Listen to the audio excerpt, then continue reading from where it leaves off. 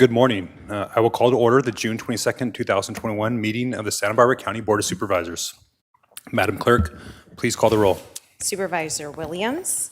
Here. Supervisor Hart. Here. Supervisor Hartman. Here. Supervisor Lavanino. Here. And Chair Nelson. Here. At this time, please stand and join the board in pledging allegiance to the flag. Ready? Begin. I pledge allegiance to the flag of the United States of America and to the republic for which it stands, one nation, under God, indivisible, with liberty and justice for all.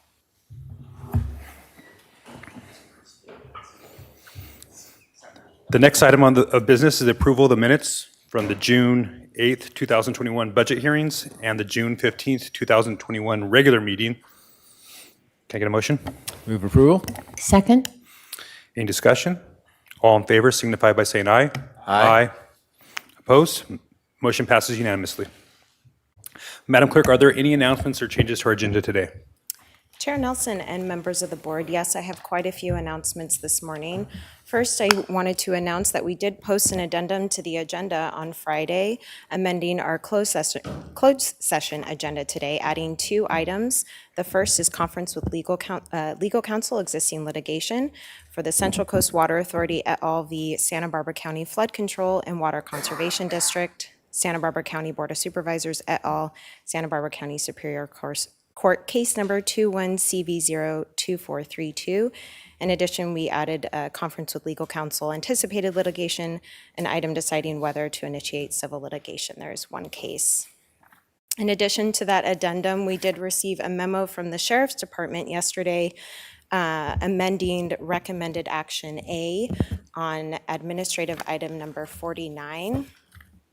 Administrative item number 49 is from the sheriff. It is to consider recommendations regarding a contract amendment for software support and maintenance with TriTech Software System, Essential Square Technologies Company for computer aided dispatch CAD system. And the recommendations were amended to read as follows. Recommendation A, approve, ratify, and authorize the chair of the board or his designee to execute a 13th amendment to the agreement with TriTech Software Systems, Essential Square Technologies Company dated June 27th, 2006 that extends the annual maintenance agreement for the computer-aided dispatch CAD system through March 31st, 2022 at a cost of $196,532.35. I would just like to point out that the board is going to approve authorizing the chair to sign and not the sheriff to sign. In addition to that announcement, we did receive a request to take departmental item number 4, but prior to departmental item number 5. Departmental item number 4 is from, the County Executive Office. It is our 3rd quarter cannabis update. And departmental item number 5 is from Planning and Development. It is our Melville et al. Appeal of the Planning Commission approval of the SFS Farms OPCO 1. And departmental item number 5 is time estimate to begin around 10 a.m., with departmental item number 4 being the first item up after closed session around 2 p.m. So please be aware of that change. And we do have a posted time certain on our agenda on page 45 for departmental item number 6. This is from the sheriff. This is a hearing to consider recommendations regarding the annual Truth Act report and community forum. And again, we did post a time certain of no earlier than 3 p.m. today for the annual Truth Act Forum. So that item will not be heard any earlier than 3 p.m. and is estimated to begin around 3 p.m.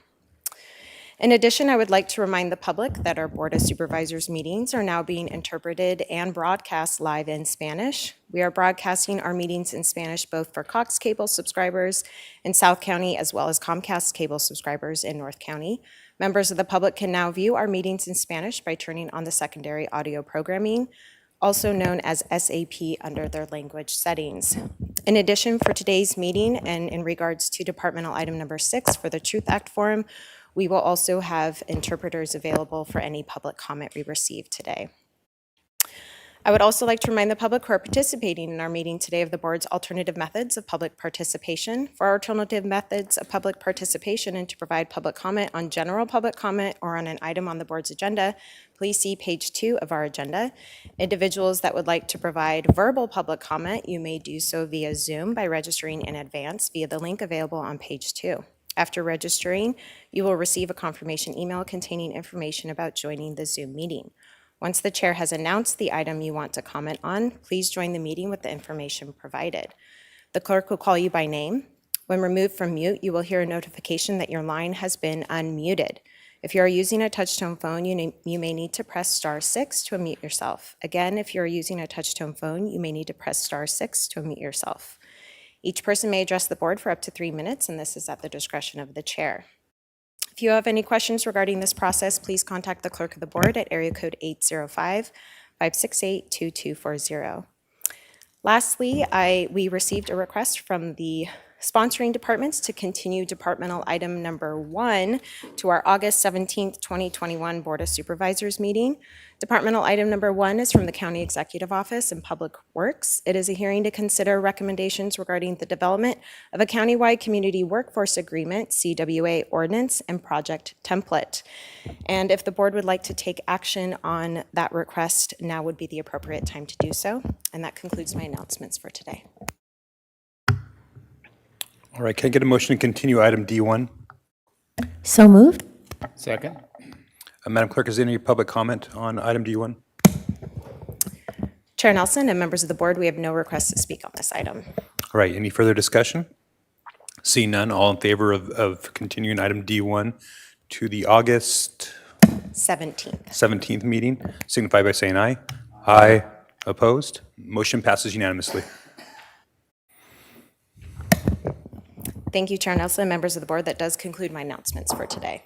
Okay, the next item of business is the County Executive Officer's Report. CO Miyasato, do you have anything to report today? No reports this morning, Chair Nelson. Okay, thank you. The next item is the approval of the administrative agenda. Do any board members request to pull any items on the administrative agenda today? All right. I'm pulling 18, 20, 38, 55, and 65. Feeling festive. All right. Madam Clerk, has any of these items been pulled by the public? Chair Nelson and members of the board, yes, we have requests to speak on A42, A55, and A65. And if we can include A64 with those as well, since that is a resolution to be presented. All right. So if one of my colleagues would make a motion to approve the administrative agenda with the exception of 18, 20, just double check here.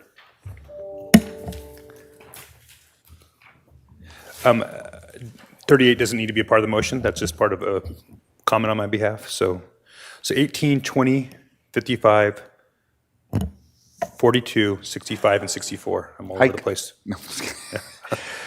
I will move the balance of the administrative agenda. All right. Second. All in favor signify by saying aye. Aye. Motion passes unanimously.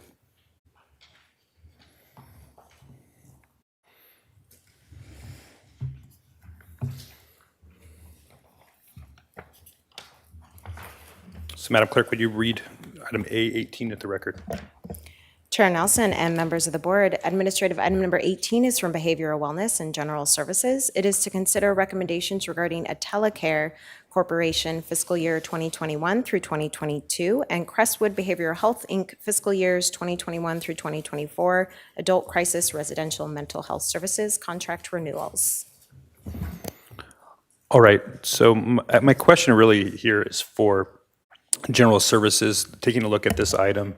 It's an approval of the contract for Crestwood and other behavioral wellness providers, but it's also signing leases on 3 different county properties. And I was concerned about our lease amount on these properties. It seems like that we're offering these properties at significantly below market rate. And I just was wanting an understanding, is that factored into the contractual price, that there's a discounted rate on our leased buildings? And I just need a better understanding of that.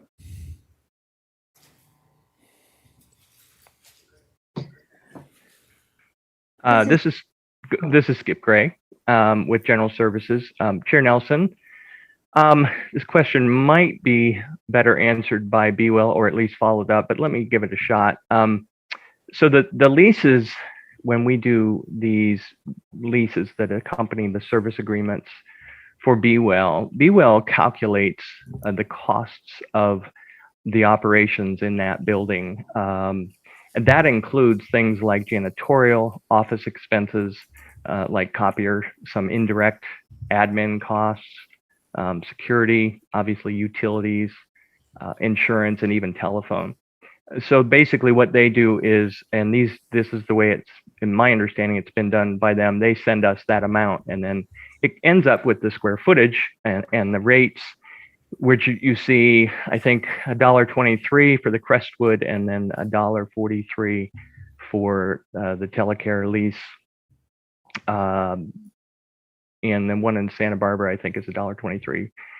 The other two are $2.28 and $1.43. So they're kind of all around, but it's based on more than just the rental amounts of the space. It also includes some other costs. And again, if Bewell wants to add anything to that, feel free. I guess I don't know if I just need to understand if we're giving in discounts, if that's part of the contract that we're factoring that into the costs. Our office was brought to our attention recently that we're renting space from a private party in Lompoc for $4 a square foot. And so if these are county assets that we're making available for a private provider, even though they're providing a service to us, it makes sense that something would be close to market rate so that we're able to recoup the costs necessary to maintain those buildings. These contracts that we're approving for a couple of these organizations that are also getting leases are for $4 million and $2.9 million. So I don't know if, I'm trying to understand that as part of this process. And again, Bewell may want to add, let me make a note on or at least mention on the $4 a square foot for Marikey.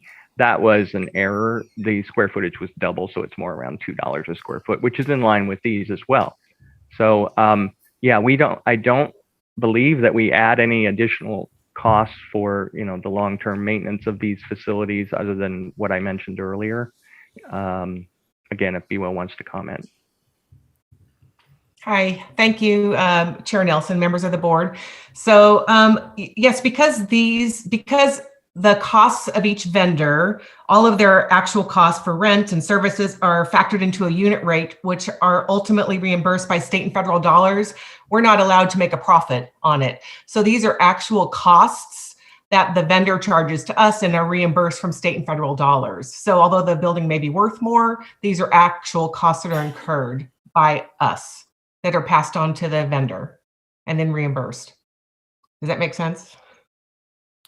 I think so. I guess my concern or overall philosophy on this is I know we're not supposed to make money, but at the same time, we do have assets we need to maintain, and getting proper rental rates for those that would be in line with market would be helpful to make sure that we're adequately be able to address some of the needs that we have. And it's so I guess when we just have seen Bewell have to rent from a private party at even $2 a square foot in Lompoc, which I think might be in line, but in Santa Barbara we know it's much higher, and it's also the cost to maintain these structures should be built into that in some way. So I guess that's good enough explanation for me, but at the same time I think we need to be taking a look at our rental rates and factoring that in and making sure that we're getting full recovery on those buildings. Again, these are assets that we end up having to put on our CIP in the future and use general fund dollars to improve. And, I think that in some way that needs to be reflected in the rates that we charge. Sio Miyasato. Chair Nelson, that's a good idea. So the next DAC meeting, we'll ask General Services to agendize that as an item because we look at all the leases at that time. So that would be a good discussion for us to have at that time. All right, thank you. Can I get a motion, or there's no public comment on that item, is there? Chair Nelson and members of the board, we had no request to speak on administrative item number 18 by the public. All right, thank you. Can I get a motion to approve item A18? Move the staff recommendation for Second. A18. Okay, all in favor signify by saying aye. Aye. Motion passes unanimously. Madam Clerk, can you read item A20 into the record? Chair Nelson and members of the board, administrative item number 20 is from Community Services. It is to consider recommendations regarding a first amendment to agreement with Rincon Consultants, Inc. for climate action planning services. All right, so this item, seems not much on the surface, but, when reading the board letter, it seems that our GHG inventory for the county has been off historically, and we're working with Rincon to go back and look at those numbers. That's concerning to me. We're already moving forward in a direction based on some historical data, and I didn't feel like there was enough in the board letter for me to understand whether this decision is going to make things more restrictive moving forward, or how we're going to figure these standards once we approve our climate action plan. So I guess I need an explanation from Community Services. I can start, Chair Nelson, and then hand it over to Garrett Wong. I think the field was so new back in the day, back in 2005 when they were gathering data, and also back in 2016, I think we updated some of the data.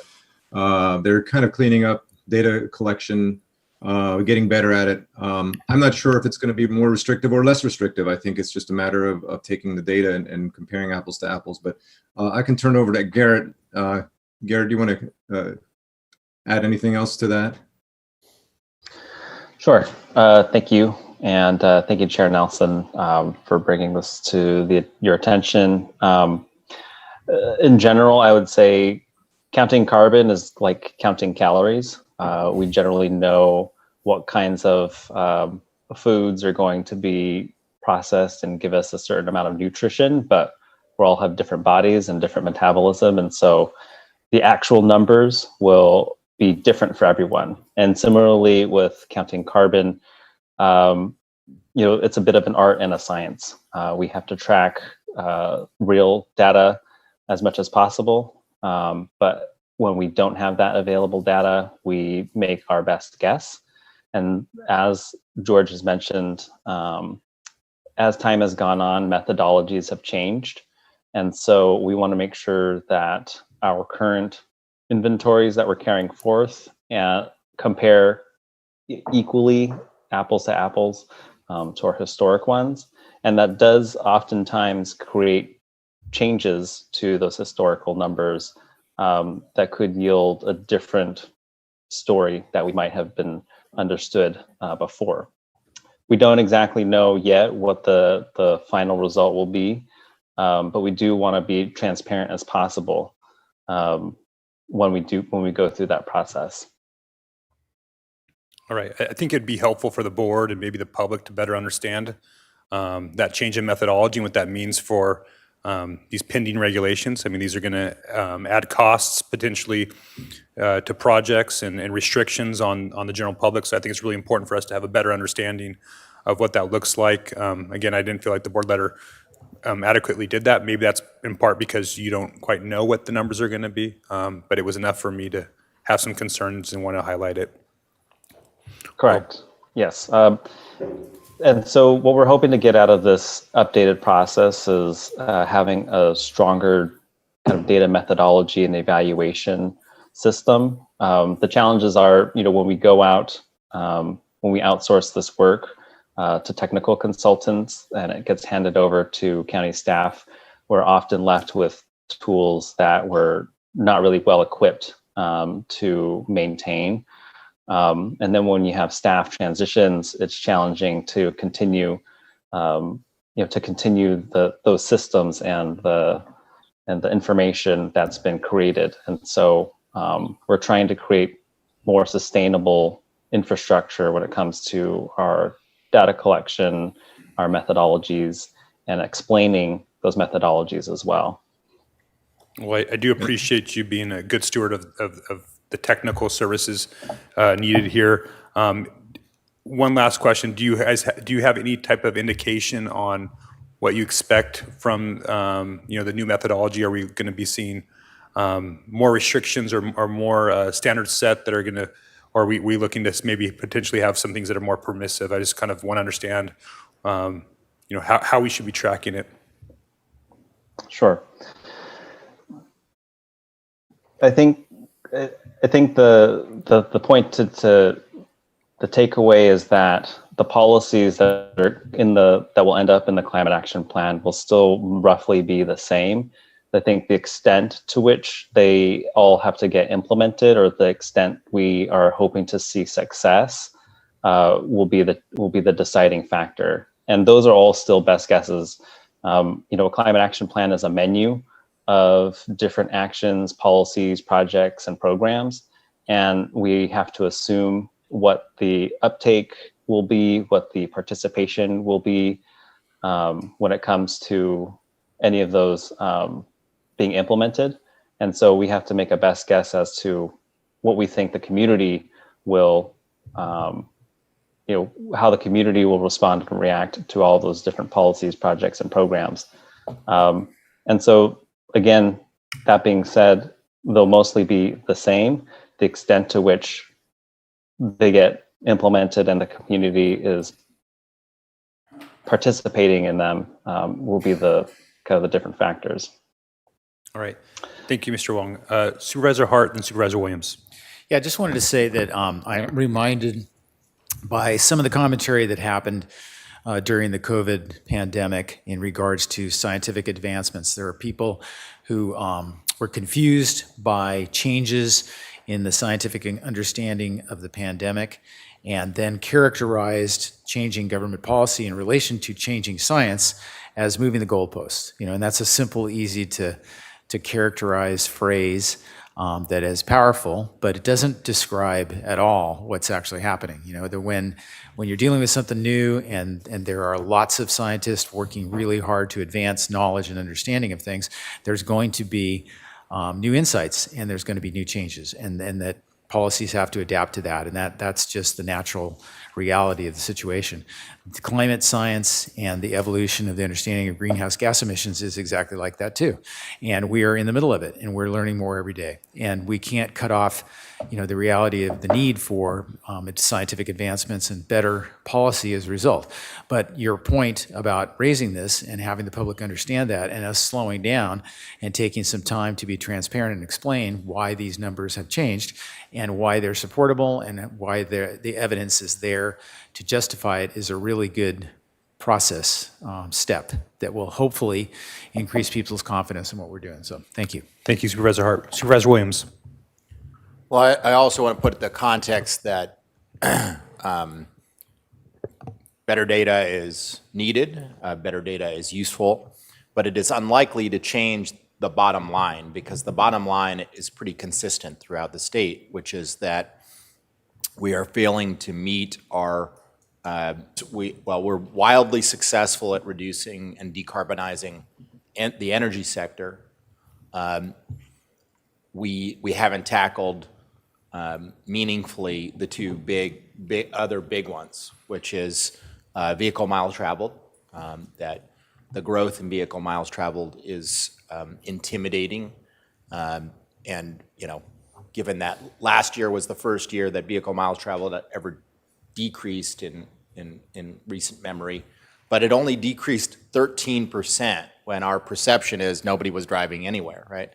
And then the other big sector is organic waste. Now, we've decided to tackle that as a community, and that will have pretty strong effects with the Tehikas recovery project, but it's still a big part of the contribution of short-lived climate pollutants. So, your food waste and your driving, and the commonality there is that while it actually supports some of your philosophical points, which is that government has only so much control over this problem. We can make our contribution, but areas that need particular attention are ones controlled by consumers, by people, by individual decisions on how much to drive and where to live, and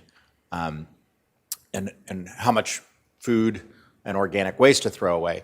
Now, we can provide some help on that, but we can't do it alone. So this is I think underscores the need that to meaningfully address our climate change requires a society moving in a direction, not just government moving in a direction. All right, thank you, Supervisor Williams. And I think, both of my colleagues' points I think are good. I'm not indicating that I think we're moving the goalpost. I'm just trying to understand what the impacts look like. When comparing it to a grade, and if we're failing, there's a difference between getting a 59% in your class and being at a 20% in your class. About the work that you have to do, and I'm just trying to understand how much more work we have to do and what that means for our industry sectors, and with our eventually policies that we're going to, as the five of us, implement to that regulated community. So that's where I was going with that. No greater point, not opposing the motion, just had a few questions. So if I can get a motion to approve Nelson, if I may, please. Just so you're all aware, we are working on a final report for our 2015 Energy and Climate Action Plan. We are in the process of evaluating the progress, the challenges, and the highlights of our work through implementing that plan. And we plan to bring this final report for the board sometime in the fall. And accompanying that will be this updated inventory, so that way we can go through in detail the changes that we've made. Thank you, Mr. Wong. Can I get a motion to approve this item? So moved. Second. All in favor signify by saying aye. Aye. Aye. Motion passes unanimously. Mr. Chair, Yes, Supervisor Lavanino. I was wondering maybe for agenda management, if we could do 65. Yep. That'd be cool. That would be good. Yeah. You're right. And then we can go back to the other ones. Good call. Budget-wise, I'm just looking at the back of the room, counting the dollars. Bunch of attorneys. All right. Point well taken from my colleague, Supervisor Lavanino. So with that, Madam Clerk, could you read item A65 into the record? Chair Nelson and members of the board, administrative item number 65 is sponsored by Supervisor Nelson. It is to adopt a resolution of commendation honoring County Council Mike C. Ghizzoni upon his retirement after over 17 years of faithful and committed service to the citizens of Santa Barbara County. And we do have one request to speak on this item from the public. All right, great. We go ahead and read the resolution.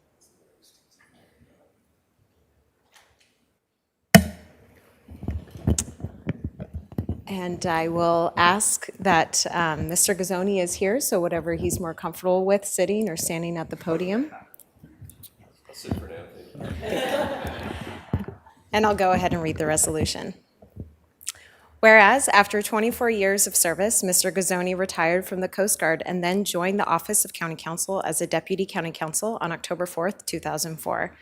And whereas Mr. Ghizzoni handled numerous litigation cases for the county before being promoted to Chief Deputy of Land Use in 2006 and Chief Assistant in 2008, and then served as County Counsel from 2014 to 2021. And whereas the county benefited from Mr. Ghizzoni's prior Coast Guard emergency training as he assisted with many fast-moving essential disaster response and recovery projects in a calm, organized manner, including the Tea Fire, the Jesucito Fire, the Refugio oil spill, Thomas Fire, the 1-9 debris flow, the Conception Boat Fire, and the COVID-19 pandemic. And whereas, despite Mr. Ghizzoni's busy schedule, he was a problem solver and always made time to assist other counties during emergencies, being an active member of the County Council Association Litigation Committee, and invested countless hours on large projects such as Cannabis and the Northern Branch Jail. And whereas, although Mr. Ghizzoni describes his approach to solving legal problems as calm, robotic guy, those who worked with Mr. Ghizzoni know him to be energetic, hardworking, collaborative, proactive, compassionate, and quite funny. And whereas Mr. Ghizzoni was well known for his Ghizzoniisms, such as 12 hours is a half day, fast, good, cheap, pick two, at 10,000 feet, measure twice, cut once, you fix it, you fly it, we are the Oreo without the creamy middle. And 3 years from now, what will you wish the county had done today?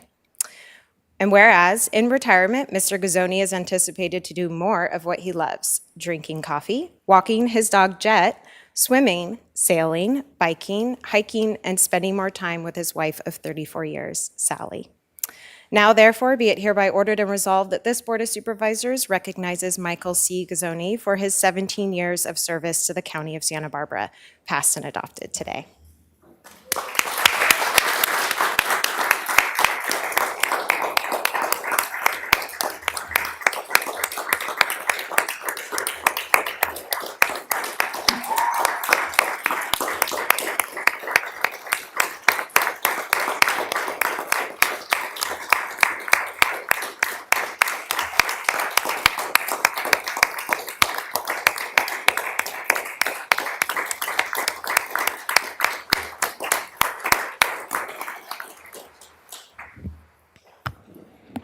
Before, one second. I got to do public comment first, don't I? But before I get to public comment, I'd like to turn it over to Chief County Counsel, Rich Van Mol. Thank you, Mr. Chair, members of the board. I'm Rachel Van Mullum, and I've had the pleasure of being Chief Assistant County Counsel for Mike's 8 years as County Counsel. Anyone who's worked with Mike knows he's calm, organized, incredibly hardworking, and intelligent. We are so fortunate that Mike chose County Counsel when he retired from the Coast Guard. He joined the office as a Deputy County Counsel, and then he would say he failed into management, first as Chief Deputy of Land Use, then Chief Assistant, and then County Counsel. Mike strongly believes in always providing exceptional, high-quality service to the county. He's very energetic, in part drinking coffee all day long, swimming 4 times a week, and walking 10 miles a day with his dog Jet and now puppy Abby, usually at Shoreline Park. Mike often describes his approach in hearings as calm, robotic guy. And I think that that's a side that many people get to see. But what often isn't known about Mike is that below that calm, robotic surface, he's positive, compassionate, caring person, and he's also hilarious. As Mike retires, I'd like to share a little bit more of his funny side. Mike is known in the office, as you heard, for what we call Ghizzoniisms. And what Mike doesn't know is about 3 years ago, I started writing them down. For instance, he's often seen walking down the hall at County Council saying, "Business is good," meaning the work just keeps on coming. He advises our attorneys, if you're going to poke the bear, kill the bear. And the best way to learn to wrestle with the bear is to wrestle with the bear. He makes it clear to all of us, you fix it, you fly it, which is his way of saying that we need to stand by the advice we give a client department and be willing to personally defend it in court. Mike also really likes pie, and he sometimes uses pie Ghizzoniisms to make his point. To our clients, we can make the pie, but you have to give us the filling. And my favorite, we can make it look like apple pie, but it might not taste like it. To our clients and colleagues, he would say, 3 years from now, what will you wish the county had done today? If you tell me what kind of shoes you're looking for, I would know which rack to choose from. If you're flying along and look out the front window and see a mountain, you need to change course. There's a difference between flying around the mountain and flying into the mountain. And first, let's land the plane. Once a toilet is broken, it's best to fix it, not keep using it. Active, diligence, and vigilant are the names of Coast Guard cutters. There isn't one called good enough. It's not called the Ralph Brown Efficiency in Government Act. And don't bring a spatula to a knife fight. And when we had given our advice and the client decided to go a different direction, Mike would say, honor is satisfied. In the 15 years that we've worked together, there's a few Ghizzoniisms that run through my head on a regular basis that show his thoughtful and compassionate approach to his work. And these are the 2 that I most often share with our attorneys. First, when you're in a hearing and you get asked a question, think, turn on the microphone, and then speak, always in that order. And most importantly, in work and in life, to encourage everyone to stay positive, he would say, never ascribe malice to conduct that can be ascribed to anything else. A few years ago, we had an attorney retire, and at his going away, He said that Mike Ghizzoni made him a better attorney and a better person, and I'd like to echo that now. With that, I'm sure Mike will approach retirement with his fighting spirit, the same way he approaches going up against a litigation opponent. He'll say, "Bring it on."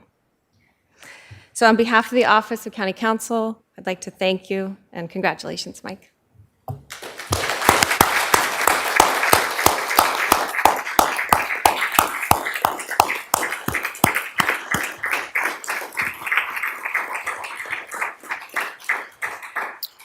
So before going to comments from the board, let's go ahead and take public comment on this item. Chair Nelson and members of the board, we do have one request to speak on this item, and that is Renee O'Neill.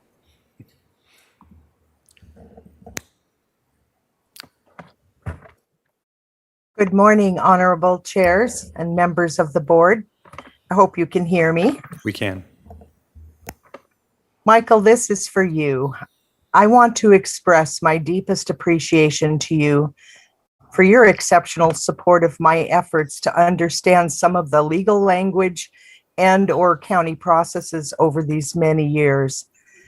Michael, you are deserving of my praise and recognition and so many others, and I have not thanked you enough.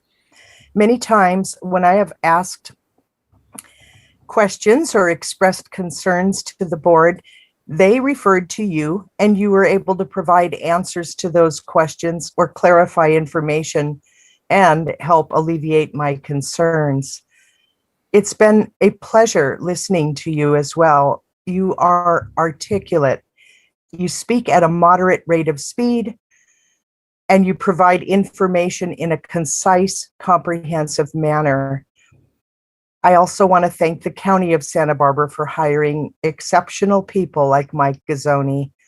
And I believe that if our county and/or our nation had more legal counsel like Mike working in our various governmental departments and agencies, we'd have a much more organized and streamlined way of dealing with numerous challenges we face and a more effective way of responding to countywide or nationwide concerns.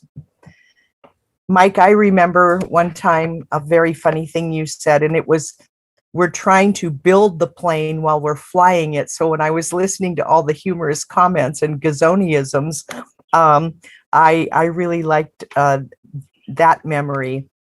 Anyway, sweetie, I want to wish you the very best that life has to offer in your retirement, and enjoy a well-deserved retirement with your family and life ahead of you. Wishing you health, prosperity, and a long life, Mike. Take care. Thank you for listening. Thank you, Ms. O'Neill. Mike?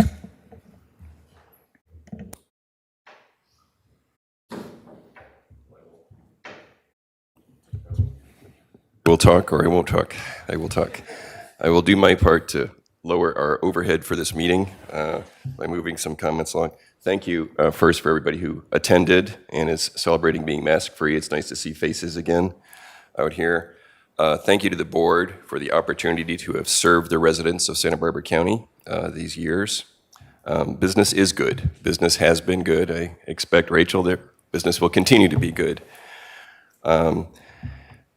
A part of your board organization that nobody really sees except maybe our office and some other offices are the chiefs of staff and board assistants who are out there doing your work and at various hours, and some of whom are here today, evenings and weekends included, but they are part of business being good and for all of you to be well prepared as you come in on a Tuesday. I've appreciated all of the heads up that we receive, whether it's a Friday, a Saturday, or a Sunday, as opposed to being sandbagged on a Tuesday. It helps us to be a little more agile. I am glad to have timed my retirement to coincide with the county's return to a more normal summer 2021. There was some method in my madness after a prolonged and really challenging COVID-19 response that we are slowly coming out of. I've spent even more time than normal working closely with our CEO, nights, weekends, and everything between, and you are fortunate in having her as your CEO. I'm grateful for our success at Office of County Counsel and being able to recruit and retain the attorneys and paralegals who help the county regularly to succeed, and maybe more importantly, regularly to not fail. Some years ago, we expressly decided that we did not want to hire ourselves. I think that was a key step. I thank Rachel, Amber, and Michelle for working with me on growing in that direction. Rather than just replicating who we had, we wanted to go a different direction and add more strengths. I think we've been successful, and you see these people fairly regularly in closed session. I think it's good to have a what I think of as professional diversity, not just the kind of diversity we measure, but different opinions in the office. I think we're stronger when we wrestle over these things before we bring them to you.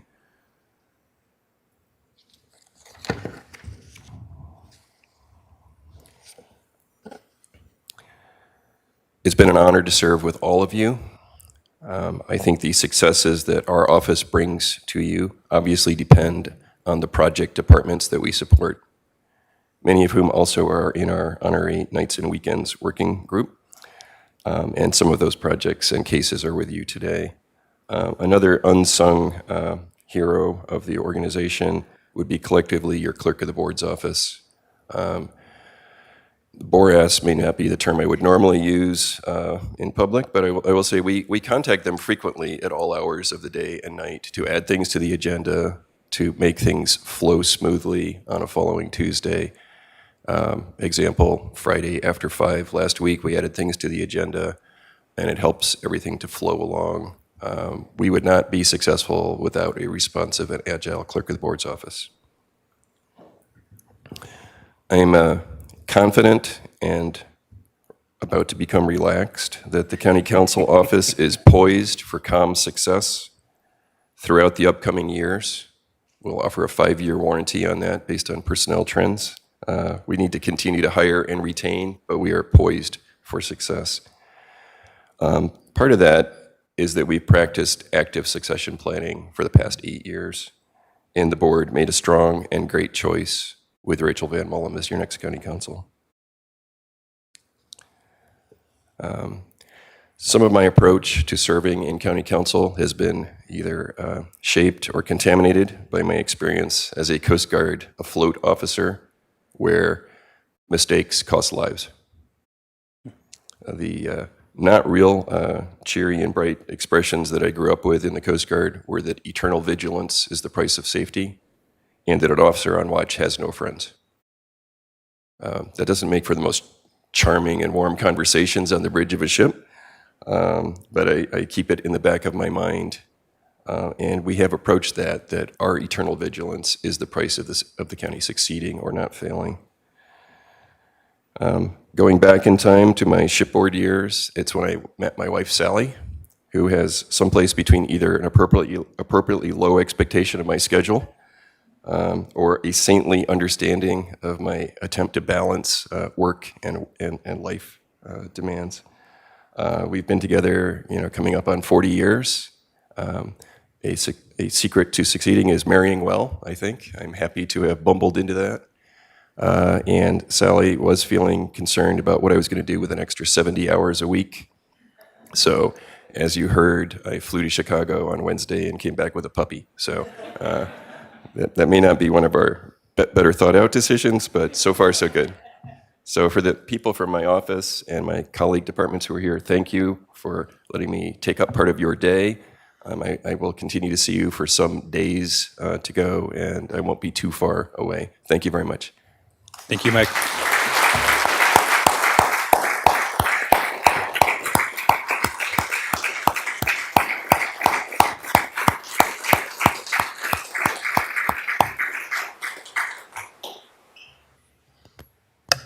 Supervisor Lavanino. Well, thank you, Mr. Chair. It was amazing when I was reading the resolution, Mike, what you've guided us through. First off, it's a reminder of just how many disasters we have in this county, but how many times we could have just really ended up stepping on the landmines, and you've navigated us through those waters. And it's just the combination I see of a very sharp legal mind, very quick wit, and that even keel approach has been exactly what we needed in that chair. And I want to tell the county council staff too, something I was thinking about was whether he did it when you were in the room in closed session or after you walked out. One thing I always remember about Mike is that he would always tell us the amount of work and the skill level that had gone into the preparation of the work that you had done, and never let that go. We'd be wanting to move on to the next thing, and he'd be like, hold on a second, that was just some excellent work that was just done right there. I want to tell you, they worked over the weekend, through the holiday, whatever, and got it done. So just wanted to let you know about that. And Mike, I am apparently, using one of your phrases, high bidder on a project of coming up with a roast for you for Friday. And all I can say is you sure got a lot done without any reportable action. So I'm going to miss working with you, and I really appreciated spending the last 7 years with you. Supervisor Williams. Well, you've given me a great deal of reassurance about human nature that even Mike Ghizzoni can make impetuous and irrational decisions if he's you're trying to relax by buying a puppy. But no, I one of the greatest things that I immediately noticed on our staff, just the kind of work ethic that you have, the dedication. I don't know that I've ever had someone who called me back while I was leaving a message for you as often, and my staff actually, because he's so good at waylaying people in the hallway. I don't know, anybody ever happen this? My staff has the belief that he has cameras in the stairwell. I mean, that just shows how accessible and the work ethic that you have. And this, I think, immensely powerful and vital sense of duty to protect what the county can do for the people. It's not disconnected from its purposes. It is precisely to preserve its purposes. And I find that not quaint and old-fashioned, but I find that to be immensely needed and powerful in an age of self-centeredness that we find ourselves in, and something to be emulated. But the best and most redeeming quality I find about you, Mike, is the pride and confidence you have in your staff, the mentorship, the love that you put in to the men and women here. I think the reason why you brag to us how much work they put into each project is precisely because you want to make sure that we know that this wasn't invented out of whole cloth, that it was because of their dedication and work that it was possible. And it showed me that the power that has for an organization. And the evidence of its power is in the competence and dedication of the staff that are here today. Thank you, Supervisor Williams. Supervisor Hart. Yeah, I want to echo my colleagues' remarks because, Mike is a tremendous professional, really a joy to work with, somebody, I personally rely on. I know my team relies on and calls on all the time. But the real legacy that you bring to the county are the people that you're leaving behind. And there's an extraordinarily talented, diverse, dedicated group of skilled lawyers that are going to take your place. And as you said yourself, this isn't an accident. This is intentional.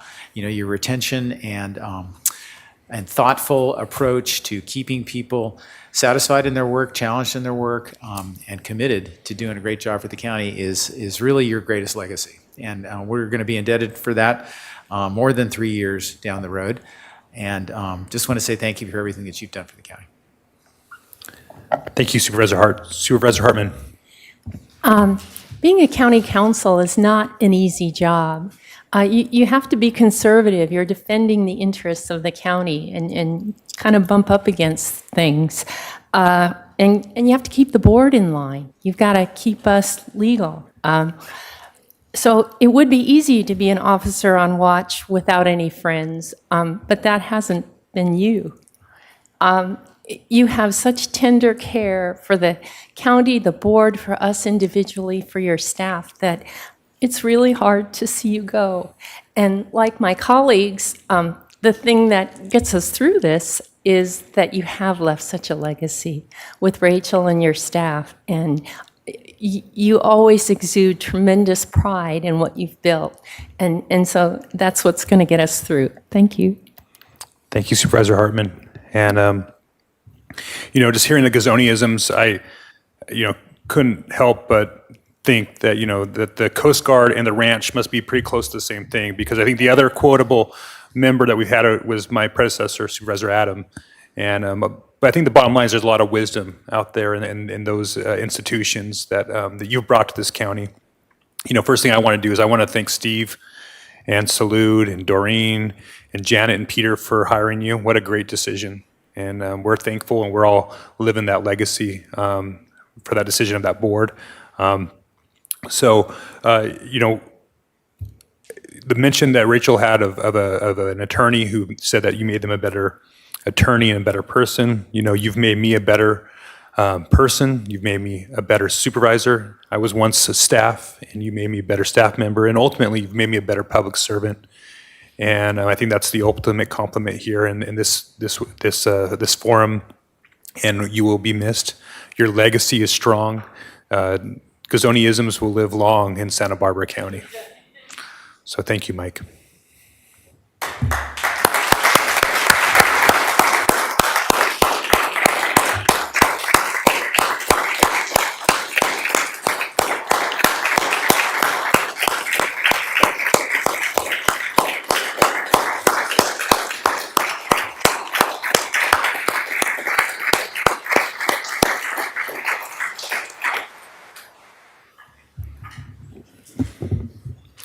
So can I get a motion to approve item A65?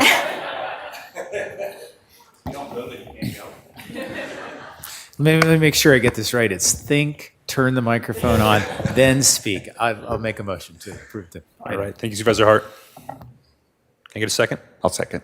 All right. All in favor signify by saying aye. Aye. Motion passes unanimously. Thank you, Mr. Ghizzoni. Thank you, County Council staff. Let's go ahead and take a 5-minute break, and we'll be right back.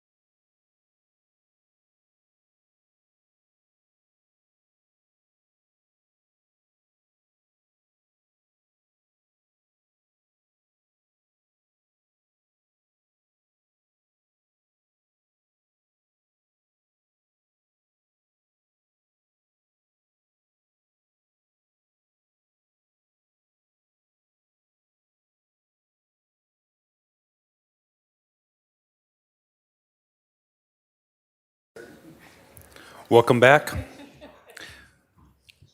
Madam Clerk, actually, this one has already been approved, but it's 8:38. Just wanted to mention that for the public. I want to thank my colleagues for approving that. That's actually an agreement to potentially acquire a property in Orchid for a third fire station. This is a pretty eventful opportunity, and I just wanted to make sure that it was noted. It's not yet finalized. The county and fire district will be doing its due diligence, but we've done multiple reports. Orchid's the largest unincorporated area in the county, and it definitely has some holes in its fire service. I think this is a great opportunity to bring a modernized fire station to the community, as well as provide better service to our constituents. So I just wanted to thank Chief Hartwig and General Services for moving forward on that item. And that was item 838. And that one has been approved. So we're going to go ahead and move to item A42, which has been pulled by the public. Chair Nelson and members of the board, administrative item number 42 is from Public Health. It is to consider recommendations regarding COVID-19 AB 86 Safe Schools for All, SS4A, allocation for COVID-19 activities during fiscal year 2021 through 2022. And I believe we have public comment on that item. And Chair Nelson, members of the board, yes, that is correct. We have one request to speak from the public on this item, and that is Janine Dorn. Ms. Dorn, when you're ready. Thank you. My apologies, Chair Nelson and members of the board. I thought she was logged in as an attendee, but unfortunately she is not with us at this time. Perhaps we can go to administrative item 55. And Janine, if you are listening, if you can log in and please provide your comments. Okay, we'll bring that item back here shortly. Let's move on to item 855. Chair Nelson and members of the board, administrative item number 55 is sponsored by Supervisor Williams. It is to consider recommendations regarding a letter of support for AB 941, Farmworker Resource Program. And we do have one request to speak on this item, and that is Andy Caldwell. Let's go ahead and go to public comment first, and then I have a few comments about this item.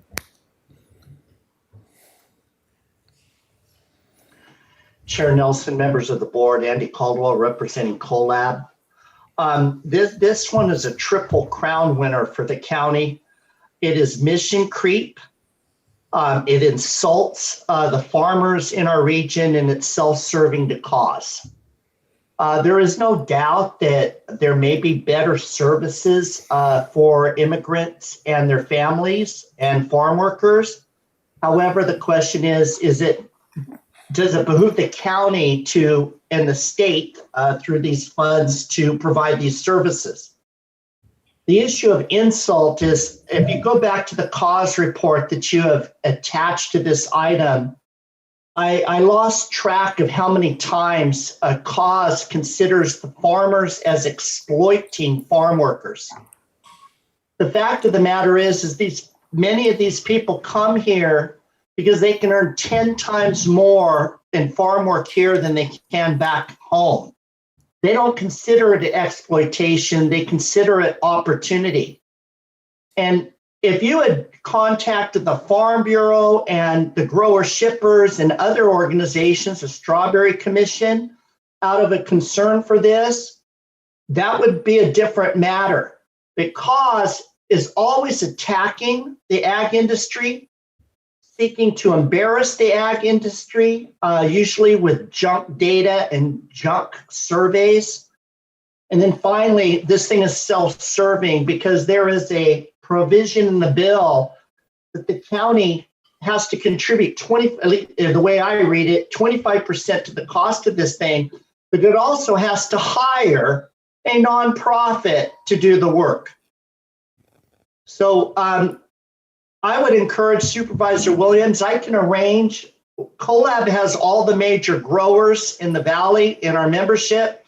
Bob Nelson is related to most of those major growers. Steve Lavanino knows them well. I would suggest you go to the North County and meet with these growers, and they'll tell you what they do for their workers, because many of them have been with them 20 to 30 years. They care for them. They care for their families. And again, the rest of this there's private sector companies in the Santa Maria Valley that do much of the rest of the things that are on this agenda. So we'd ask that you not support this, but you come up with a collaborative effort with the farmers. And finally, my cop and cause, one of the next items is having to do with COVID. They pretended they had all this access to the farm workers, but it wasn't until the growers got involved that you saw stellar improvement in vaccination rates among the farm workers.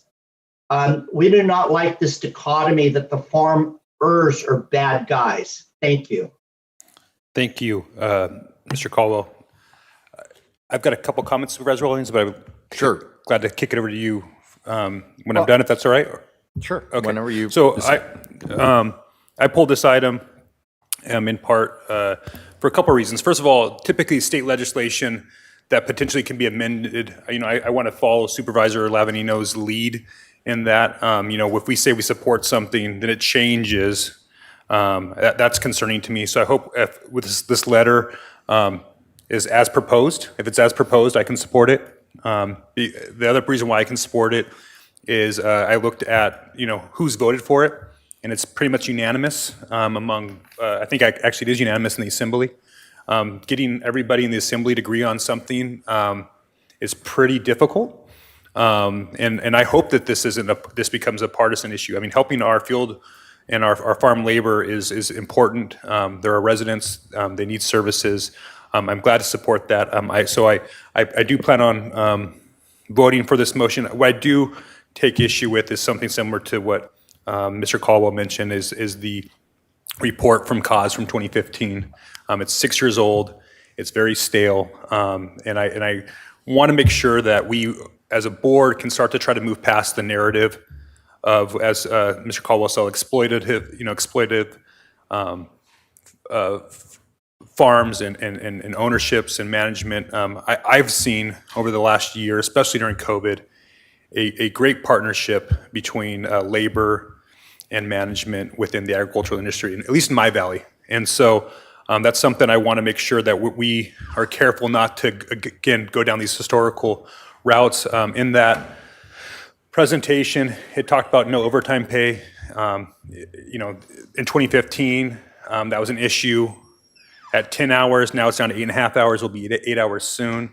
A lot of these things have been cured, but through Assembly Bill 1066. Talked about inadequate breaks. That was just, that's false. Anybody can take a break to go to the restroom at any time. Talked about only a bathroom per 20 employees. Most farm workers in my valley, it's per 10 employees. OSHA requires bathrooms to be within 1,400 feet. Most in our valley keep a bathroom within 500 feet. And the study in that is of 300 farm workers. We have at least 18,000, maybe up to about 30,000 farm workers in our county. So it's a small sample size. It perpetuates a narrative that I don't think is helpful. As Mr. Caldwell mentioned, during COVID, I saw nobody advocating more for farm workers than their employers. And so I hope that that's where we're heading. I don't see that this legislation being in opposition to that. I'm going to support this as long as it's as written, because I don't want to see it change. But I'm comfortable with where this legislation is right now. Supervisor Williams. Well, first of all, I'm very confident that if the county had a farm worker resource program, that it could be cooperative and collaborative. I mean, I think witness how the public health department handled the bathroom issue, which was a cooperative and collaborative manner. And because of that, I don't want this legislation to all the discussion to be about enforcement and catching people doing things wrong.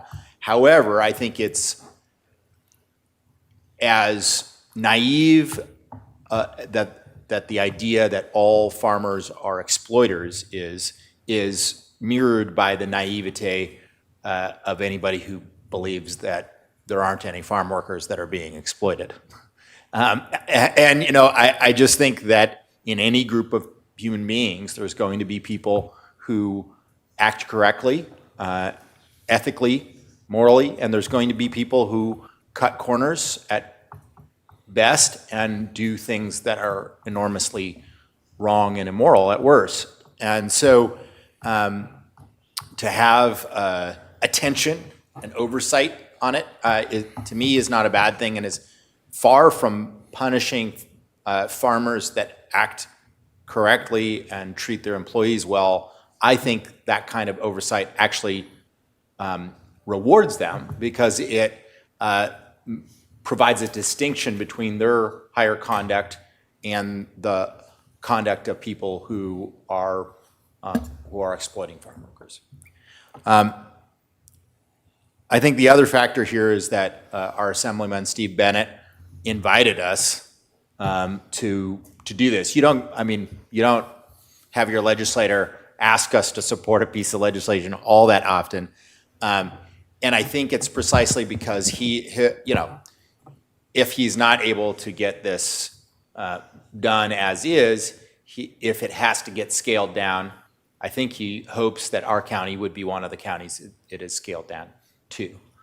So I think it's really important that we get involved so that we potentially can benefit from the money to do what we probably should do with our money anyway, but is more difficult when we have to pay for it all ourselves rather than with help from the state. Thank you, Supervisor Williams. Supervisor Hartman. Thank you.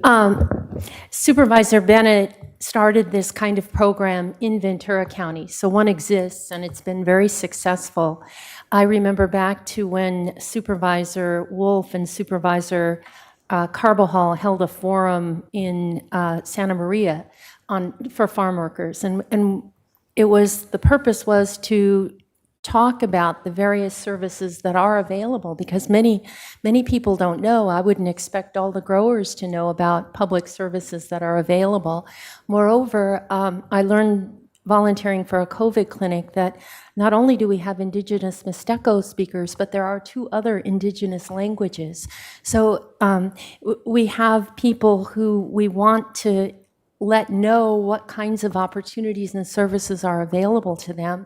And we have an opportunity here to be a pilot for that effort. And so I think it's a great opportunity, and I'm very supportive, and I'm delighted to hear that my colleagues and Mr. Nelson are supportive as well. Thank you, Supervisor Hartman. Supervisor Lavanino, then Supervisor Hart. Yeah, I think I'm kind of in the same boat you are, that I support the proposed legislation as it is, and but I don't know if that was just an attachment that was attached. It probably wasn't helpful, but we're not voting on the attachment. Right. I'm voting on whether or not to support the legislation, so I can support this. Thank you, Supervisor Lavanino. Supervisor Hart. Yeah, I just want to thank Supervisor Bennett for his leadership in this on this issue. The experience that he had in Ventura County as a supervisor obviously informed his recognition that farm workers need additional services and access to those services, and creating that kind of space that provides that entry point to what is available to them is really important for everybody in the community. And this is a great opportunity for us to benefit from some potential state funding to increase the awareness of folks who are working really hard to put food and fiber on our plates and in our homes every day, and to make lives a little easier for them. And that's a good thing all the way around. All right, thank you, Supervisor Hart. If I can get a motion to approve item A55. So moved. Second. All in favor, signify by saying aye. Aye. Motion passes unanimously. All right, I believe that brings us to the end of the administrative agenda, if I'm correct, Madam Clerk. Oh, actually, there's item 64. Can you read A64 into the record? Chair Nelson and members of the board, administrative item number 64 is sponsored by Supervisor Hart. It is to adopt a resolution proclaiming June 30th, 2021 as the culmination of 90 years of stellar service offered by the Santa Barbara County Clinical Laboratory. All right, thank you.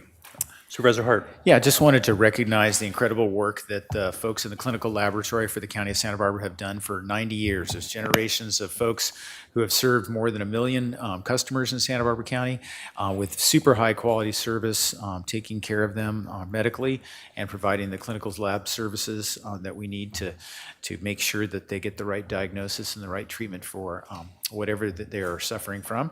The clinical lab is closing because of the evolution of medical technology and treatment services. But this is an opportunity to really recognize all the men and women for many 90 years that have worked for the county in this capacity, and to thank them for their service. And I don't know if there's somebody here from Public Health that wanted to add on too, but thank you for your service. Thank you, Supervisor Hart. I believe we have somebody from Public Health. Yes, Chair Nelson and members of the board. Joining us via Zoom today, we have Dr. Vondo Reynoso, as well as Dana Gamble, Interim Deputy Director of Primary Care and Family Health, and Linda Wiseman, CLS MT ASCP Clinical Lab Supervisor. And I'm going to go ahead and read the resolution into the record. Thank you. Whereas the Public Health Department has operated a full-service clinical laboratory committed to providing the highest quality technical and customer service to its providers and patients beginning in 1949 with the hiring of Dr. John P. Blanchard as the Santa Barbara County General Hospital's first full-time pathologist, and following that tradition through the decades, culminating with Linda Wiseman as the consummate health services laboratory supervisor when she promoted into the role in 2007, serving through June 2021. And whereas the clinical laboratory staff is and always has been a dedicated group of licensed certified professionals with decades of patient care experience working in the community on behalf of the health and wellness of Santa Barbara County residents. And whereas the PhD Clinical Laboratory has served more than 1 million customers discovering health issues by testing and carefully analyzing blood and other fluids, ensuring accurate disease detection, diagnosis, and treatment that physicians and patients depend on to help resolve complex medical questions. And whereas Santa Barbara County recognizes and celebrates the clinical laboratory personnel for their significant contributions to our local healthcare delivery system. Now, therefore, be it hereby ordered and resolved that this Board of Supervisors does hereby proclaim its appreciation of the services offered over the years and acknowledge the closing of the clinical lab as the end of an era, passed and adopted today. Thank you. Dr. Del Reynoso, please. Great. Thank you. Good morning, Chair Nelson and members of the board. Thank you, Supervisor Hart, for the opportunity to recognize the outstanding work of our clinical laboratory team and for their service in offering high quality service and high quality customer service to both our providers and patients. With me today to honor Linda and the clinical laboratory team is Dana Gamble, Interim Deputy Director for Primary Care and Family Health.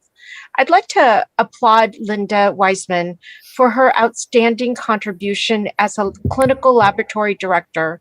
Her unwavering commitment to delivering the very best possible services is so noteworthy.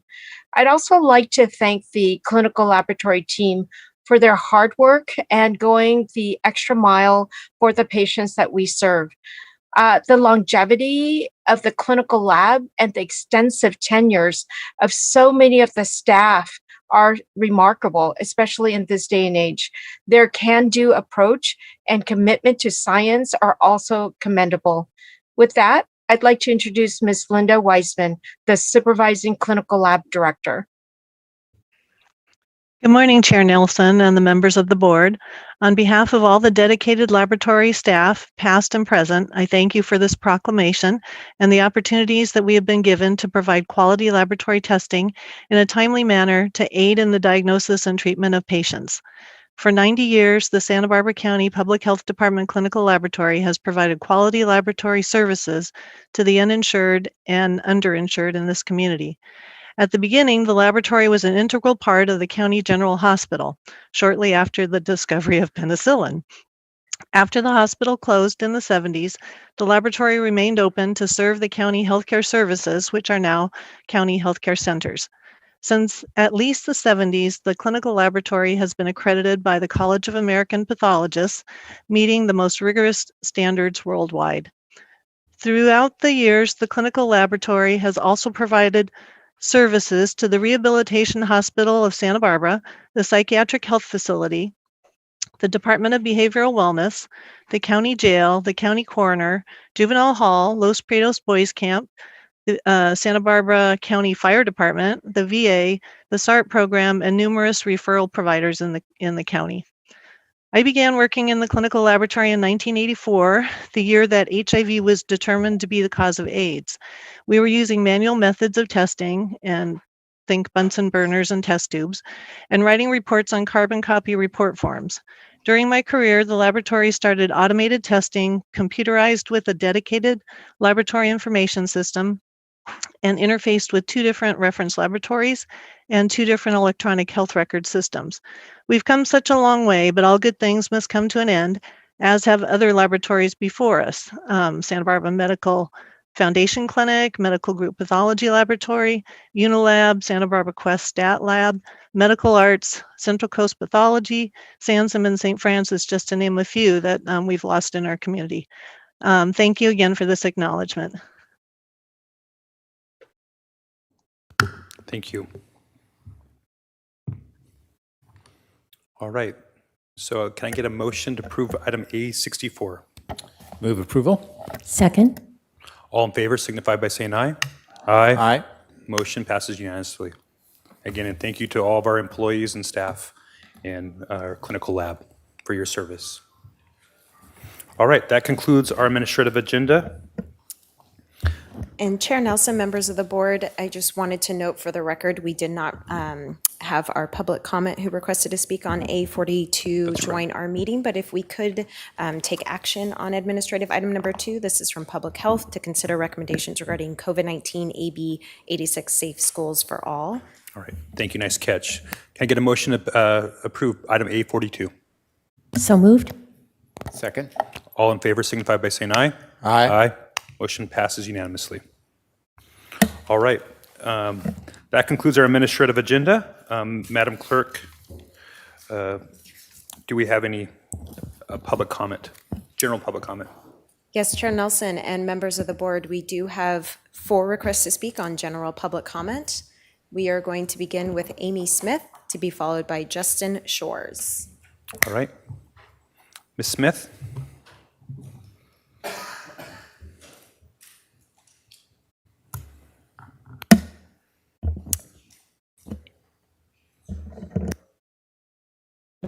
Can you hear me now? We can. Can you hear me? Mm-hmm. Yes, Ms. Smith. Yes? Dr. Smith, we can. Thank you. Thank you. I'm Amy Smith, and I have a PhD from MIT in material science and a strong interest in science policy, environmentalism, and health. In complex areas of policy where considerations of science, ethics, and law come together, there is no one expertise that can be relied upon to provide all of the relevant information. It is all of our job, elected officials and citizens alike, to draw from all of these areas to make sure that policies and responses to problems are undertaken in a reasoned, balanced, and responsible way. Dr. Ansorg is not wise to urge us to only consider the perspective of epidemiologists as he did last week. Also last week, Dr. Ansorg erroneously claimed that children are no longer required to exercise in masks. My children exercise indoors. They dance in a studio.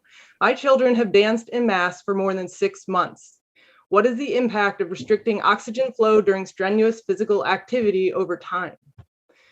Please provide evidence for the effectiveness of cloth masks to stop aerosol dispersion. One of the supervisors last week urged that masking of the unvaccinated should be continued to create an incentive for people to get vaccinated. Please provide evidence for the effectiveness of the vaccine to stop COVID transmission. Reducing is not the same thing as stopping. Making the right to unmask dependent on vaccination means the only way to avoid one experimental use authorization intervention is to undergo another, when it is illegal to coerce people to use any experimental use authorized intervention. No one has the right to coerce people into using experimental products, and in fact, it is your duty to protect all of us from coercion into an untested, genetically engineered, experimental, liability protected product. Why have effective treatment protocols for this COVID disease been suppressed and censored from the mainstream media and social media? Why are the experiences of Dr. Peter McCullough and Dr. Pierre Corey censored? Why were doctors from Bakersfield censored from YouTube for saying that COVID had already spread further than previously thought? Why did the FDA refuse to grant EUA to a time-tested drug like ivermectin shown to protect against severe and long-haul COVID, but did mysteriously grant an emergency use authorization for a warp speed created vaccine based on a completely new and untested genetic engineering technology. Could it be because emergency use authorization for a vaccine can only be given if there is no available effective treatment? Is that why regulators drag their feet to approve a drug like ivermectin with a long record of safe use, since they are captured by vaccine industry interests? Vaccines have not been proven safe. There's data coming out about accumulation of the nanolipid particles in other organs of the body, including the ovaries. What is the long-term impact? What is the impact on autoimmune disease, reproductive health, cancer, neurological health? We have Thank you, no Dr. idea, yet Thank you, we Dr. feel Smith. confident to pressure. That is your time. Thank you. We will now go to Justin Shores, to be followed by Mayor of Santa Maria, Alice Patino. Mr. Shores, when you're ready. Thank you. Can you hear me? We can.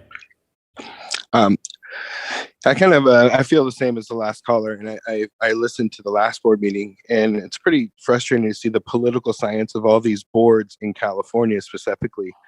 My mom got COVID really bad. She's got comorbidities. She's obese. She's diabetic, and she was sent home with no treatment to pretty much wait it out.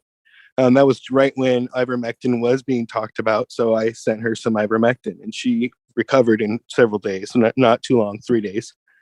So it just started me down, obviously studying about why California is doing things so different and why they're silencing it. So speaking of that, I had a rally with 5 doctors, local doctors, that spoke out against the mandates that are happening right now. One of the doctors spoke about ivermectin, and his video was removed from YouTube. So I looked into YouTube, and they say in certain jurisdictions, they'll remove ivermectin. They'll remove videos that talk about it. So that's political science. That's saying that some places can't get the same information. And this is because of boards like you with lots of power, lots and lots of power, you guys. You guys are making the health decisions for so many Americans here. You're not looking outside at other places. For example, the mask mandates. There's a study that Zuckerberg did that showed there was no difference in wearing a mask because of New York compared to Florida and Massachusetts. They studied all 3 of the states during COVID, during this pandemic, and we see that there was no change. Also, Germany, their only mitigation, and this is all studies. I'll send them to you. I sent you guys a bunch earlier already. But Germany, their only mitigation was masks, and it changed nothing. So, I mean, you guys could have said, jump up and down and pat your head for 16 months, and you could have said that helped. But you're not giving us the science. So we just really want you guys to open up. Stop giving so much regulation to people without looking at a state over, even a border over, looking at what they're doing differently. Why are treatments being silenced? Why isn't health being prioritized? Why isn't vitamin D a mention of these boards? Why aren't you guys saying, hey, make sure you're exercising? Guys, we need to be more fit. We need to have less obesity. We need to have less of these comorbidities, which is causing the people to die. It's not the virus as much as, because we know that we're going to have viruses forever.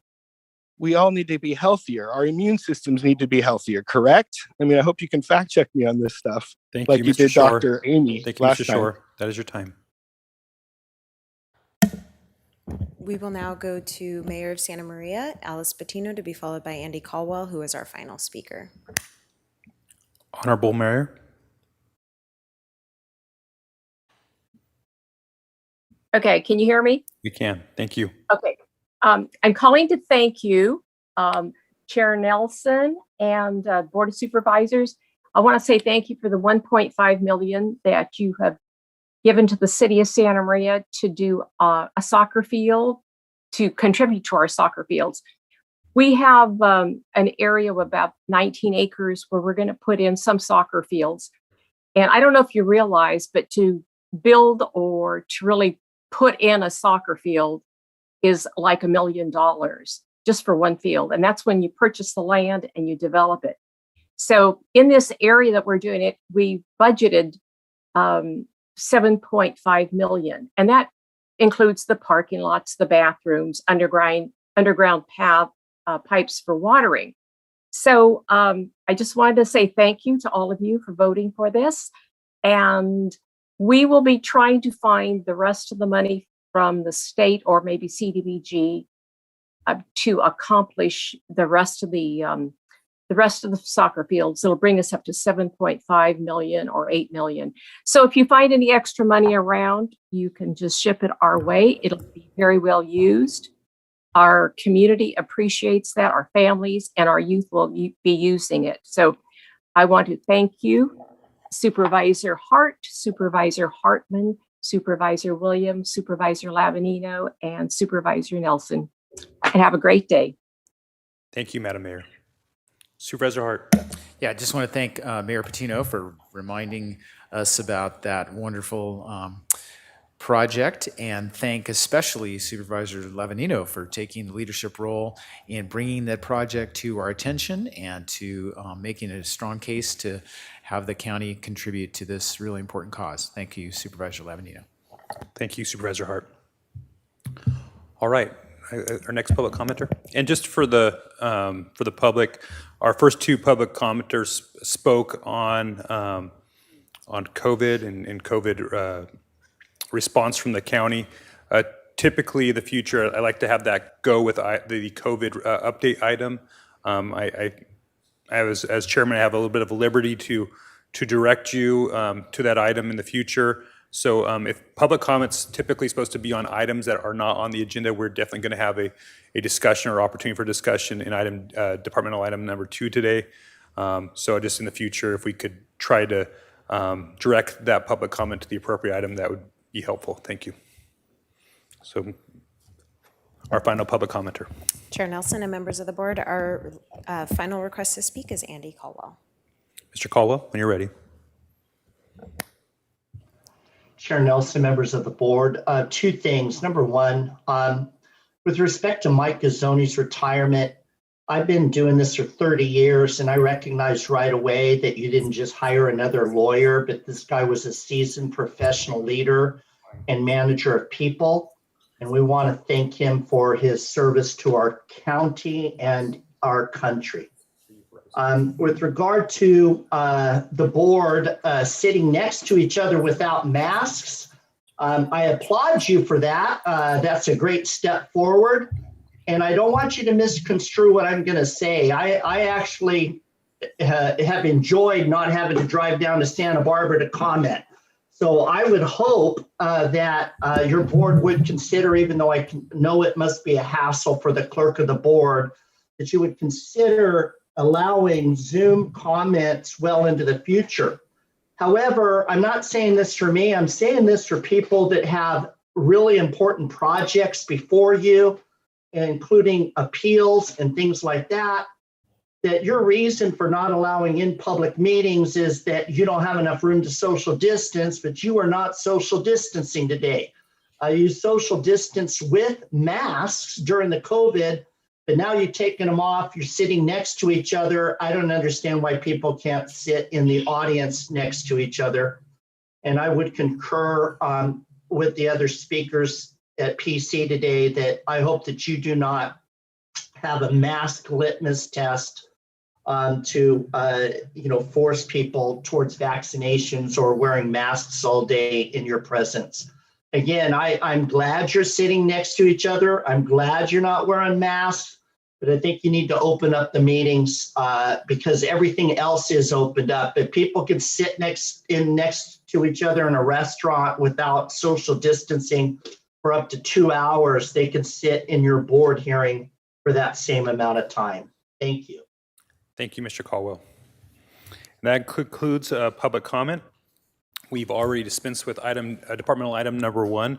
Next item on the agenda is departmental item number 2. Madam Clerk, will you please read that item into the record? Chair Nelson and members of the board, departmental item number 2 is from the County Executive Office. It is a hearing to consider recommendations regarding an update on the coronavirus disease 2019, COVID-19. Dr. Del Reynoso?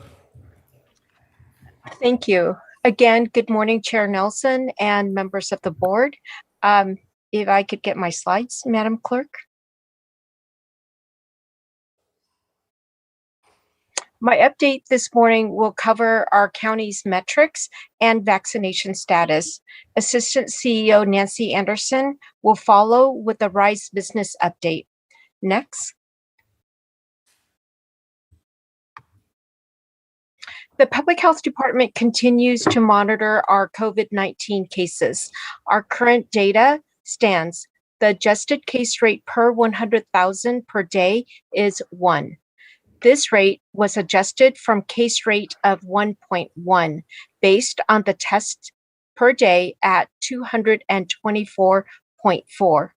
Testing positivity over 7 days is 0.7, and testing positivity in the health equity metric areas is 0.9. So these are really good statistics for us to gauge. Next. With regards to our vaccination status as of June 20th, the percent of eligible Santa Barbara County individuals vaccinated with at least 1 dose stands at 66.2%. Of that, 57.3 are considered to be fully vaccinated. When we look at the numbers of the total Santa Barbara County population, if we look at so we're expanding beyond the eligible. 56% of total Santa Barbara County have received at least 1 dose. And of that, 48.5% of the total Santa Barbara County can be considered fully vaccinated. To the bar graph on the right-hand side, we're also tracking percent of vaccination by age. So as you can see, the 0 to 11 stands at 0 because there is no FDA emergency use authorization just yet. With the age group 12 to 15, we have 24% are fully vaccinated. With the age group 16 to 29, we have 50% fully vaccinated. With the age group 30 to 49, 50% vaccinated. With the age group 50 to 64, we have 73% fully vaccinated. With the age group 65 to 74, we have 70% fully vaccinated, ending with the age group 75 and above at 75%. So when we look at these numbers, we're seeing that the age group 12 to 15 went up by 7% as compared to last week. So we are making good traction in this age group. Next.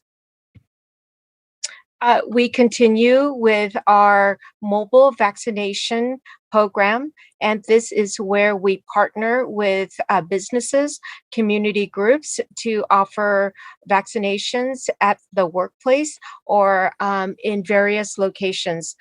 For week 10, we offered 16 clinics running from grocery stores, farmer markets, Juneteenth events. 3 were ag-based. 2 were in churches, and 2 were community-based organizations, 1 in a low-income housing and 1 in Cuyama.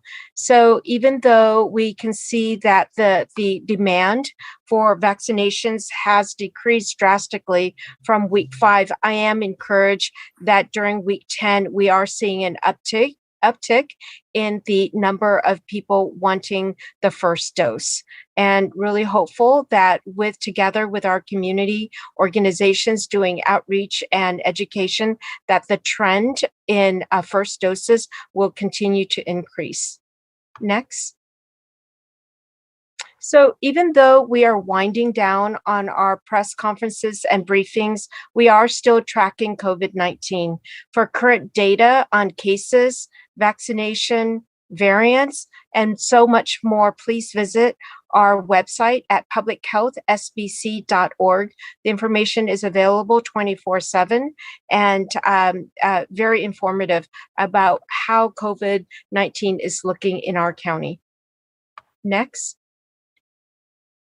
I'd like to end by sharing the Infinity Healing Ceremony that is happening this weekend. So the context is, to date, Santa Barbara County has lost 455 community members to COVID-19. We are inviting everyone to join an Infinity Healing Ceremony to honor loved ones lost to COVID-19. The first event is on Saturday, June 26th at noon at Solvang Park.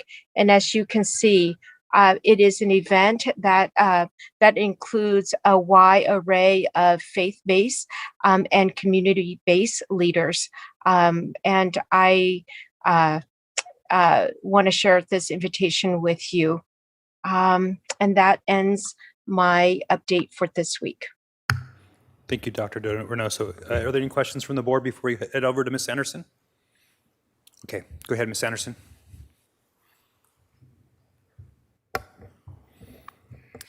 Good morning, Mr. Chairman and members of the board. We did want to provide your board and the public with a final RISE update. Effective June 15th, the RISE program ended. This coincides with the governor's beyond the blueprint changes. RISE signage can be removed, and the temporary extensions to right-of-ways and parking areas through the SBC PEP programs will be extended to the end of the state of the emergency. At this time, we don't know what that date is, but we will keep it noted for the departments, for the businesses that are participating in those programs. In addition, emergency temporary food permits through the environmental health services that were issued primarily to wineries and breweries and those types of venues will continue until further notice by the health officer. Businesses now revert back to their normal industry regulatory agencies, with the exception of mega events that are still posted on the state's website. In addition, most California businesses also have to follow California Office of Occupational Health and Safety Administration, or Cal-OSHA. At this time, we did want to take the opportunity to thank the nearly, or actually more than 50 RISE team leaders and nearly 5,000 participants in our RISE program. These nearly represented all the industries within the county of Santa Barbara. We truly appreciate the cooperation and effort towards compliance and the engagement of all the industries throughout the pandemic. We will continue to keep the recoverysbc.org website updated, primarily focusing on resources for businesses. And that includes for direct business consulting and advice through Economic Development Collaborative, the Women's Economic Ventures, or WEAVE, Service Corps of Retired Executives SCORE. These have been very active within our community, and we'll continue to coordinate those efforts with them. We also wanted to provide a brief Cal-OSHA update that transpired late last week. The Standards Board approved revised emergency temporary standards late last Thursday, and the governor immediately processed an executive order in 9/21, which made the ETS effective immediately. That ETS had to be filed with the Secretary of State, which was also done on Friday, so that is now official. The revised Cal-OSHA standards are allowing for changes for our county facilities. Physical distancing signage, stickers, and barriers are all optional and may be removed.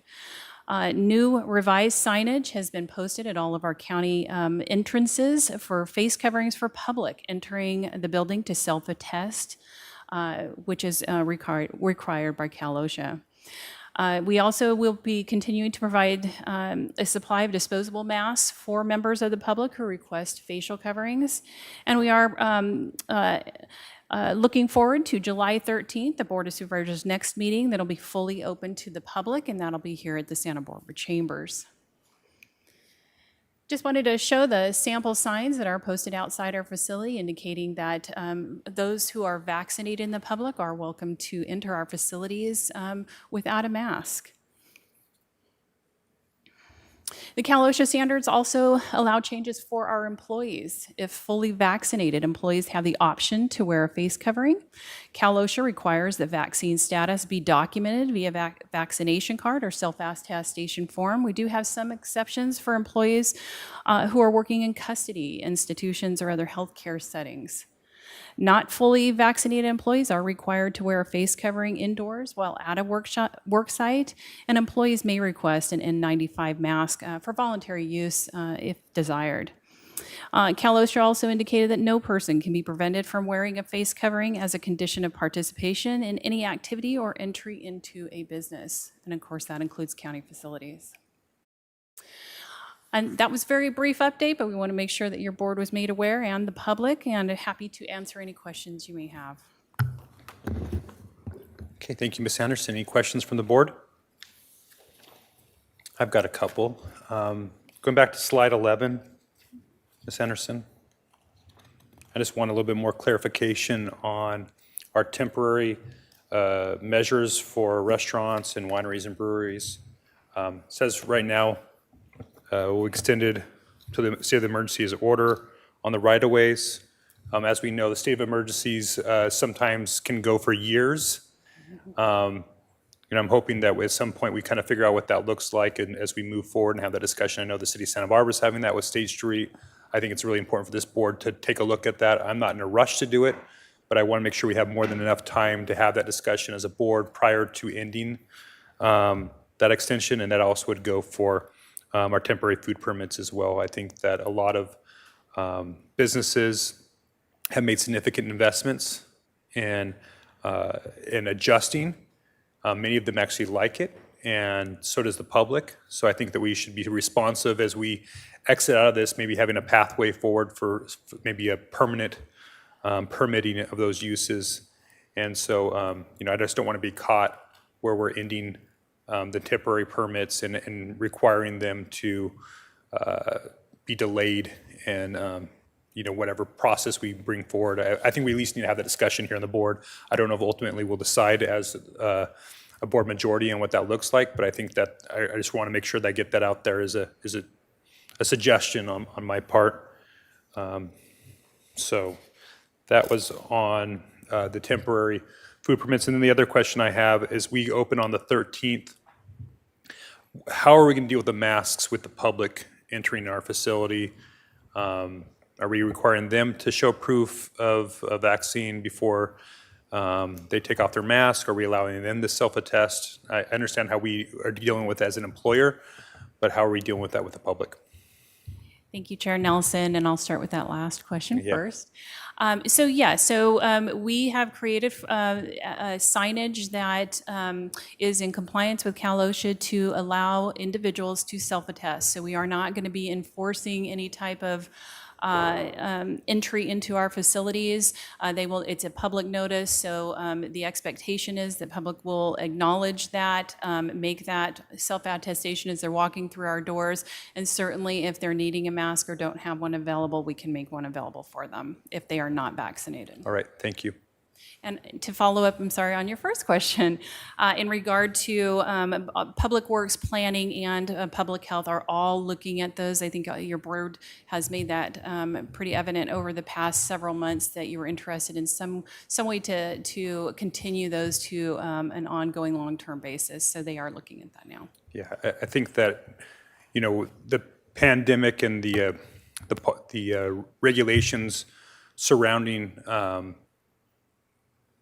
the pandemic may be winding down, but I think some of the economic impacts are still being felt in our small businesses and so in our industries. So I think that whatever we can do long-term to help allow them to recoup some of the costs that they've put into these investments as they've had to be flexible, I think is at least a minimum that we should be doing as a county. And with the maximum, maybe looking at changing our our land use development code and other regulations so that we can be more flexible as we move forward. So thank you. Any other questions from the board?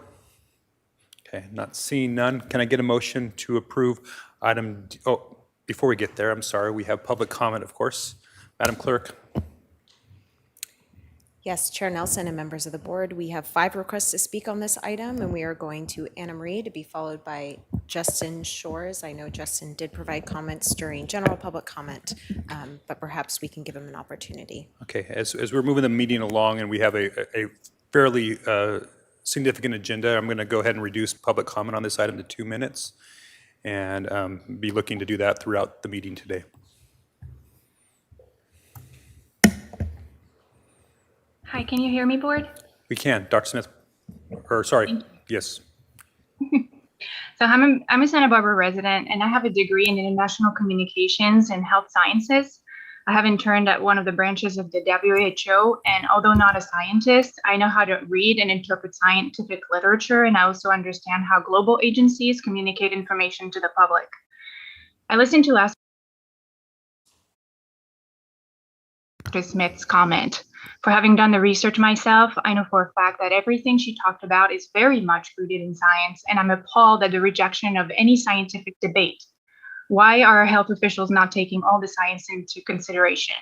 You said it earlier, science is never settled, and a lot of data is surfacing. Proof is the WHO is now changing their recommendation for the vaccination of children and advising against it because of too many side effects and deaths. So I'm now wondering what our county is doing about this. I would love to talk about what is being implemented in our county and express how concerning that is to me. By now, we're very aware of where and how to get the shots. Boy, you've made that clear. At this point, if some people have not taken it, it's not because they do not know how to get it. It's because they do not want it at this time. Whatever the reasons are, we have an obligation to respect their choice. What has come of bodily autonomy and my body, my choice? Masking the unvaccinated is only going to create more conflict among an already divided community. And having businesses ask people for their vaccination status is just wrong. Businesses who implement these measures will inevitably face backlash for not being inclusive. I've already seen the unvaccinated separated from others and masked, and I cannot help but think of the Jim Crow era and World War II. We're going backwards, and I hope you do not forget the not so distant history. People who wanted the vaccine in the hopes that it will protect them are now protected. So the only risk coming from asymptomatic spread is to the unvaccinated. And these people have made their own self-risk benefit assessment and have made an active choice to take that risk. You're trying to protect a population that clearly does not want protected. So at this point, segregating and discriminating against those who have made that choice is nothing more than coercion in the hopes that they too will get the jab. We have laws against that, and maybe you need to read the Nuremberg Code once more. Thank you. Medical apartheid. We will now go to Justin Shores to be followed by Phoebe Manser. Mr. Shores, when you're ready. Thank you. I watched the OSHA board the other day and saw one of the board members use the same kind of tactics as you guys did. So I'm guessing that it's maybe a training that you guys are getting in California. So what they did was they accused the public commenters all of misinformation and then proceeded to give their own biased opinions. It's pretty disenfranchising for people to hear doctors and lawyers and everyone give their input to these boards and then have you guys reject the information, pretty much call the people liars and not have discourse about it. We need discourse about this stuff. This is affecting a lot of people. These mandates have hurt 40% of our businesses, not the COVID virus, your mandates. Our businesses are not coming back because of choices that you guys have made, choices that our boards have made, without allowing for personal responsibility, without allowing for people to live their lives. There's a lot of laws you guys are breaking by doing this. California Code 3700, California Code 101080, California Code Civil Code 51, California Code 24170, California Code 24171, and California Code 24172. All these are very important for you guys to run by your new legal counsel to see if you guys are actually abiding by the law when you're making these mandates, because this is serious. So not only are you failing legally, but you're also not allowing for medical discourse, silencing doctors. This is not right. I'm appalled by you boards in California, not looking at the whole picture. Thank you, Mr. Shores. That is your time. We will now go to Phoebe Manser to be followed by Andy Caldwell, who is our final speaker.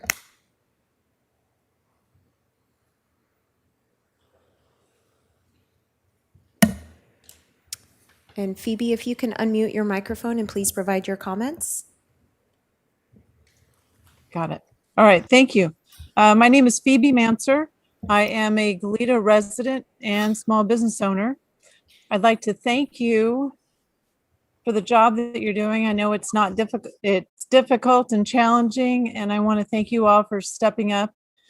And I also want to I want to urge you to vote against the vaccine verification and vote for personal freedoms. 3 points I'd like to make for you to consider are: 1, the vaccine verification is outside the scope of expertise of small businesses and it's burdensome. 2, it opens up businesses to potential liability. 3, it's coercive, discriminatory, and a violation of personal rights. So point number 1, outside the scope of expertise and burdensome. Small business owners are experts in their own field, whether that's printing, plumbing, floral arrangement, jewelry design, accounting. We're not experts in identifying fake IDs, nor do we want to be. I don't know how the vaccine verification would work, but I already feel burdened just thinking about it. How is it the responsibility of my business, Copyright Printing, to verify vaccinations? Would we be required to verify delivery drivers, mail carriers, UPS and FedEx drivers who are in and out of businesses many times every day? Small business owners are overworked as it is without adding this oppressive procedure. Point number 2, there's a liability involved with the vaccine verification. Let's say the vaccine verification thing actually passes. Who bears the liability if somebody gets sick? And what if that somebody claims to have gotten sick in my store? Am I, as the loaner, liable? Thank you, Will I Ms. now Manser. need? That is your time. Thank you. And we will now go to Andy Caldwell, who is our final speaker. Chair Nelson, members of the board. I don't know if you noticed or appreciated, but I quit talking on COVID quite some time ago because I felt like there was just too much disagreement. But I need to break that pattern. I've had 2 doctors on the show in the last 2 days. One of them was Dr. Marty Macri, who's a professor, medical doctor, plus a professor at Johns Hopkins. The other one is a Dr. Jane Orient, Executive Director of the American Association of Physicians and Surgeons. And even though Dr. McCary was pro-mask and pro-vaccine and still is to a certain degree, he warned my audience of a CDC emergency meeting having to do with heart problems, especially with the 12-year-old crowd, but also with the under 30 crowd. And Dr. Jane Orient had echoed the same concerns.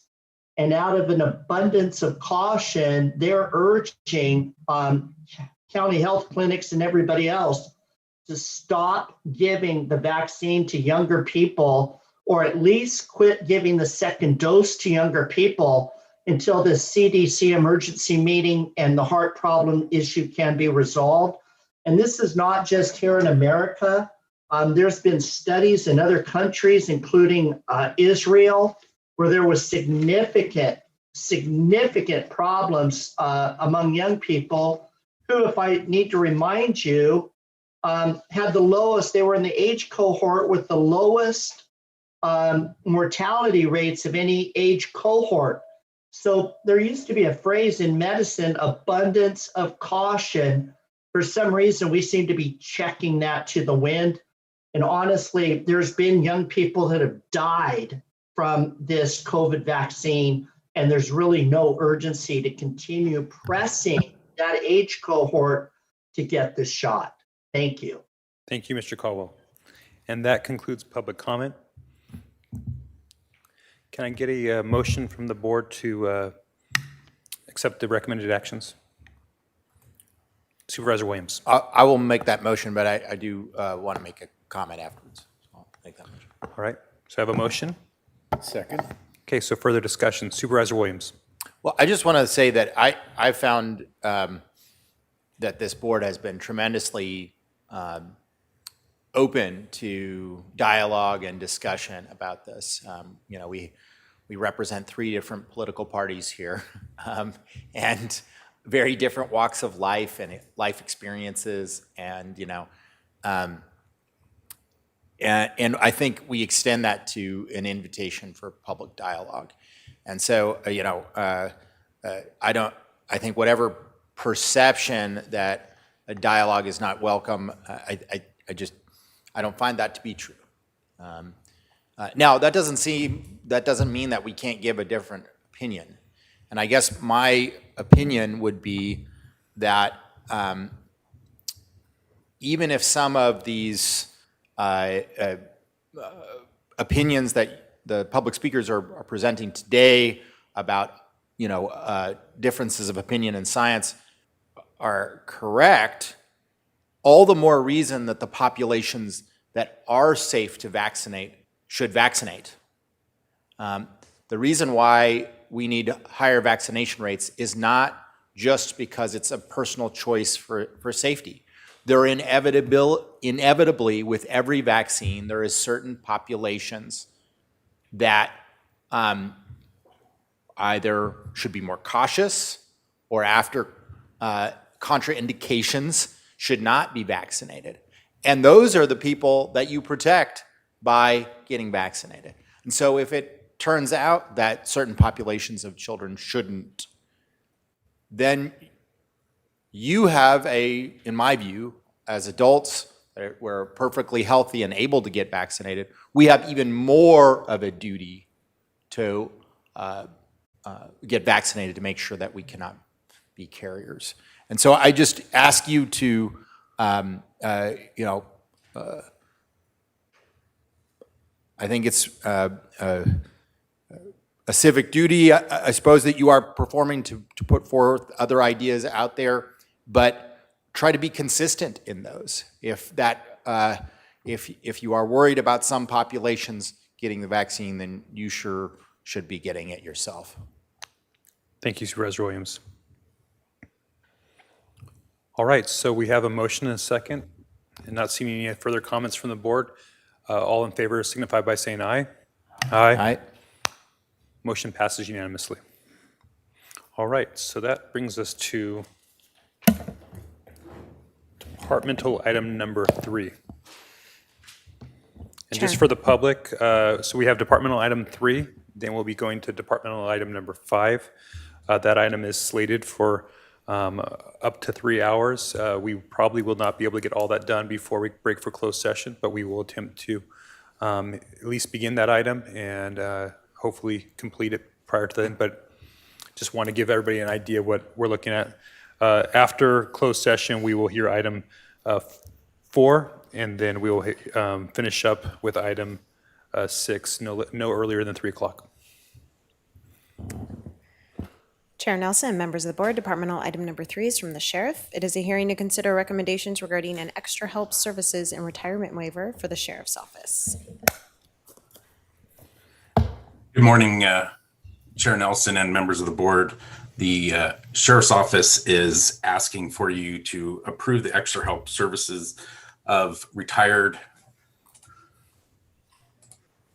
aircraft mechanic Hector Ponce, to approve him for extra service, but also waive the 180 days back to work requirement, because we feel that Hector meets a critical need for the sheriff's office and the county to continue to maintain county air support unit aircraft. To this date, we haven't been able to hire a replacement for Hector, partially because we had about a month's notice to hire a new candidate, but also industry-wide, it's difficult filling aircraft mechanic positions at this time. And we currently have a recruitment going, which closed last week, but we only received 3 candidates, so we're still going through the process. Thank you, Mr. Olmsted. Are there any questions from the board? Is there any public comment, Madam Clerk? Chair Nelson and members of the board, we have no requests to speak on this item. All right. Mr. Olmsted, thank you for your comments. That's helpful. One of my concerns was whether we did have an active recruitment or not. Just a question about this position. Have we considered looking at finding third party or outsourcing a portion of this? It seems if this is a continuing issue for our county, that might be something that's prudent moving forward. Yes, in fact, we already do outsource for some of the higher required maintenance on the aircraft, but also we are looking at that as a possibility because talking with the rest of the industry, they're all having this problem. So that's one idea we're looking at to get viable candidates and have the skills that are needed to service the aircraft. So Mr. Ponce was one of 2 aircraft mechanics, and it looks like you guys had to open recruitment for a third. Is that correct? That's correct. So now we have 2 openings right now we're recruiting for. All right. So will we be using that primary mechanic as our first line of defense, and then using Mr. Ponce only when we need additional help? Yes, the backfill behind vacations or with us in fire season to when an aircraft is sent to a fire, we send a mechanic with them. So it's the backfill where needed to keep the aircraft going. Thank you, Mr. Olmsted. So typically, I'm not a big fan of these extra help services, but understanding the need for public safety with this item, I'm willing to move forward personally. So any other questions from the board? All right, I'll be able to entertain a motion on this item. Move staff recommendation. All right, can I get a second? Second. All right, all in favor signify by saying aye. Aye. Motion passes unanimously. Thank you. All right, Madam Clerk, we will go ahead and skip item D4. That item will be the cannabis update that will happen after our closed session break. Would you please read item D5 into the record?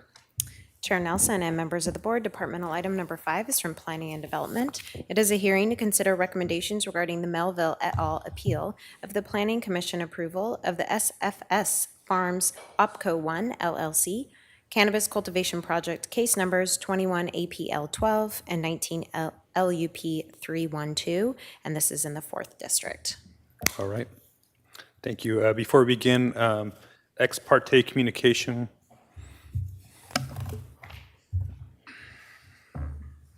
Supervisor Lavanino. Thank you, Mr. Chair. I did a site visit with the appellants, Mr. Kurt Amon and Chad Melville, walked the property and listened to their concerns. I also had a phone call with the applicant. On the phone was Mr. Bob Campbell, Tom Davidson, Capono Curry, and Justin L. Dewani. All right, thank you, Supervisor Lavanino. Supervisor Hartman. I had a meeting last week with Mr. Allman and also a site visit. All right, Supervisor Hart. On June 17th, I had a Zoom meeting with Kurt Amon, talked about his concerns about the project and some of the suggestions that he would have about mitigating the impacts of the cannabis grow in relation to their tasting room. All right, thank you, Supervisor Hart. Supervisor Williams. Yes, I had a meeting in, I think, 2 weeks ago with Kurt and the appellant, and had a previous meeting that touched upon this with Mr. Curry, and then yesterday called Mr. Curry and Mr. Campbell. All right, thank you. And I had a site visit with the applicants on March 17th, and I talked to Mr. Melville and his team on by Zoom on June 9th. All right. So with that, staff presentation, Director Plowman. Mr. Chair, members of the board, I'm sorry, I did not realize you were on this item already. You're fine. I have staff that are participating via Zoom today. So we have Travis Seawards. Thank you. Our Deputy Director, Catherine Lair, our Supervising Planner, and then our Staff Planner, Dara Elkurdy.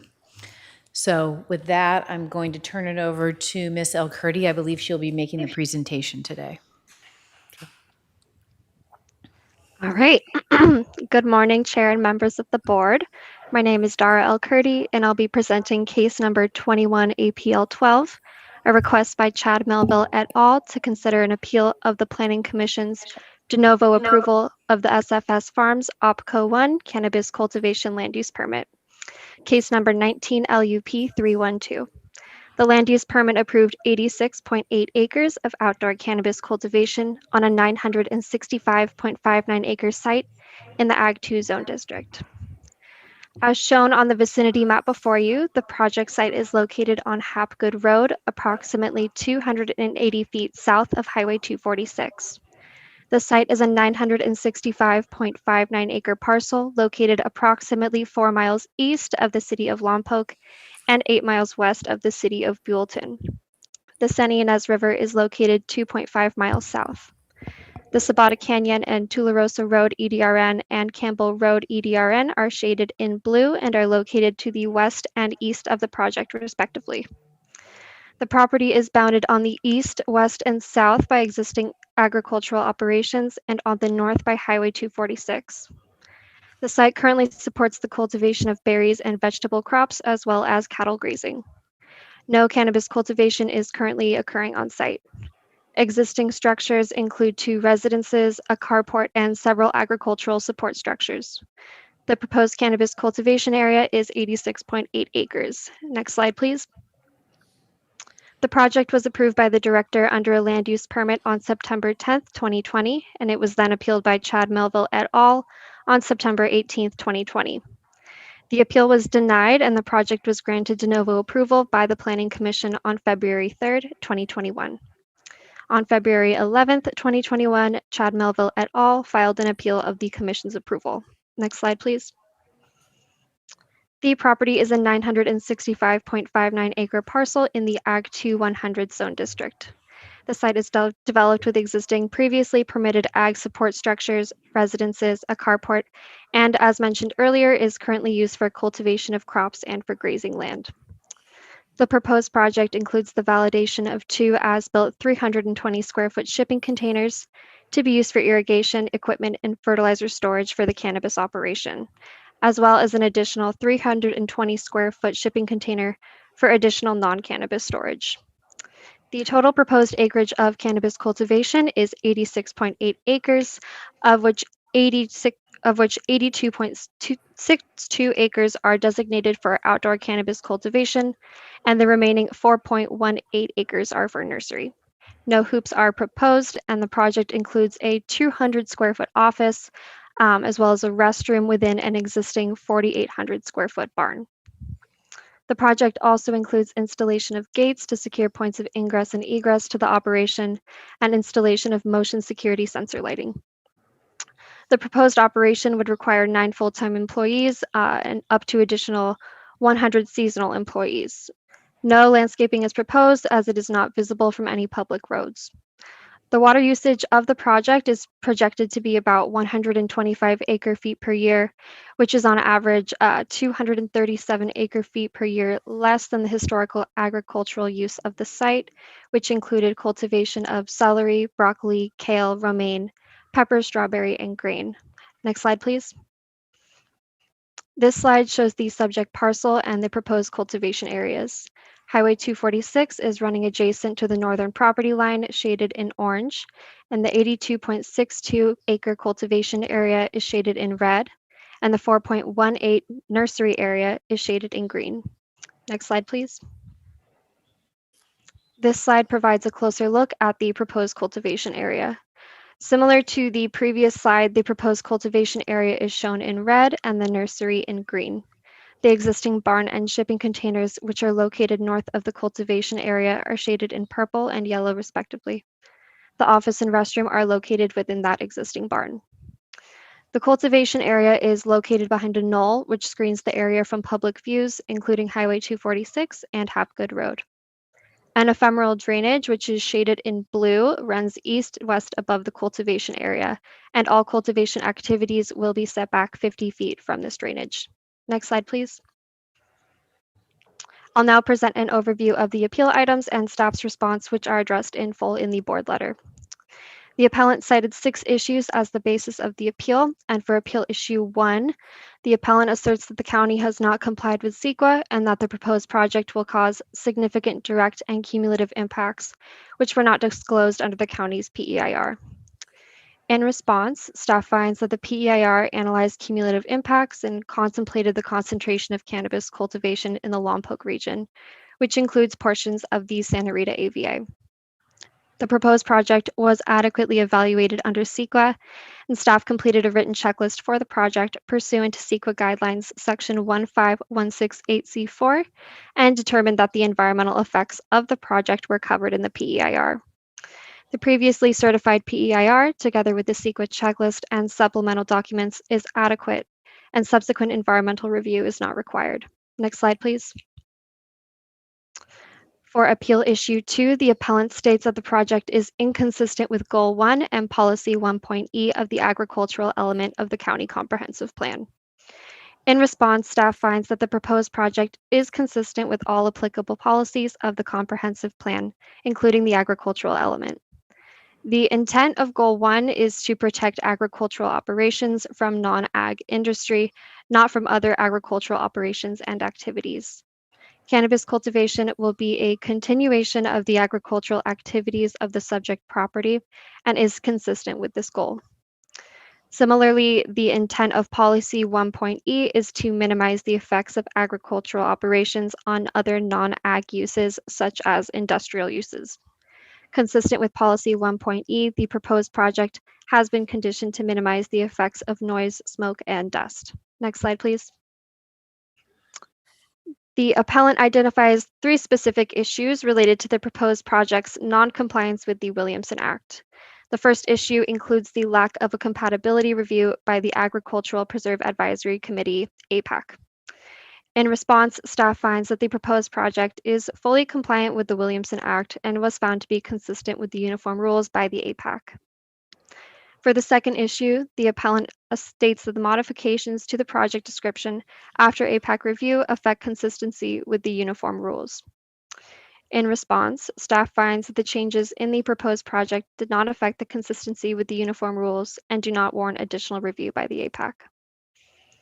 Lastly, the appellant states that the amendment to the uniform rules, which classified cannabis as an agricultural commodity, warrants additional environmental review. In response, staff finds that the PEIR anticipated changes to the uniform rules. As analyzed in the PEIR, proposed cannabis projects were not and are not limited to parcels under Williamson Act contracts. APAC does not make decisions on land use permits nor consider consistency with the comprehensive plan. Cannabis cultivation is an agricultural use pursuant to the uniform rules, and the project is consistent with the comprehensive plan. Next slide, please. For the fourth appeal issue, the appellant presented 3 arguments related to the project's non-compliance with CEQA. The first argument is that the use of the CEQA checklist to approve the project is flawed.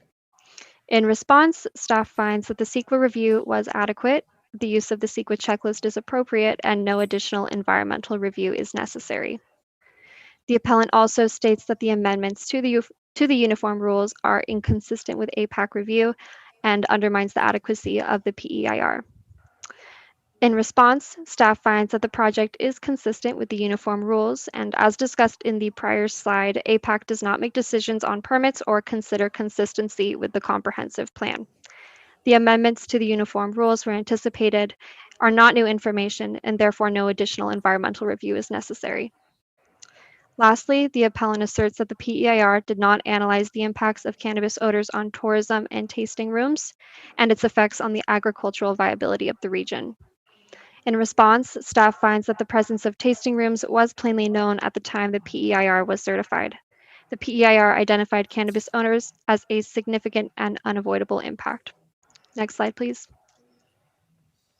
For Appeal Issue 5, the appellant asserts that the proposed project will have substantially increased impacts to adjacent agriculture due to pesticide migration, which could not have been known at the time the PEIR was certified.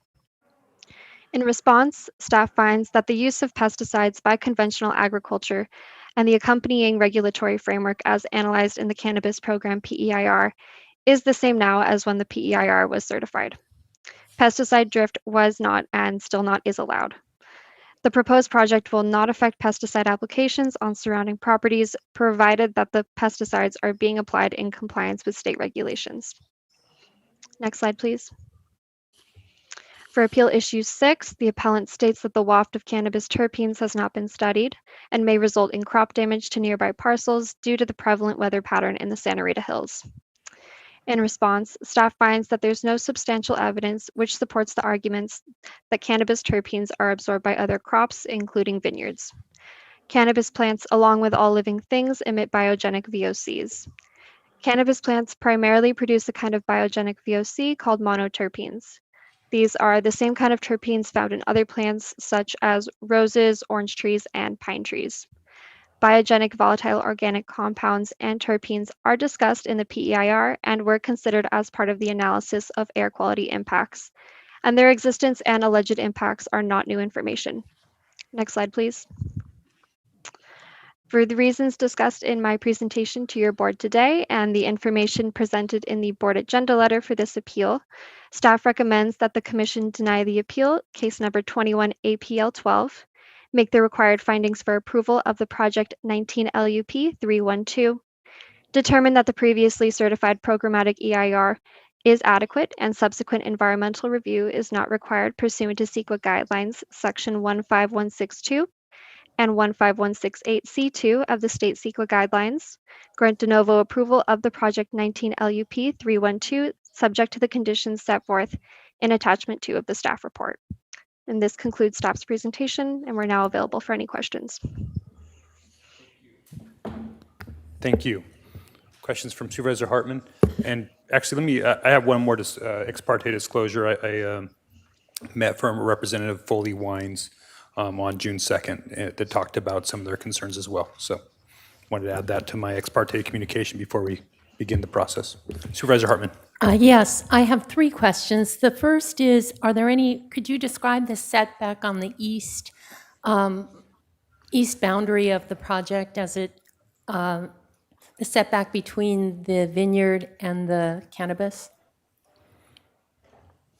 Yes, Supervisor Hartman through the chair. On the east side, it has a 50-foot setback from the property line, which is required by the LUDC. Is there any vegetative screening required? There is no vegetated screening required in that area because it's not visible from a public road. And how many harvests and what period of time is the harvest to be conducted? Supervisor Hartman through the chair. This project was proposing up to 2 harvests per year, with each lasting a maximum of 3 weeks. And is that in the conditions or the project description, or where is that? I couldn't find it.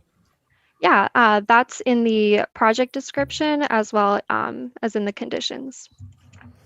Thank you. Thank you, Supervisor Hartman. Supervisor Lavanino and Supervisor Williams. Thank you, Mr. Chair.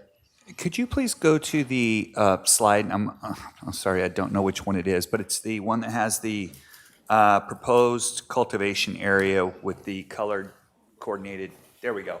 Are there any significance to those lines that are drawn in the red, those blocks? What do those indicate?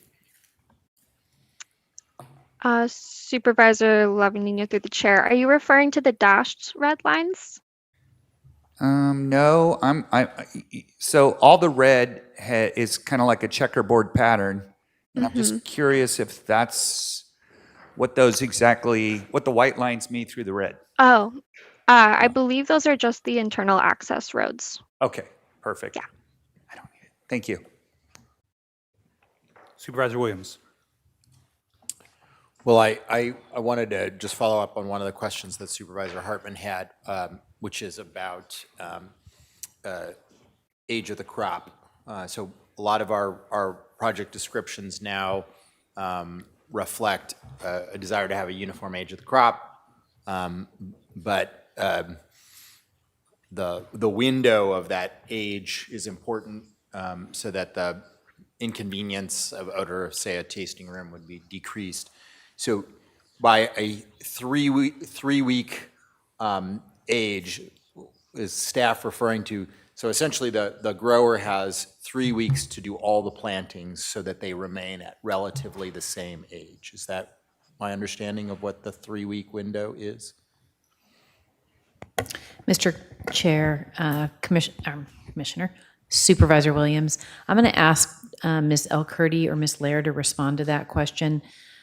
I believe that's correct, but I want to make sure that we have that accurately recorded in the record. Supervisor Williams to the chair. I believe that the 3 weeks indication is once the plant is ready to be harvested, the applicant has 3 weeks to harvest all the plantings on site. But doesn't that mean that essentially they would have to plant it all within 3 weeks too? Otherwise, they would not have the uniform age. Supervisor Williams through the chair. Yes, that is correct. Thank you. That's important because that was a concern of one of the appellants, is just to this is larger than some other grows, and so to have uniform age in a discrete amount of time, it does face logistical challenges. And so I think on one of the projects it was a 2-week window, but this would be a 3-week window, not a 8-week window or something like that. Thank you, Supervisor Williams. And I think that would be important to hear from the applicant when they do their presentation as well to confirm that. All right, so I believe that concludes staff presentation as well as questions from the board. I think this time we now have the appellants available, and you'll have 10 minutes. Is that me? Yeah. Yes, sir. Board, thank you very much for the time. Today was a little strange. Both Chad, Melville, Dan, Gainey, and now Courtney were not able to attend, so I'll be doing the presentation. I wanted to start off by introducing myself. My name's Kurt Ammon. I'm the general manager for Melville Winery. Melville is a family-owned and operated estate vineyard and winery. The word estate meaning we own our own land. We do all of our own farming. And Chad and his dad and his brother planted the 120 acres we have back in 96 and 97. Chad wanted me to start off by telling the board what an honor it is for him to be able to farm and work with Mother Nature in this area. He believes it's one of the best areas in the world to grow grapes. He feels very strongly that approving this grow is irresponsible. He feels very strongly that the aromas that are produced from the grow are going to significantly impact our tasting room and people's ability to taste wine and really learn and appreciate what we're doing here. He doesn't think it's very reasonable that this large of a project would be approved. And he has a really hard time with the county and the board approving something that most likely will end up in litigation between the two neighbors. It doesn't seem reasonable to go into a project with that as a very clear outcome.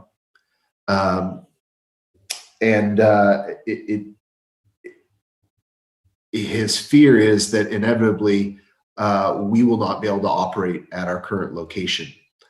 Can I have the next slide, please? Next slide. I think it's really important for everybody to take a look at the Western overview here. All the little blue dots are SFS, Gaining Vineyard, Melville Vineyard, our tasting room.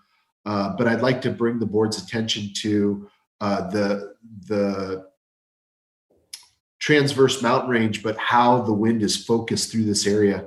We average 7 to 10 miles an hour of wind every afternoon. This odor is not only going to be an issue for us, but it's also going to blow all the way into Buellton and Solvang and throughout the whole corridor. Next slide, please. From the overview, you can see the size of SFS Farms, the 86.8 acres. You can also see the Ghizzoni Vineyard and the Melville Vineyard. Our two vineyards total 82 acres, which is less than the size of the proposed SFS Farms. I think it's also worth noting at this point, 86.8 acres is almost 6% of the total cannabis acreage allotted, which seems a very high percentage for one farm to have. Next slide, please. In this slide, you can see Dan Ghizzoni is really only 60 feet from the edge of the proposed grow. We are set back a little bit further, about 420 meters or 1,300 feet from the grow. We've also seen that having vineyards right next to cannabis in other places in the county has proved to be very problematic. Next slide, please. The odor is a nuisance. We have a great example of the odor being a nuisance in Carpinteria. They've done a great job in getting that odor under control, but they've been able to do that because the cannabis is grown in greenhouses and they can scrub the air and they can control the odor and the terpenes. To date, I don't believe there's really any solution for outdoor odor. And that's very concerning. I believe Carpinteria has 175 acres in their overlay. 86.8 will be 50% of that. So if everybody remembers back to what Carpinteria smelled like 3-4 years ago, that's the odor nuisance that we're really talking about with this project. And that odor nuisance spread 4 miles in each direction. This problem is further compounded in Santa Rita Hills because of the concentration. Next slide, please. The duration of odor, Doss brought it up. You know, if somebody can plant in 1 week, 2 weeks, 3 weeks, then the 2 weeks of strong odor is really 2, 4, 6 weeks. There's a project just down the road from us. It took them over 5 weeks to plant, and they're now on week 3 of harvesting. That dynamic of every harvest week really is 2 weeks worth of odor. You start multiplying it out and you're talking about, you know, if SFS can do it in 3 weeks, that's 12 weeks a year, or 30% of the year that odor is going to be a real big concern. Now, if you look at the cumulative effect of SFS plus West Coast plus Busy Bee, they're not all going to plant on the same day. So that length of time just keeps getting expanded longer and longer through the season. And that's really the cumulative effect of the duration of odor. Next slide, please. You can see from this slide, there is about 1,745 meters between SFS and our tasting room. Our experience with other grows along 246, the odor travels more than that distance. And currently, right now, if you drive down 246, you can smell cannabis from the city of Buellton all the way past the area where it turns into 4 lanes. We are fairly certain the odor is going to have a significant impact in our outdoor tasting. Next slide, please. we can all agree cannabis produces a strong odor. Some people like it, some people don't. Our tasting room's 1,800 meters. 70% of our revenue comes from direct-to-consumer business. We conduct several hundred tastings each week outside. Customers are evaluating the wine's aroma, taste, texture. The odor is going to impact that tasting, negatively impact those tasting. If that, again, negatively impacts our sales, without direct-to-consumer business, Melville Winery will not be financially viable. Next slide, please. You can see the setting in front of our tasting room where guests join us to learn about the area and our wines, and also smell and taste through the wines and make their purchasing decisions. It's going to be altered with the presence of this odor. Next slide, please. So terpenes, I'm not going to cite a ton of surveys. There is information on both sides. What we know is the terpene discussion isn't finalized yet. SFS is located upwind, and its size of 86.8 acres will produce a massive amount of terpenes. Seems very logical or illogical to believe that terpenes will not travel in the air downwind, or the amount of terpenes won't have a significant impact on the vineyards. It seems reasonable to want to understand the science before planting 86.8 acres and seeing how it turns out. No one likes being, the guinea pig. This project has made no attempts to mitigate these concerns with trees or bushes. It's not just the visual impact. We believe a hedgerow could possibly do something to mitigate the terpenes. Next slide, please. I wanted you to see exactly how close we're talking about. The red dotted line would be the edge of either the nursery or the cannabis plantings. And Dan's vineyard is planted right next to the vineyard. The comments that Dan had that I want to convey on his behalf, he's most concerned with the potential damages caused by terpene drift onto the wine grapes. The 50-foot setback is not sufficient to avoid farming conflicts. In our negotiations with the applicant, they conveyed that adjacent farms could have liability exposure of $50 to $100 million. With exposure like that, if this is approved, Dan Ghizzoni will stop farming that block, and no longer, he'll lose his investment, he'll walk away from that block. He does not see it possible to farm 50 feet from cannabis. A solution to these issues would include... Mr. Mon, Yep. you've gone beyond your 10 minutes. If I could let you go ahead and wrap it up, I'll go ahead and give the applicant some additional time so that you can finish your presentation as well. But I just wanted to let you know that you're beyond your time. If you can wrap it up. Yep, and we'll if you can give me 1 minute. Yes, sir. So a solution would be a 500-foot setback. Next slide, please. Next slide, please. Next slide, please. We were unable to come up with an agreement with SFS Farms. In talking with them, when asked who ownership was, we got, there was a non-disclosure. We would like to see the setbacks increased.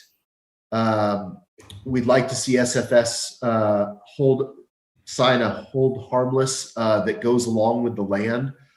We don't know if the folks applying for this are going to be farming in the future.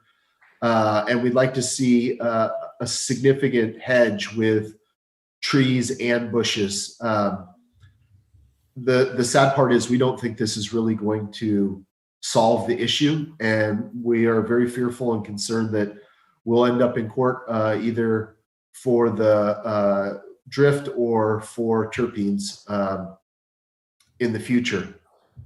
I appreciate the additional time. All right. Thank you, Mr. Amon. Questions from the board? All right, not seeing any questions, so I think we'll go ahead and move on to the applicant. Mr. Curry and Mr. Conlon, and we're going to go ahead and give you 12 minutes to compensate for the appellant going over their time. And Mr. Chair, just while we're waiting for them to start, is it the plan then after the applicant's presentation to break for closed session?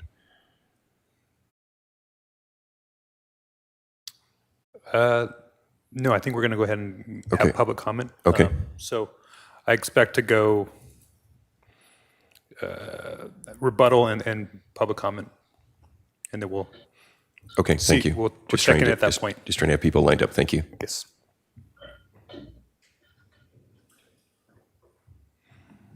Mr. Curry, when you're ready. Thank you very much. Just want to make sure.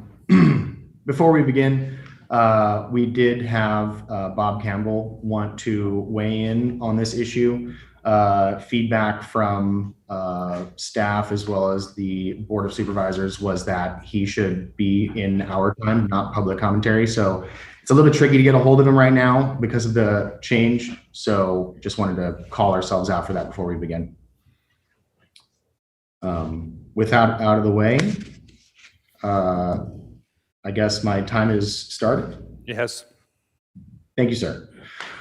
Ladies and gentlemen of the Board of Supervisors, thank you very much for your time today. I'm here to speak along with Larry Conlon on behalf of the applicant SFS Farms in today's appeal. Next slide, please. Oh, stay with this current slide, sorry.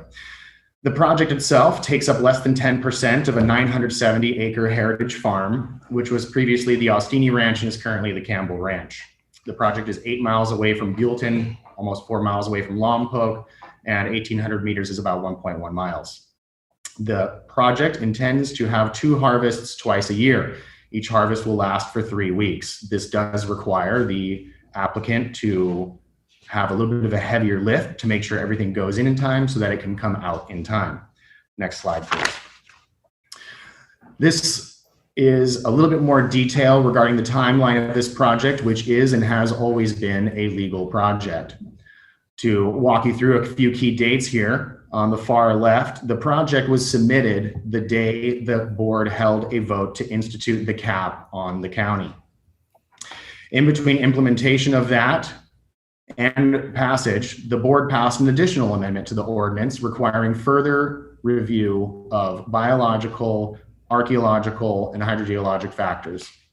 The applicant amended their project, made the changes, and rose to the occasion and delivered the supplementary reports, including collaboration with U.S. Fish and Wildlife, California Fish and Wildlife, State Water Quality Control Board, and other regulatory agencies necessary for approval.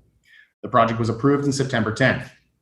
During the 10-day window for which appeals may be filed, the neighbor to the west, Foley Vineyards, reached out. Their representative, Al Wagner, requested a meeting with the applicant to discuss his concerns regarding the project. The applicant and their operators were made available to Mr. Wagner within 12 hours of that request. Over a 3-hour meeting on Foley Vineyards at the border of the project and Foley Vineyards, the projects were discussed. And his experience and best practices from operating vineyards throughout North and South America adjacent to cannabis farms in Washington and Oregon led him to believe that the terpene issue has not been observed at any of the vineyards he oversees. In addition to that, he did say that there was some best practice he wanted to implement. There were specific trees and hedges he wanted to implement, and the applicant agreed to it during that meeting. In addition, there were some stormwater drainage concerns voiced by Mr. Wagner, and the applicant retained their stated earthworks company to make sure that if these events do happen, it was already funded and prepared to be taken care of, as is the actions of a good neighbor. The project was appealed on the 11th hour of the 10th day. The applicant reached out to Tom Davidson to set up a meeting with the appellants so they could speak about the project. During a site visit at Melville Winery, the applicant and representatives who were concerned met, and the agreement that was made with Foley was discussed and offered to that group. This offer did not appeal to them. When asked by Mr. Campbell what would make the project acceptable, their instructions were to not plant. The project went forward to the Planning Commission on February 3rd, where in a de novo vote, the project was deemed to be legal and compliant and deserving of a ministerial permit, and a vote was held granting 4-1 approval. In between that commission hearing and today, the ordinance was amended again. The ordinance was amended to require business license filing within 15 days of approval for applications, even if they were in appeal. That business license application was filed, the application fee was paid, and the pre-approval inspection that was a requirement of that new ordinance change was conducted recently on site with staff, fire, sheriff, and planning, and is today still a fully legal and compliant project. Next slide, please. There are issues that have been raised during the appeal in both the initial and the subsequent appeal that was filed, and they seem to fall into two camps. The first camp being a disagreement with the ordinance in its 4th revision or the programmatic EIR passed in 2018. There are project-specific issues, and I'd like to address those. Next slide, please. In regards to agricultural compatibility and the APAC review of the project, during the APAC review, their question was, why is there a setback from this ephemeral drainage and why is it so large?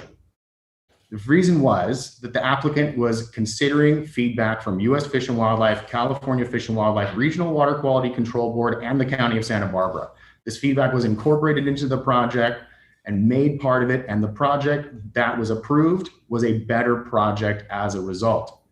The queries of APAC were regarding the non-agricultural uses of the project. Issues and concerns that are raised in the agricultural element supplement on page 26, where they talk about urbanization of the project, where they talk about recreational use. And they were delighted to know that this project did not include any commercial kitchens, no event spaces, no urbanization, no subdivision. Next page, next slide, please. In regards to drift, we can speak about surveys and studies and the state of the science that we're dealing with. The science is still being developed, research is being conducted, and people are hard at work trying to figure out how to make this a non-issue or to mitigate this issue if it does exist. Currently, peer-reviewed, published academic research does not link monoterpenes from cannabis to wine taint. In regards to pesticide drift, I would like to reiterate it is illegal under state law. I'd also like to iterate that the Vineyard Upwind already worked this issue out with the applicant. They're planting trees, they're planting hedges, they're coordinating what and when they are spraying so that if some of it does end up on the product, the applicant can remediate it out through their partners. Next slide, please. There has been additional scientific research.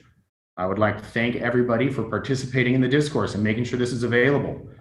I would also like to point out from page 4, paragraph 3, only eucalyptol has been identified as potentially causing wine taint. I would also like to point out that page 5, they completely removed the fact that the sun causes degradation of monoterpenes in the air from this model. And that at the bottom, page 12, the table published in the summary results, the cannabis would have to be full blast terpene production for 1,121 days in order to have eucalyptol taint the wine grapes. 2-3 week harvests seems a little bit less than 1,000 days in a year. Next slide, please. Now, in regards to the issues around the ordinance itself or the programmatic EIR, I'm going to turn it over to my colleague, Larry Conlon.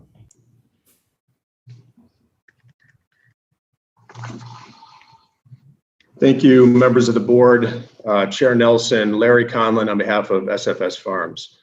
Thank you, Mr. Curry, for the excellent overview of the project. I'm going to talk about a couple of important issues. The first issue is the recent ruling by Judge Anderle in the Busy Bee case. That decision should give this board a lot of comfort in defending the ordinance and defending this project. These challenges that have been heard by the board over the last couple of years are too late. Judge Anderle specifically found in his ruling that the challenges like the coalition's challenge to Busy Bee, like the Melville challenge to SFS, should have been brought much sooner. They were not. These challenges are also wrong on the facts. And what Judge Anderley ruled is that with respect to the appeal on Busy Bee, there was no substantial evidence to support the appeal. That is what the court would find with respect to this challenge. There is no substantial evidence that the county did not already consider in the PEIR when it passed the ordinance that would allow the county to legally deny this permit that is fully compliant and has been since the application was submitted. And just to reiterate and respond to a couple of the points made by Mr. Ammon, SFS is a good neighbor in the Valley. It's a heritage agricultural operation.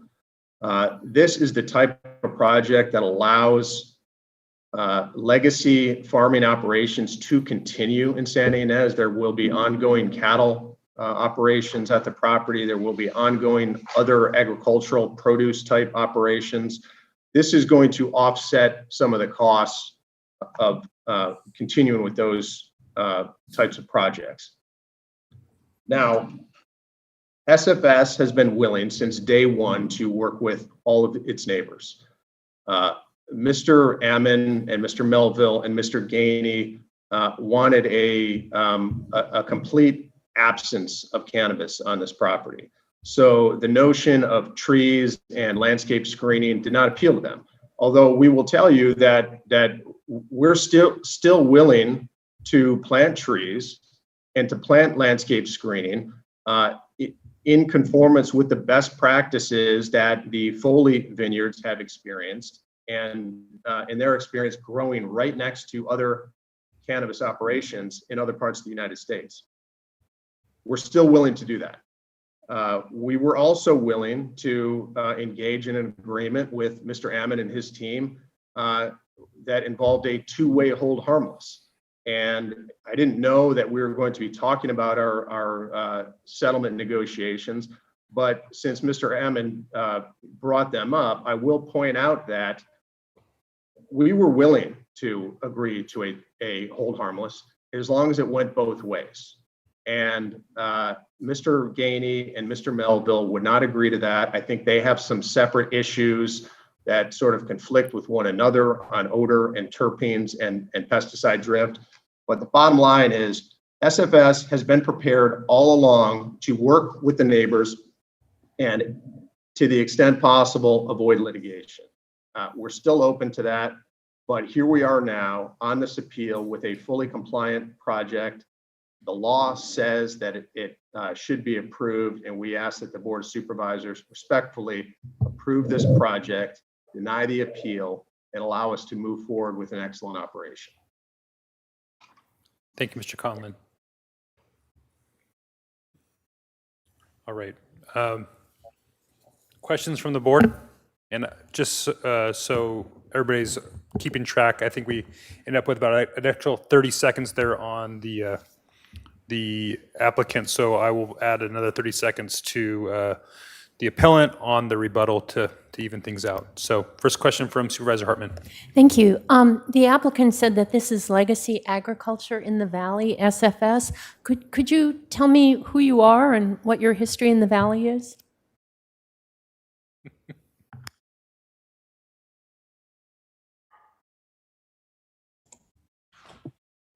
Supervisor Hartman, I can ask a question for you.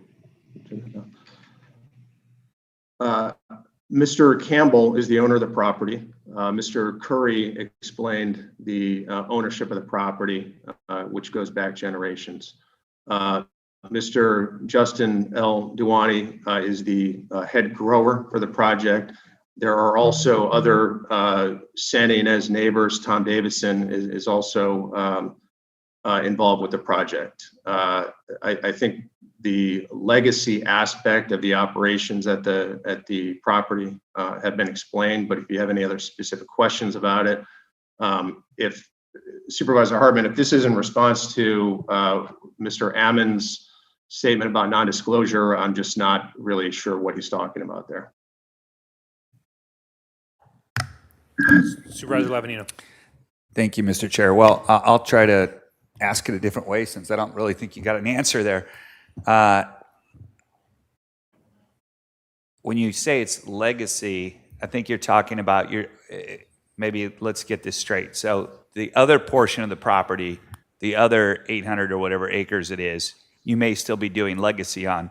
I think to paint cannabis as a legacy crop is a stretch. And I think what I'm more concerned about, that I think Supervisor Hartman is going to too, I think we all know Bob Campbell. Bob Campbell's an upstanding individual in the community, and we all know Bob.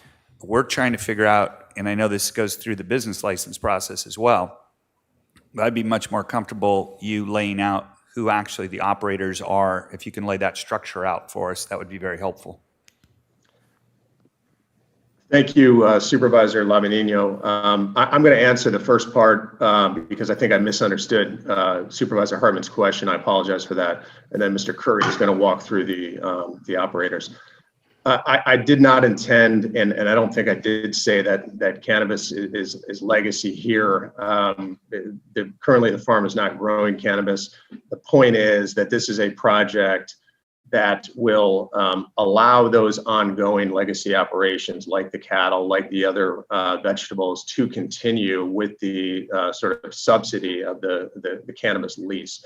That is what I intended to say. And now I will turn it over to Mr. Curry and Mr. El-Dawani, who can talk about the team behind this project. Yes. Thank you very much. Well, turns out the field division is a little restricted.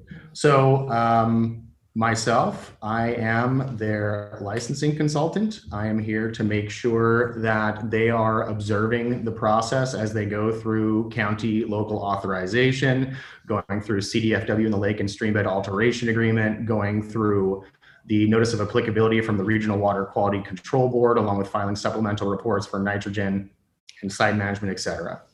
Justin El-Dawani is one of the principals of the operation.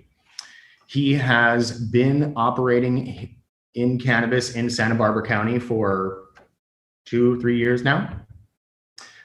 He was number 5 on the business license list.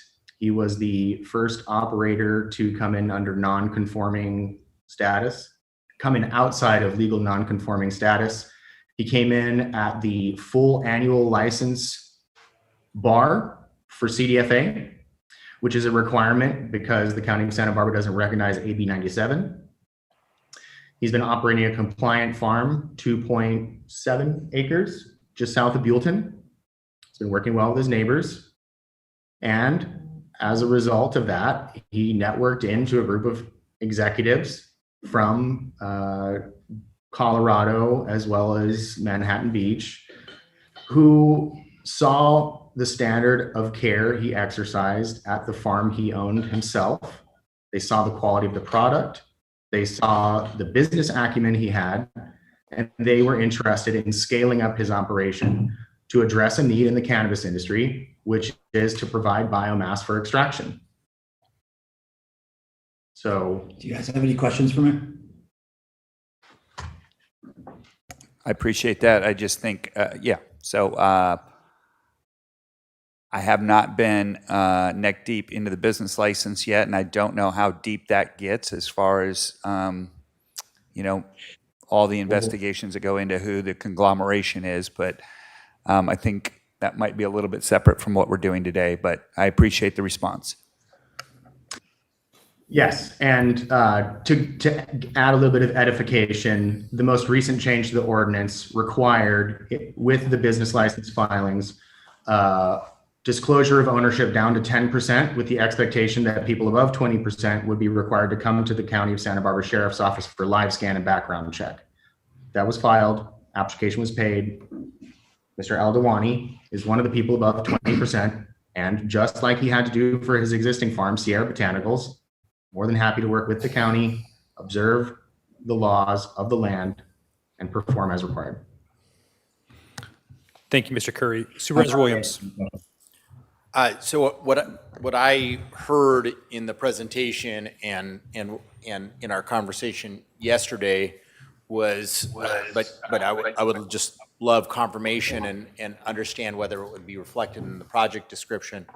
would be that the screening vegetation that you offered in negotiations, and I understand that the appellants didn't make concessions for these in negotiations, but that the screening vegetation that you offered in negotiations, you would adopt if the as part of an approval of the project. Is that correct?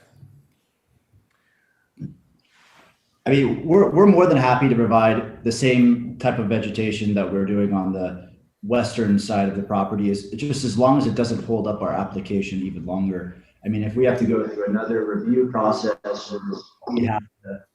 where we have to go through another appeal through the planning commission and then eventually end up at the supervisors, I mean, it'd be a little bit more difficult for me to agree to something like that. But if it was to be a simple amendment where we just added trees and bushes, we would be happy to water them weekly and make sure they grow extremely tall and extremely vigorously.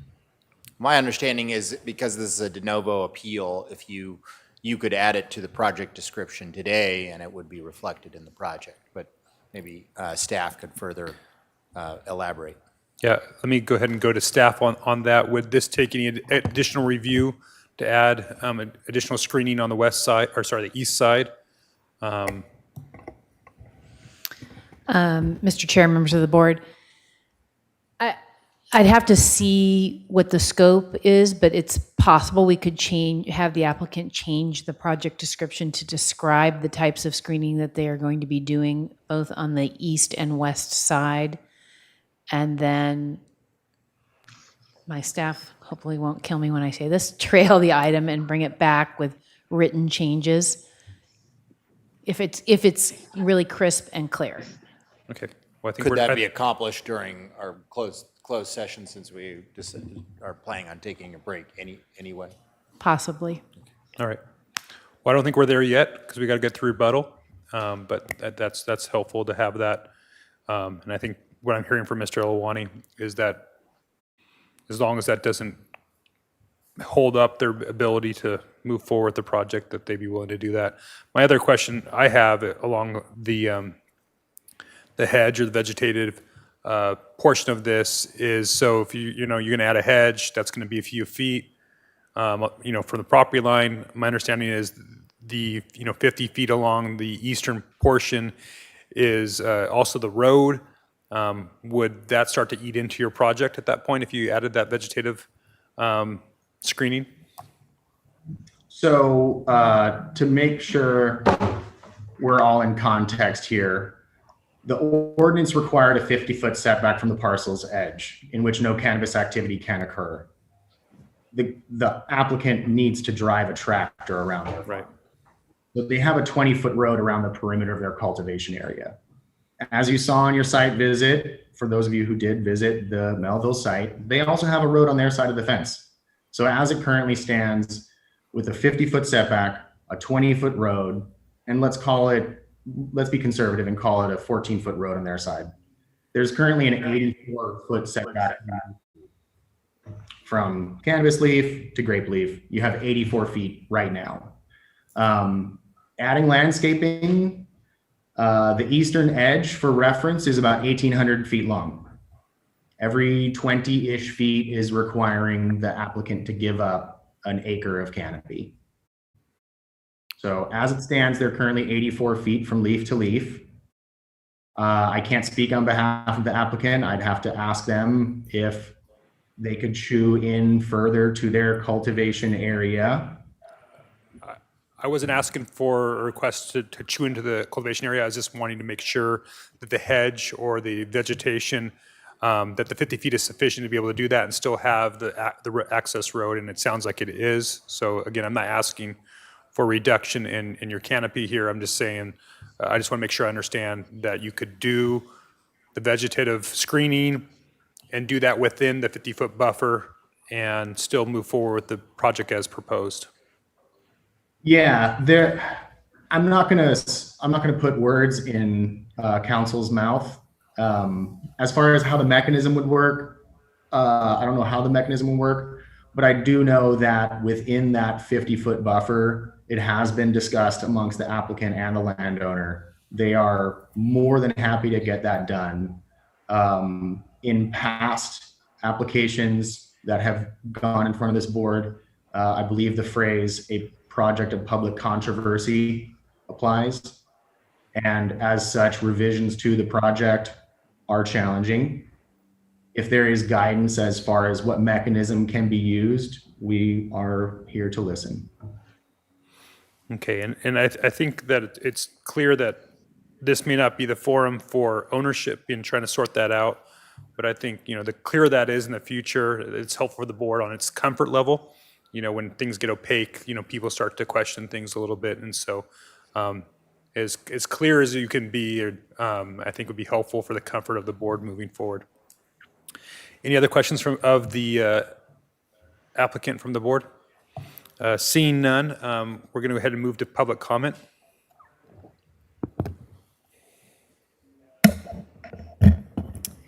Yes, Chair Nelson and members of the board, we have 4 requests to speak on this item.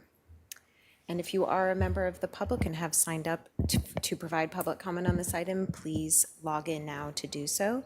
We will begin with George Graffer. Madam Clerk, before you go ahead, sorry, I'm going to go ahead and close public comment on this item so that we can anticipate correctly the rest of this item. Thank you, Chair Nelson. We will begin with George Graffer to be followed by Renee O'Neill.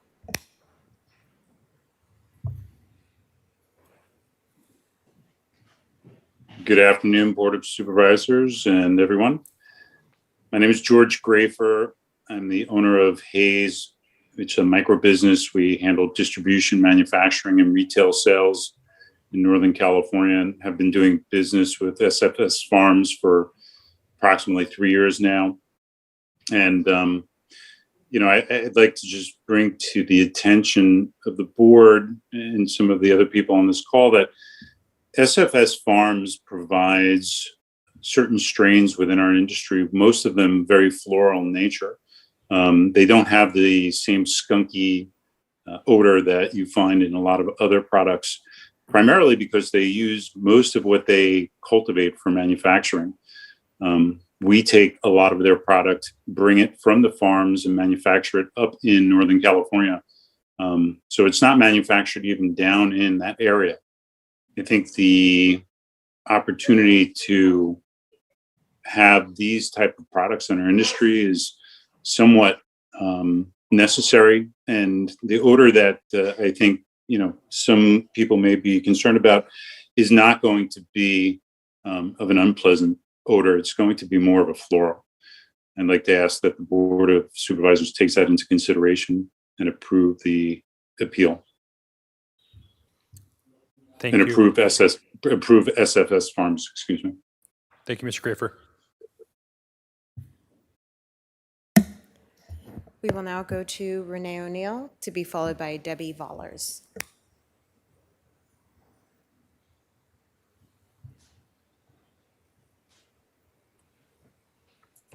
Good afternoon, Supervisors and Honorable Chair.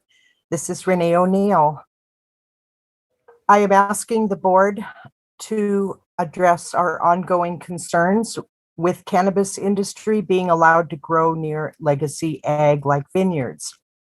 I'm asking you to deny the SF Farms project and uphold the appeal. I'm going to say this again. I'm very disappointed in the way this board has handled the cannabis regulation process from the outset. I won't list all of the reasons here, but I will list some of them.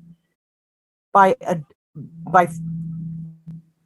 the board adopting the cannabis regulations that they did, instead of adopting regulations that would have reduced heavy negative class 1 impacts, would have avoided so many of these lawsuits. Allowing small growers to get established before commercial industry, as the state recommended. Tying the hands of planning and development and our sheriffs by not hiring adequate staff and enforcement that could effectively oversee this industry. And one of those things is making critical, frequent site visits. The county has failed to uphold the state and county laws They are ignoring or diminishing numerous countywide cannabis complaints, allowing growers that are non-compliant or illicit to continue operating without interference, by not addressing the concerns about odor, by failing to reduce the overall negative cumulative impacts and support residents in neighborhood compatibility and supporting and protecting existing ag.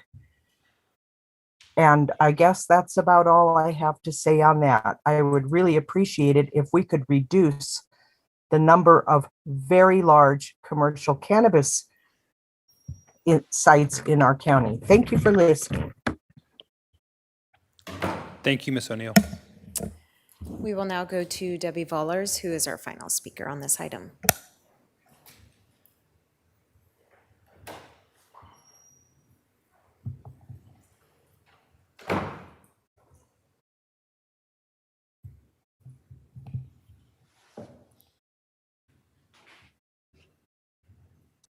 Ms. Vollers, when you're ready.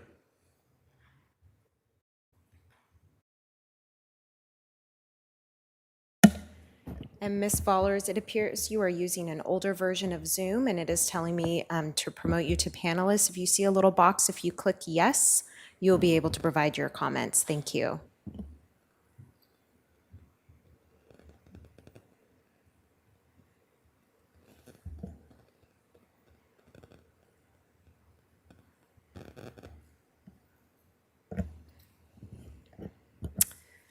Ms. Vollers, if you're there, you should be seeing a box pop up to promote you to a panelist to provide your comments. If you can click yes, you'll be able to provide your comments. Thank you.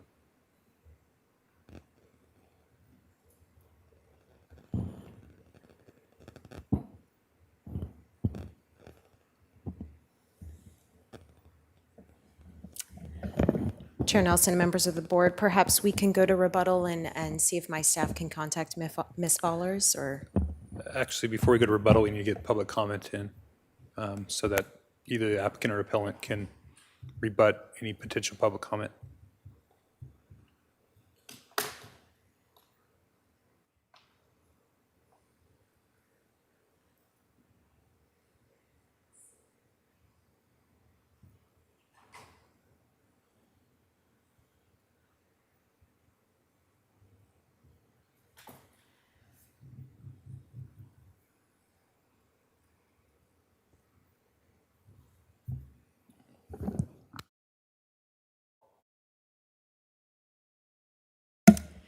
If Ms. Vollers can hear me, there is an option to call in that is on your invitation, your confirmation email that you received from the county.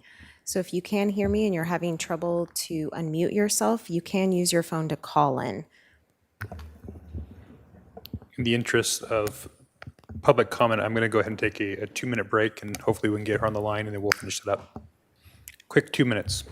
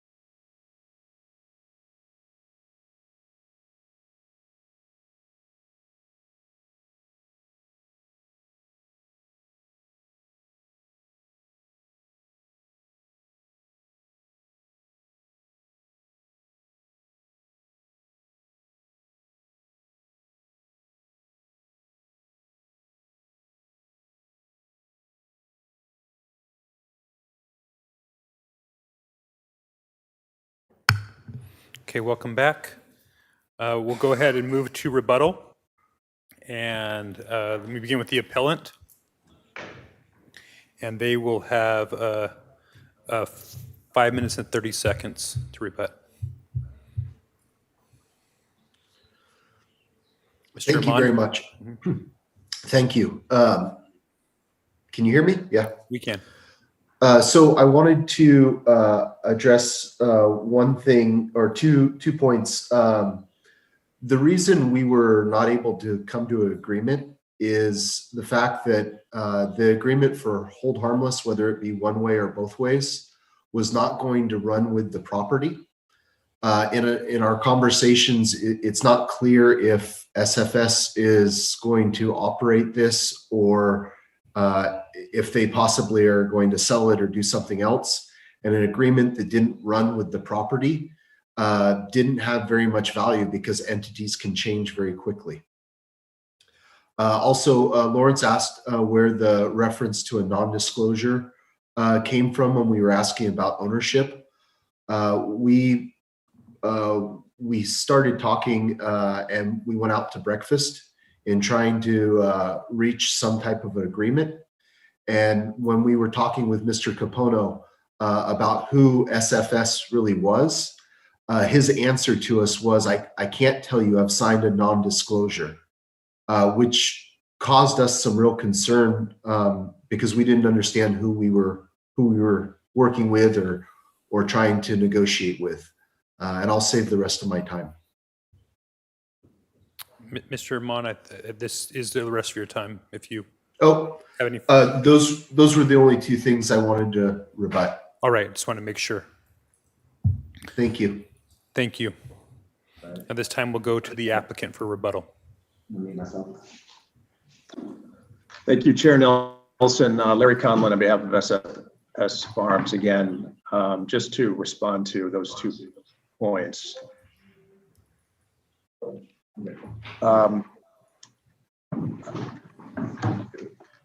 The sides had discussions about a settlement. We've always remained at the table. The Melville side walked away from the table. They decided they wanted to proceed with the appeal. There was always time to make an agreement. It just didn't happen. And just to reiterate that we still remain willing to take steps to mitigate the concerns of Mr. Melville and Mr. Almond and Mr. Ghizzoni.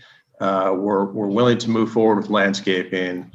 We're more than happy to coordinate on farming to ensure that there's no or minimal pesticide drift coming from Mr. Ghizzoni's property.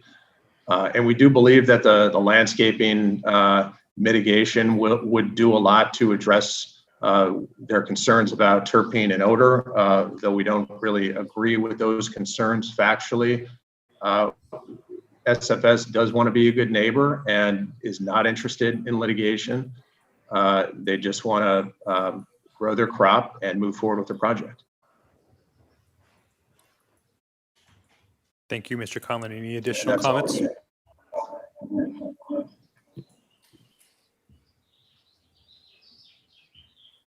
All right, looks like we're back to the board, or actually back to staff. Staff, do you have any additional comments for or on the project or the questions or statements that have been made? Chair and supervisors, I would just like to clarify for the record, there was a discussion, and I believe the appellant maybe inadvertently had mentioned that harvest would take place for a total of 12 weeks out of the year, but just wanted to clarify that would be 6 weeks. That's all. Okay. Questions for staff or the appellant or applicant from the board? Before deliberations. So any further questions, Supervisor Hartman? So I just want to be clear. I believe I heard that the applicant is willing to put up screening, vegetative screening on the east side to match what's on the west side, and to include that in the project description. Is that correct? Is that questions for the applicant? Mr. Conlon? Supervisor Hartman, thank you. That is correct with the caveat that we would have a real concern if it caused some kind of a delay in the project. If it can be done now as a matter of administrative procedure, we're more than happy to do it. There is also what I would call a backup opportunity, and that, as I understand it, is that the property owner would be allowed to plant the landscaping without affecting the permit at all. SFS Farms would pay for it, of course, but that is another way to address that issue if it's not administratively possible. So that's an offer that you're making, and one way or another, as long as it doesn't hold up your permit. That's correct. Mr. Ghizzoni? Chair and Supervisors, and just for context, I think that part of what we're talking about right now are in the terms of both the comprehensive plan and the agricultural element, what are reasonable measures to minimize risks to neighbors, noise, smoke, odor, and dust. That's, I think, the context we're discussing. And then the second question I had was setback. I'm not sure that I came away with a clear understanding of what you were, what the applicant is saying about setback.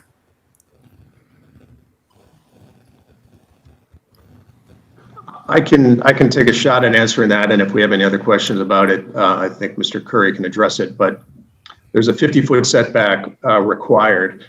In addition to the 50-foot setback, there are two roads that have to be accounted for, one on the Melville/Gainey side and the other on the SFS Farm side. Those two roads are 20 feet on our side and 12 to maybe 14 feet on the Melville side. So when you add those together, plant to plant, leaf to leaf, is about 84 feet in setback. And then if I understand, that's what you're, so that's what you're not offering more than that. That's what is required under the ordinance. What we'd be offering in addition to that is to plant the landscape screening within that buffer. And my final question is about the floral scent of the cannabis. I've heard that that's a goal for the future, but that hasn't really been consistently accomplished. It is now harvest season. I wished we could have had one to sample. But are you committed to that? And is that something you're willing to put in writing, that your cannabis smells like flowers instead of skunks?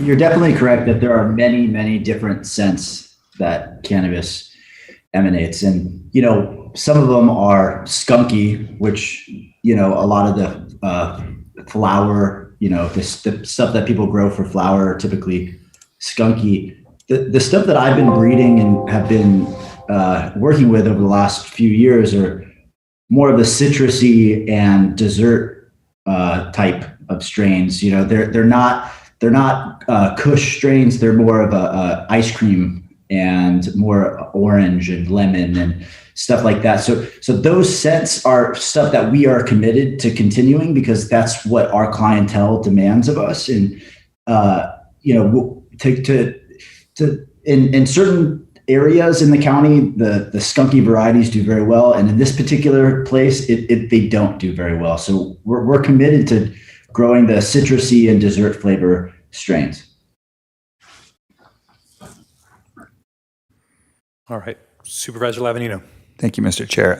I have the same kind of questions that Supervisor Hartman does. The answer that the screening is going to be the same as the west side, I didn't concentrate, I didn't go over to what the west side was, more concerned about the east side. And I see some of the screening, instead of like a hedgerow, you know, I mean, there's very tall, are they poplar trees? Is that what they are? The tall, skinny ones that grow really fast? You know, I don't want to get in and micromanage exactly what strain of tree you're going to grow, but I mean, I'm not interested in, I don't know what the west side looks like, so I don't know if it's just a hedge, a 3-foot high hedge, or is it a 20-foot tree, or what are we talking about? So the last time I took a picture of the western edge, it's going to be on slide 6 of our presentation. That's what the western edge looks like right now. Mr. Wagner and Foley Vineyards had experience in planting very tall trees. They also they told us they were going to be planting coastal live oak in addition to the trees that grow very tall, very fast. They said that this combination of these two trees will make sure that pesticides, if they are over applied, are going to smack into the windscreen. And then also there would be some loft provided by the coastal live oak, which would make there a little bit of updraft so that things go up. So this picture is from the berm on the western edge.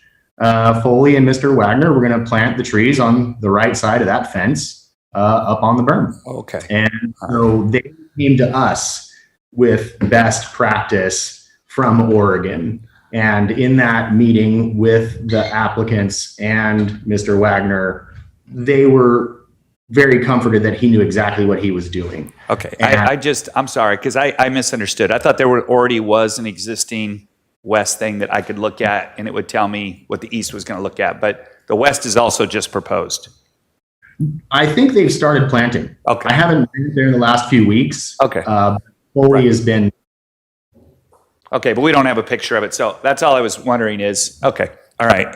And then the other thing is, I guess, on the setback issue, I understand you've kind of read it as you've got 84 feet already built in because you have the 50 that you are existing plus the 2 roads. Since you're talking about, there's a possibility that there would be a simple change to the project description to add this screening, in order to, as Mr. Ghizzoni read from the description of the universal rules. Hold on, got it here somewhere. If you could give us that citation one more time. Chair and Supervisors, I think the context here is in 2 related places. Comprehensive Plan Policy 1E for Echo about reasonable measures by agriculturalists to minimize noise, smoke, odor, and dust, and similar language in Agricultural Element Policy 1E. Okay. Well, I'd like to see something larger than for me to be comfortable, just something larger than that, than what's in the ordinance. And I know like I said, you've got the 50 feet. I don't think when we were talking about 50 feet, we were thinking about an 85-acre grow right next to the vineyard right there. And so the proximity is an issue for me. And so, I'd like to see something like 100 feet and then also have the screening there. And if that was something that you could incorporate into your project description, I'm just wondering if that's something we could do. It doesn't mean, let me put it this way, it doesn't mean enough for me to go back through the entire planning commission and go through everything again. I'm just asking you if a simple change that you could live with inside the project description revision that we could do something today, if that's something that you could live with. So just to make sure I'm clear, so I can communicate with the applicant. Yes. Are you looking to make the 50-foot go to 100 feet so that it's 124 feet from plant to plant? Or would you suggest moving it another 14 so it's 100 feet from plant to plant? Well, the way that your voice went up there at the end, that was the part that I agreed with. So, yeah, so I'm saying, first off, I don't know what's going to happen on the other side. It seems funny to me to count the other guy's road because you don't know how he's going to maneuver. So I'm talking about, and I don't mind that the screening is inside that, right? So if there's 100-foot setback from the property line with, your roads included in there with your screening, then that's something I can live with. And I'm just curious, what I'm asking you is to get done today if that's something that you can live with. And I know you probably have to go talk to your folks about that, and we still have to deliberate here as well. So I don't even know if that's something that has board approval, board consensus on or not. But to me, you know, we've been negotiating, you guys have been negotiating this, and my direction through this entire thing has been try to negotiate. And maybe before I hear back from you, I guess, well, I know you're going to tell me you're going to need to talk to your principals. So I don't know when we're going to get into deliberations, but I can tell you why I want to have that discussion. All right. Other further questions for the applicant or the appellant from the board? Excuse me, Matt. Well, I'm just asking I'm asking my colleagues if there's any questions from them of either one of you. And I'm not seeing any. I want to add one more question. And I think I've had this answered a few times, or actually 2 questions. So there is no hoops on this project, is that correct? That's correct. Okay, that's number 1. Number 2, it is all 84 acres or 86 acres will be harvested in 3-week period. It's not a rolling 3 weeks, right? I just want to make sure I'm clear on that. All 84 acres from first row to last row will all be completed within the 3 weeks, twice within a year. That's correct. All right, thank you. I appreciate that clarification. I want to make sure we had that clear on the record. Supervisor Hart. Yeah, I want to follow up on that. How are you practically going to do that? Are you going, because the harvesting is dependent on the planting, and so essentially what you're saying is you're going to plant the whole thing in 3 weeks too. And you know, there's not a huge army of leftover farm workers in Santa Barbara County that are going to help you plant and harvest 85 acres in 3 weeks, 2 separate 3-week periods of time. So do you have an actual plan that can accomplish what you're saying you're going to be able to do here? It won't be an easy task by any means, but we plan on using we plan on mechanizing the process so that we can plant 80 acres within that window. And then, you know, harvesting, we have about 100 people in our LUP for seasonal work that's really going to help us a lot. And we're going to be working extremely hard to make sure that we fit that window. So when you see 100 people in your LUP to help you do that, sorry, I can't hear you can't hear me? I'm sorry. Can you hear me now? Yes. Okay. So you say in your LUP, your land use plan application, you're saying your plan is to have 100 people to do the harvest, but you don't have 100 employees hired, and you don't plan to hire 100 employees permanently. You're going to go out in the marketplace when everybody else is trying to harvest at the same time, and imagine that you're going to get 100 people that are going to work for you exclusively to accomplish this in 3 weeks. That's your plan, right? So we work very closely already with a farm labor contractor. And, you know, Santa Maria is kind of an epicenter for agriculture where a lot of seasonal labor exists. And we will be going into the marketplace seasonally to hire about 100 people to get the job done. Right. And you're going to pay more than anybody else to get them to work for you. So most likely in order to accomplish this monumental task, you are correct. Okay. Thank you. All right, thank you, Supervisor Hart. Supervisor Hartman. Yes, I just wanted to follow this line of questioning on with our Planning and Development Department. I'm curious about how we ensure compliance with these harvesting requirements. Do we request a schedule from the growers? Do we go out and inspect to see that they've complied with the schedule? Or if we don't, is there any plan to do that in the future? Mr. Chair, Supervisor Hartman. So we have permit compliance staff that works on these permits. And so we probably even in the first year would be monitoring to make sure that they conform to the project description and verify that their harvests are the 2 harvests per year and a 3-week period.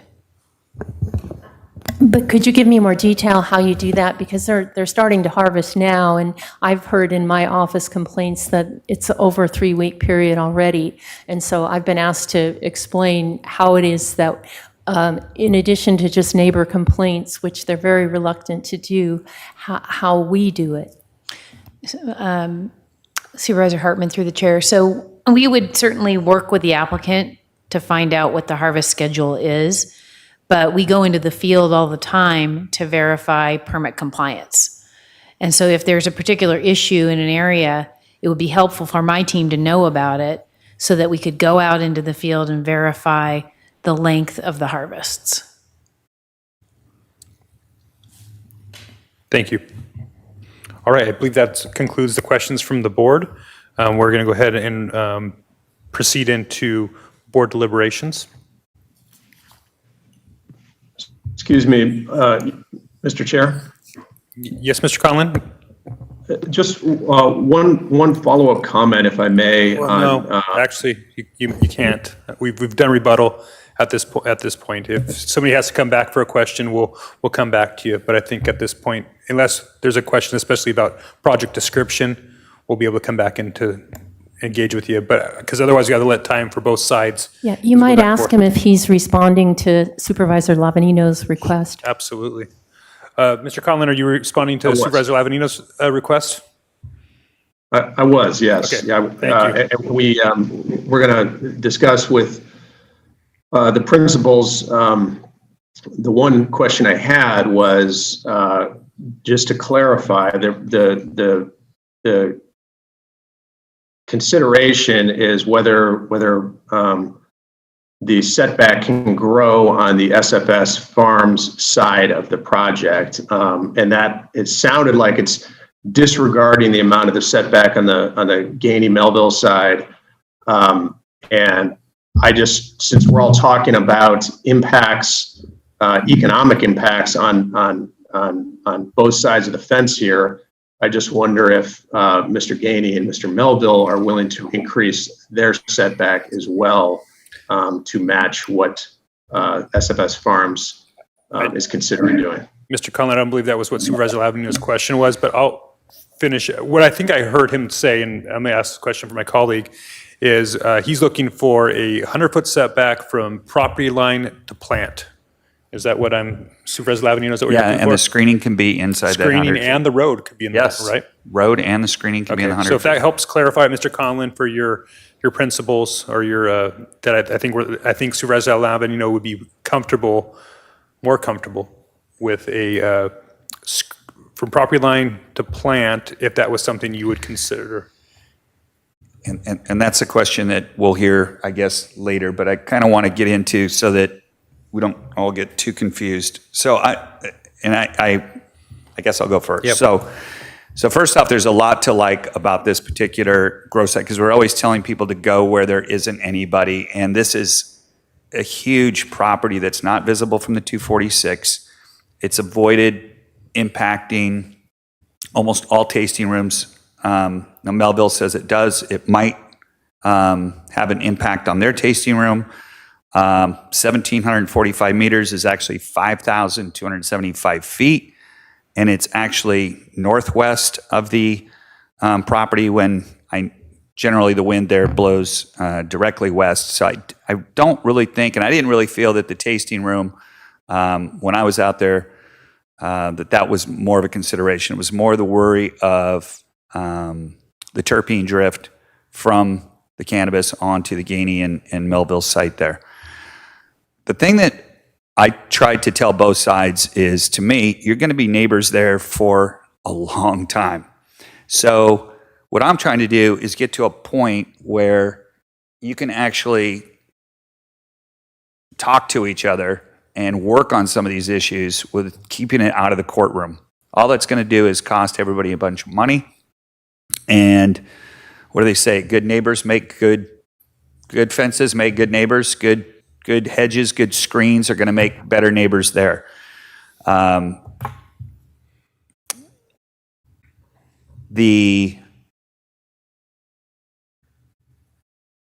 idea of holding, when we're talking about the entire idea of terpene drift from the Ghizzoni side over to the cannabis, the wind goes the other way. So I'm not really concerned about that. So really my entire issue is one that is not even really, it's more the concern of what Ghizzoni and Melville are talking about, and that is a possible terpene drift coming from that side.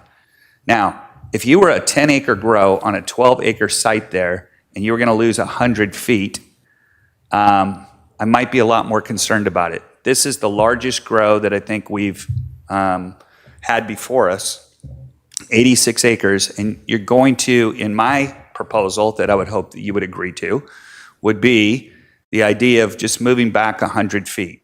And I understand that that causes you an issue. I'm hoping, though, that the agreement on your side can make both sides realize that both sides would have something to gain in this. The other thing is the nursery is going to take up the first quarter of the portion of that eastern boundary. And, you know, I think we've seen that these juvenile plants don't produce the terpenes, don't produce the odor that everybody's concerned about. I did want to address something that Ms. O'Neill said that, you know, she, talking about that, you know, we shouldn't be having sites this size, but at the same time complaining that we don't get out and visit the sites enough, that we need more staff. This is why I do favor large size grows, because I think it's easier to keep an eye on 50 grows than it is 250 grows. And so if we have a cap in place, if we have grows of this size, we're going to know, there are going to be people that are going to know if this is taking 8 weeks to harvest. But if you had a bunch of 10-acre grows, it's a lot harder to enforce. So for me, it's the setback, the screening, and if we can get to that point today without having to go back through the process, I promise the applicant that I think it's going to be a much better project for you in the long run than it would be if we went forward with the proposed project that you have, just because of the litigation that might be involved from your appellant, from future problems that might exist. I think this is, I'm trying to help you and trying to help your neighbor as well. So that's why I'm hoping you can agree to this. Thank you, Supervisor Lamanino. Other comments from my colleagues? Supervisor Hartman. Well, it won't surprise anyone to hear that I'm very concerned about the concentration of cannabis in the Santa Rita Hills.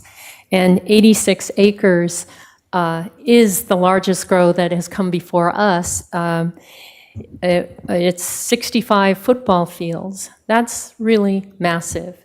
And while I appreciate that it is easier to regulate when these are consolidated, my interest in cannabis was in part to help real legacy agriculture stay in agriculture, and that we don't give windfall profits to a few, but we try to allow different growers to have cannabis so that they have a high value cash crop and can stay in agriculture, which is so valuable in our county.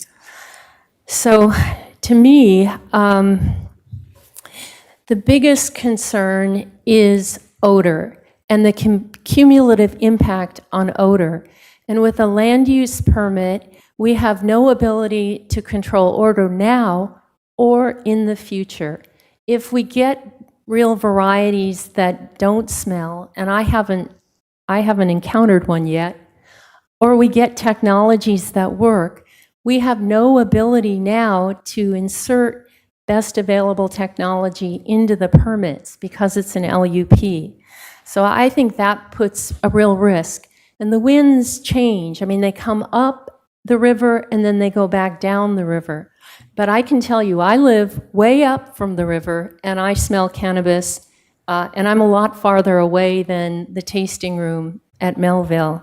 So we still don't know about the terpene effect on the wine. And we've decided to put the risk of that on the winemakers. And they've invested a lot. 7 years in the vines, but it's 100 years in the soil, in the terroir. That's what they're doing. And Melville, for example, already 25 years invested, and this is, you know, a family legacy that they're trying to develop, and that we've placed the risk on them. So I believe that the ordinance as it currently stands really doesn't give us any options. We're asking for these things, and we may be fortunate enough that we have an applicant that will offer them, but we can't demand it, even with these huge grows. So we're stuck having to approve a gargantuan grow with outsized impacts and no mitigations really for serious harms and no ability to do anything in the future.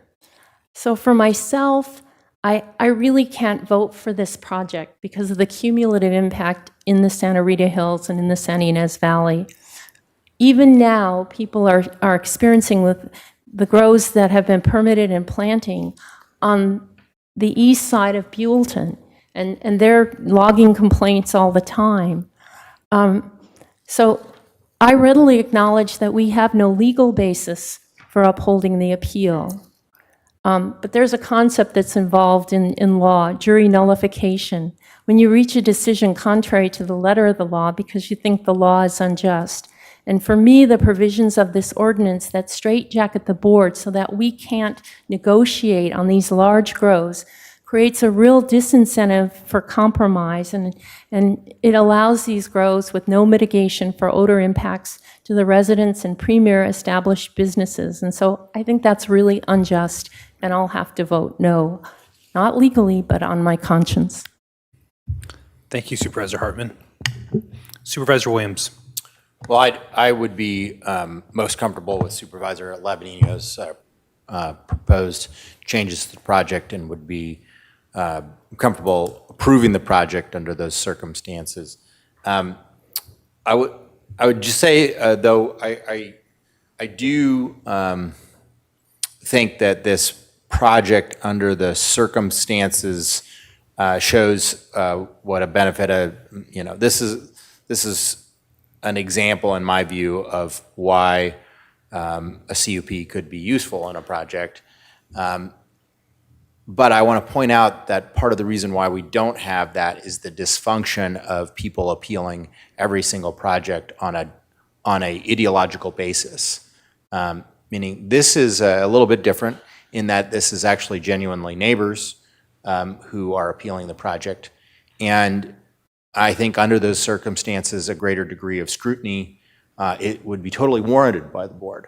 But thus far, the board has not chosen to expand the use of CUPs, largely because the appeals process is being, in my view, abused by folks who are appealing every single or nearly every single project, less based on nuisance and more based on, or at least partially based on an ideological issue or a desire to fight the battle in every corner. Well, fighting the battle in every corner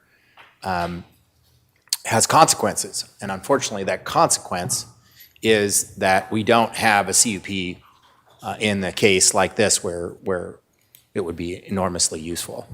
And so I want to point out that quandary is that that some restraint in combat could actually lead to better public policy. Thank you, Supervisor Williams. Well, I guess it's like the first time I get to say it, since this isn't my district, no, barely. I think it's definitely part of a portion of our county that Supervisor Hartman and I share. And I'm not convinced that this project will not have an effect on Melville wines or their tasting room. I think that that's a real risk. The risk is on the winemakers under the way that we have done this. So I agree absolutely with those points. And so this has been a struggle for me throughout this process. I had a Zoom call with Mr. Melville, and I really sympathize with him from his perspective. There's a lot of unknown out there that, he has a significant investment placed in this project, or his project, his legacy agriculture. And, he's struggling to with the question marks of whether he will be able to continue in the future. We don't know those answers. We don't know ultimately if this will be a problem for his business. I hope it's not. I mean, that's where I come from, is I really hope that eventually this terpene issue is shown to not have any impact on the incredible wines that are coming out of this area of our county, that the impacts on his winery are minimal, especially with the 6 weeks window. You know, obviously that's going to be rolling throughout the valley as various farms come on and off, but maybe that might help with the concentration. My biggest concern with the inland land use with cannabis isn't actually odor, it's been pesticide drift or waft or incompatibilities. And, you know, it is comforting that this project has worked with Mr. Wagner and Foley Wines to deal with the issues on the west side. That's where, the biggest risk is on the pesticide issue. Obviously on the west side, the east side, it's going to be odor and what those happen. But, I keep coming back to, an LUP, the findings that we have to make as a board, is not a high bar. I'm actually intrigued by Supervisor Hartman's jury nullification concept. I don't know enough about it, not being trained in law, to be able to jump on that grenade right now. But it's just, okay. So that is, because I'm looking at a way to maybe try to make this project better. And I just don't see we have those tools in place. I mean, I think that's where a CUP for these projects ultimately would be better. And I've been I'd advocate for that across the board. I think that's what our planning commission has been asking for is, more tools to deal with some of these conflicts. And I would feel a lot more comfortable as a board member where, we're having to look sideways and stretch to get the 100-foot potentially setback if the applicant chooses to do that as part of his project description.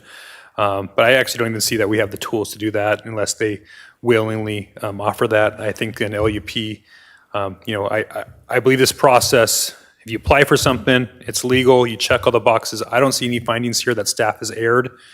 And their project, I don't think any of the appeal issues are enough to deny the project. And so I'm leaning towards, at this point, approving the project.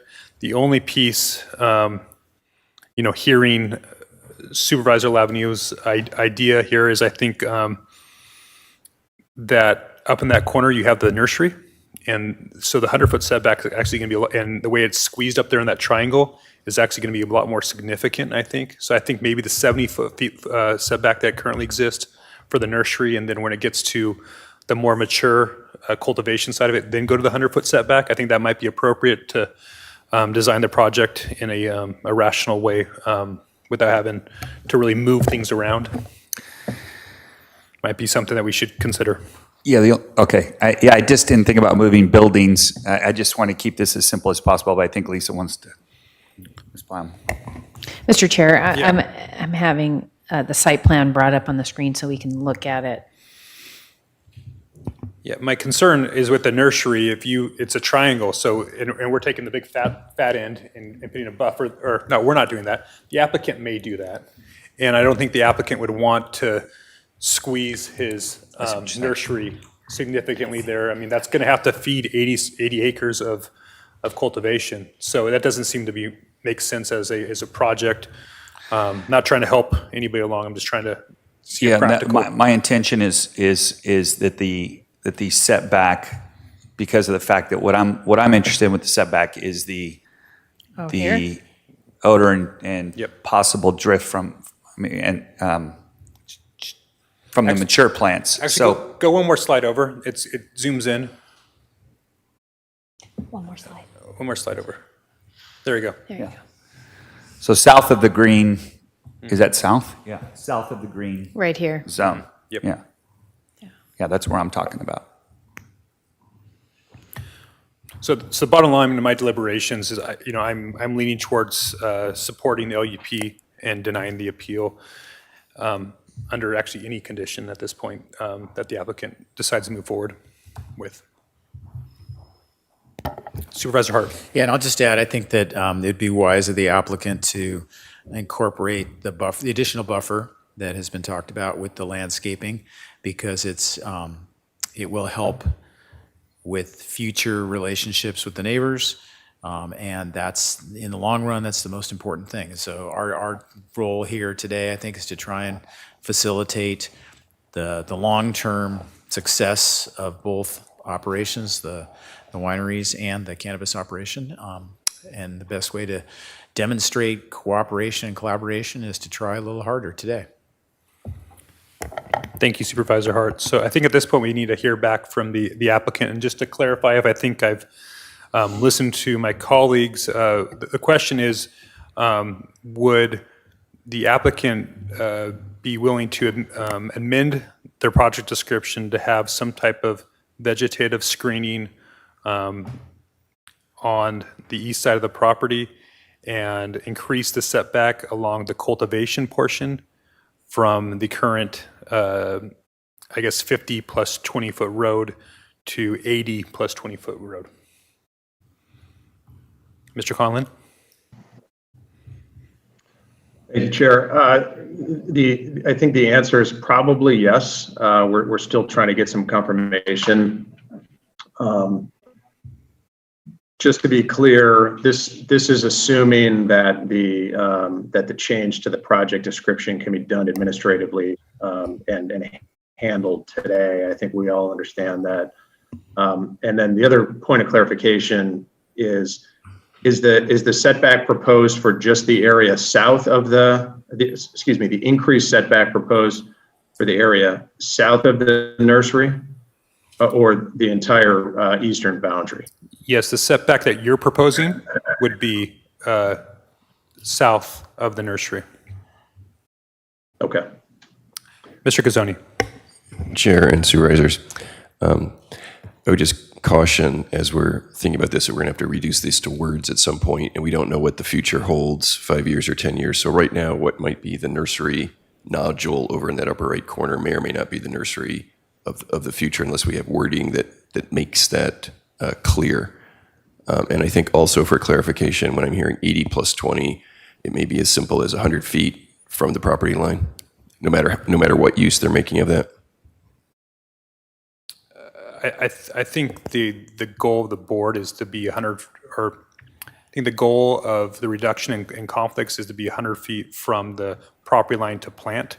And currently, we require the road to be outside the setback, is my understanding. That's why it's right now 50 plus 20.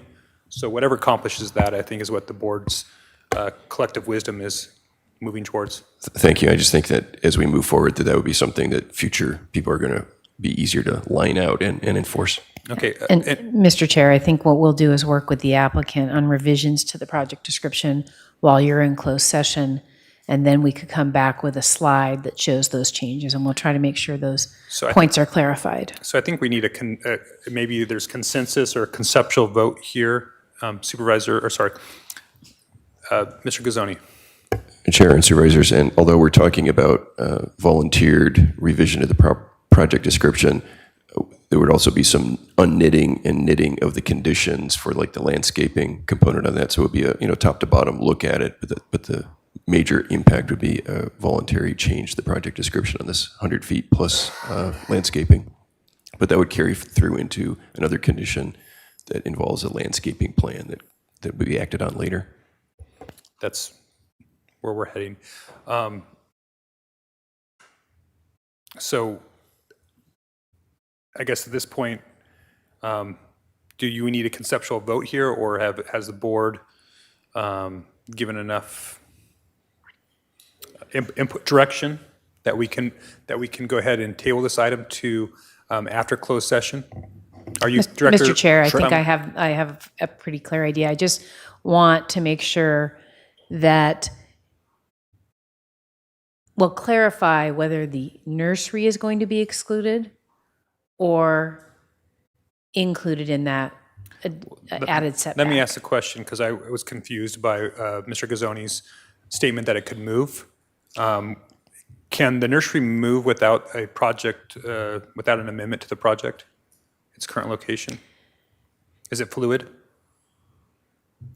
Mr. Chair, we try to provide some flexibility for agricultural operations, but we could frame it in the project description, clarifying that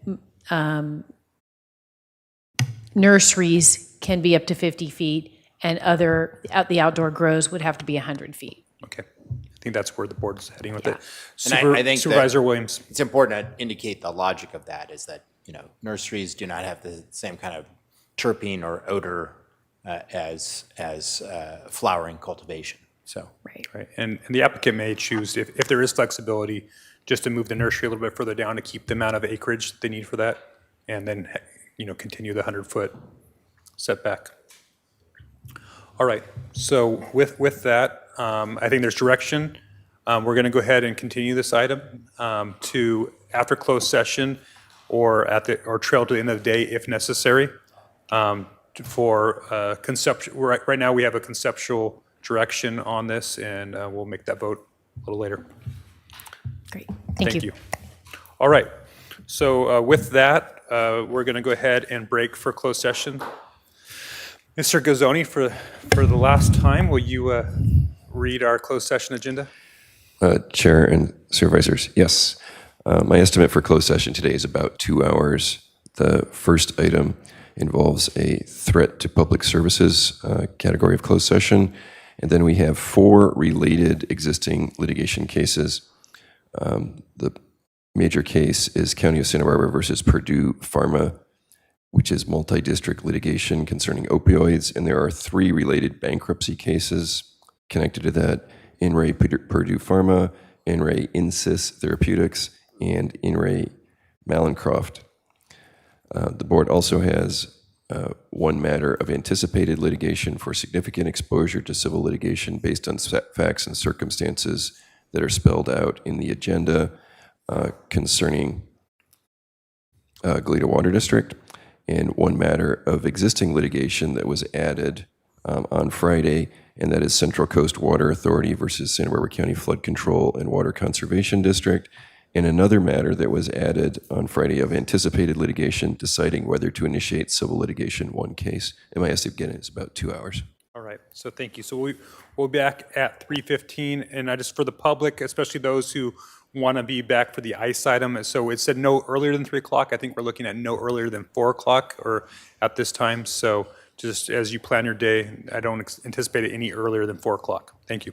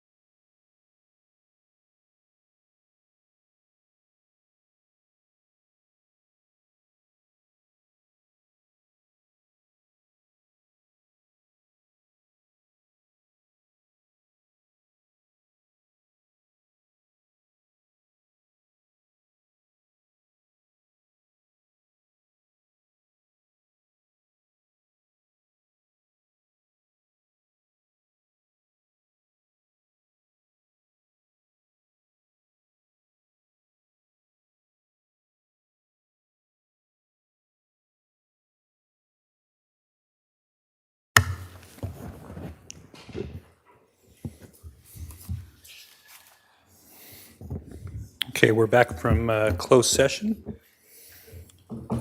Mr. Ghizzoni, do you have anything to report?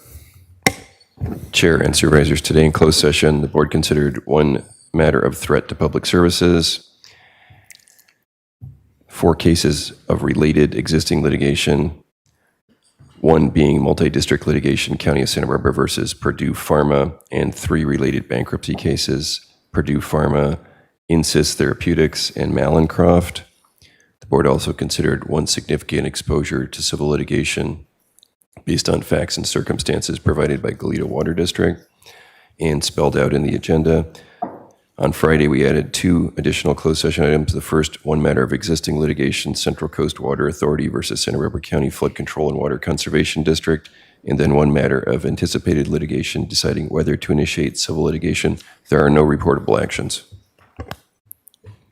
Thank you. And we're going to bring back item D5 right now. So I think at this time, we'll turn it over to Director Plowman. Yeah, Mr. Chair, members of the board, thank you. We had a productive lunch hour with the applicant, and I'm going to turn the presentation over to, I'm not sure whether it's Ms. Lair or Ms. Elkerty that's going to present the information that resulted from our meeting with the applicant.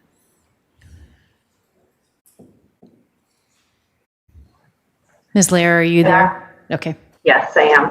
Good afternoon, supervisors. As Director Plowman had indicated, we have been working with the applicant to revise our project description to address increasing the distance between cannabis cultivation and the eastern property line, as well as adding new landscaping to the eastern property line.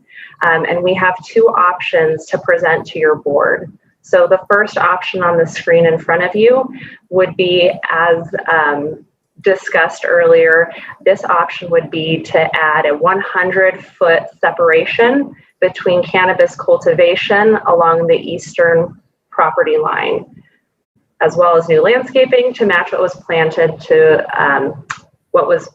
on the property to the west of this site. So on the screen in front of you, the red once again is the cultivation areas, flowering cultivation areas, and the green is the nursery area. There is a blue line on the east or on the right side of the property line there that shows 100 feet to property line. So in this scenario, the cannabis cultivation would essentially be removed from that area. Next slide, please.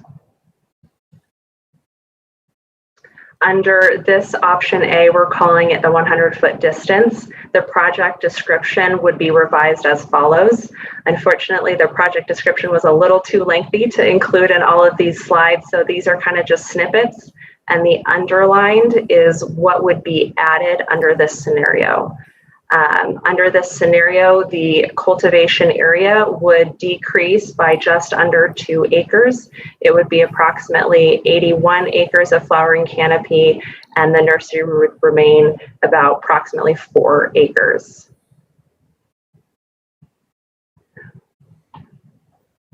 I'll let you guys continue reading that. Next slide, please. As discussed, this project description would also be revised to address the landscaping. And the landscaping would be adjacent to the cultivation areas, including the nursery plantings, as Mr. Ghizzoni had indicated.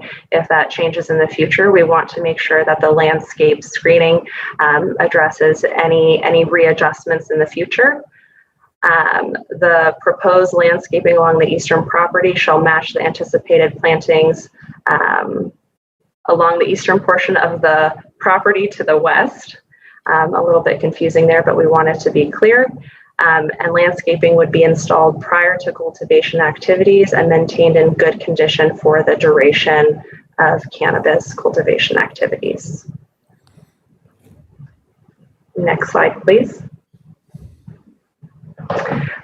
So the second option, or option B, that came up in our discussions would be slightly different. This option would include a setback, but a reimagined setback. So on the screen before you, you have the proposed site plan.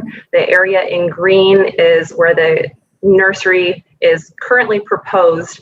And after discussions with the applicant, one of the options would be to essentially relocate the nursery from that area to the northeast, and basically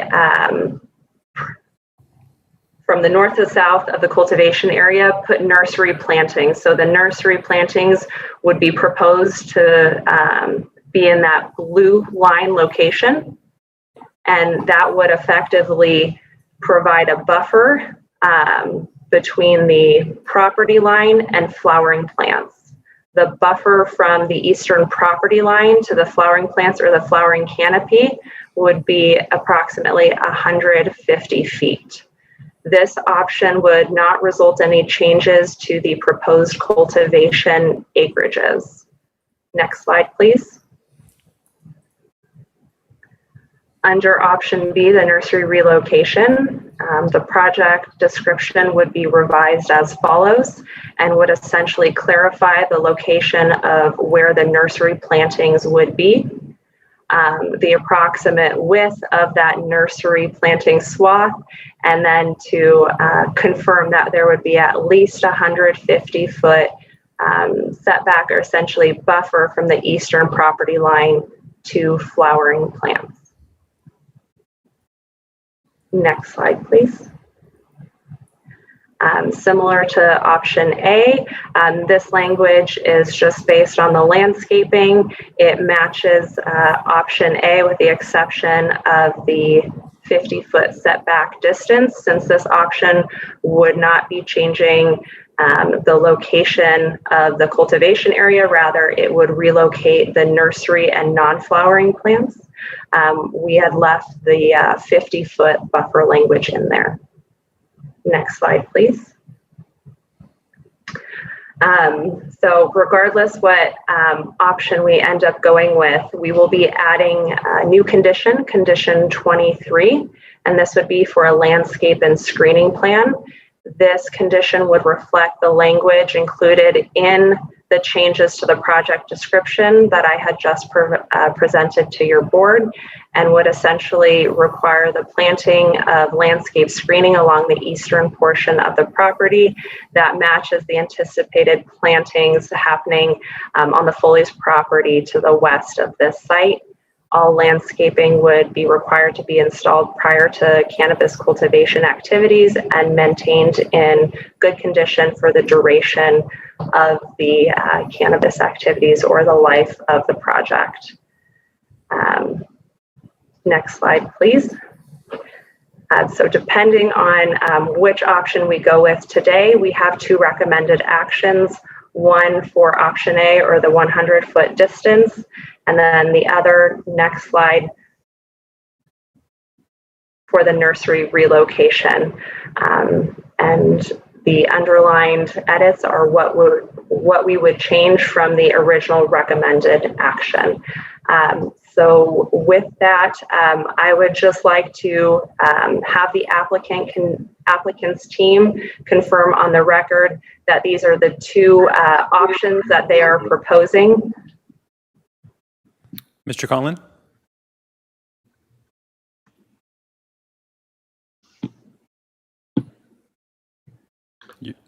You're on. Okay, sorry about that. We were dealing with a speaker issue here. Yeah, we agree on behalf of SFS Farms to either of these options. We do think that the option B is more beneficial to everyone because it effectively increases the setback just on the SFS property to 150 feet from cultivation to the property line, which ultimately, if you include the roadway on the Melville Ghizzoni side, that adds another 12 feet or so. So you're looking at a more than 160-foot setback leaf to leaf.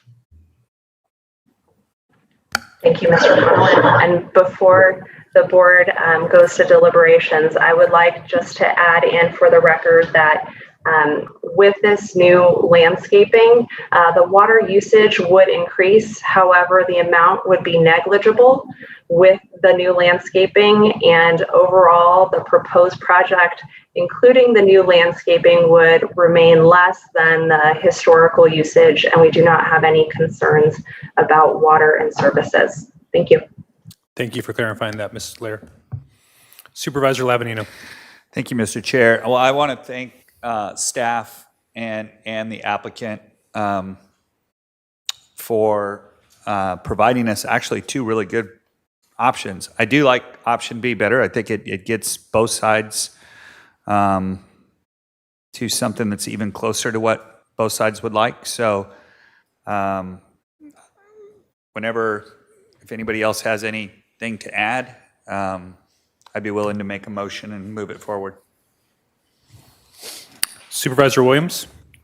Well, I'd second. I just wanted to make sure I understand it, that the option B actually has flowering plants farther from the neighbor. And look, I don't think nursery plants have the same kind of impact. So I would prefer option B. It seems like that's more of a win-win for everybody, to use a salutism. And I'd concur. You know, I think that's what's interesting about this entire process. Each new project that comes before us, there's always a new wrinkle that rolls up into the next project, and maybe using nurseries as a form of a buffer with neighbors might be something that needs to be considered in the future for other projects. Not that I'm giving direction to redesign projects planning, but I'm just, you know, maybe for future applicants out there, that might be a good idea. That seems to make sense for what the goals are here. Mr. Ghizzoni. Mr. Chair, just since we've heard last from the applicant, I'd recommend a brief rebuttal opportunity by the appellant. Gladly. All right. Any other comments before I allow Mr. Amon to rebut? Mr. Amon? Yes, sir. Please, give you an opportunity to comment on the proposed changes to the project description. So please correct me if I'm wrong, but for land use, this decision will be tied to this piece of property under the permit, correct? Absolutely. So I'm very appreciative of both options, first of all. Thank you. My question or my clarification is, in option B, there's no change to the setback. So what is to stop somebody from, if they didn't have a nursery, just being right up to the 50-foot setback? It seems option A, by saying there's 100 feet, actually puts something on the property that will remain, whether it be this operator or a future operator. And I could just be totally wrong. I just am trying to understand. Let me take a stab at it before. All right, I'll let Director Plowman. Mr. Chair, just wanted to clarify that the language that would be in the project description states that all flowering canopy will be located 150 feet from the eastern property line. So that's what the project description would state. And so if they wanted to make changes to that, that would be something they'd have to bring back to the department for a change in the permit. So that would be applicable to if there were to be somebody in the future, the closest a flowering plant would be to the property line would be 150 feet. That's correct. Okay. Thank you very much for the clarification. I don't have another comment other than I'm appreciative. Excellent. All right, Supervisor Lavanino. All right, with that, and that was nice to hear as well, that I would move items A through D with the recommended action that is, well, it's not A through D anymore. It's 1 through 4. Mr. Ghizzoni, can you help? Because it's different than our agenda now. Since I'm a few feet Yeah. closer, I'll just say recommended actions with the revisions shown on PowerPoint slide number 9, which includes the revised project description as revised in slides 4, 5, 6, and 7 this afternoon. Awesome. And Rachel's going to have to learn how to read our minds and make those things happen for us Indeed. as well. So thank you, Mike. So we have a motion from Supervisor Lavanino. Second. All right. Any further discussion from the board? Again, I just want to reiterate that I think that, sometimes through these processes that the projects can get better on our ordinance, and I appreciate everybody working together on that. But let me hand off to Supervisor Hartman. Could we have a roll call vote? Absolutely. All right. So with that, Madam Clerk, can I get a roll call vote? Supervisor Williams? Aye. Supervisor Hart? Aye. Supervisor Hartman? No. Supervisor Lavanino? Aye. Chair Nelson? Aye. Motion passes 4-1. All right. Well, that includes departmental item number 5.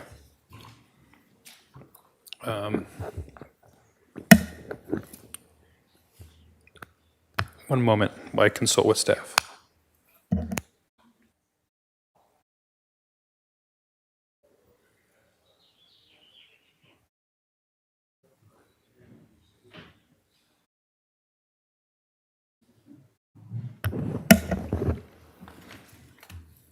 So we'll go ahead and, Madam Clerk, and read departmental item number 4 into the record.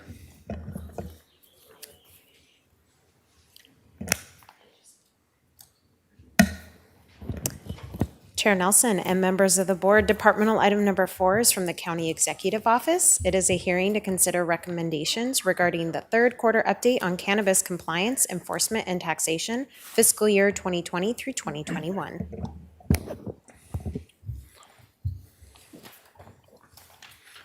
All right, Ms. Heaton. Thank you. Good afternoon, Chair Nelson and members of the board. I'm Brittany Heaton, the Principal Analyst for Cannabis in the County Executive Office, and I'm joined today by Stephen Yee, Fiscal and Policy Analyst, also in the County Executive Office. And Stephen is going to begin our presentation, and then I'll take the second half to walk you through some of the state licensing info and upcoming or emerging issues and objectives for the cannabis program. All right, Stephen. Thank you, Ms. Heaton. Good afternoon, Chair Nelson and members of the board.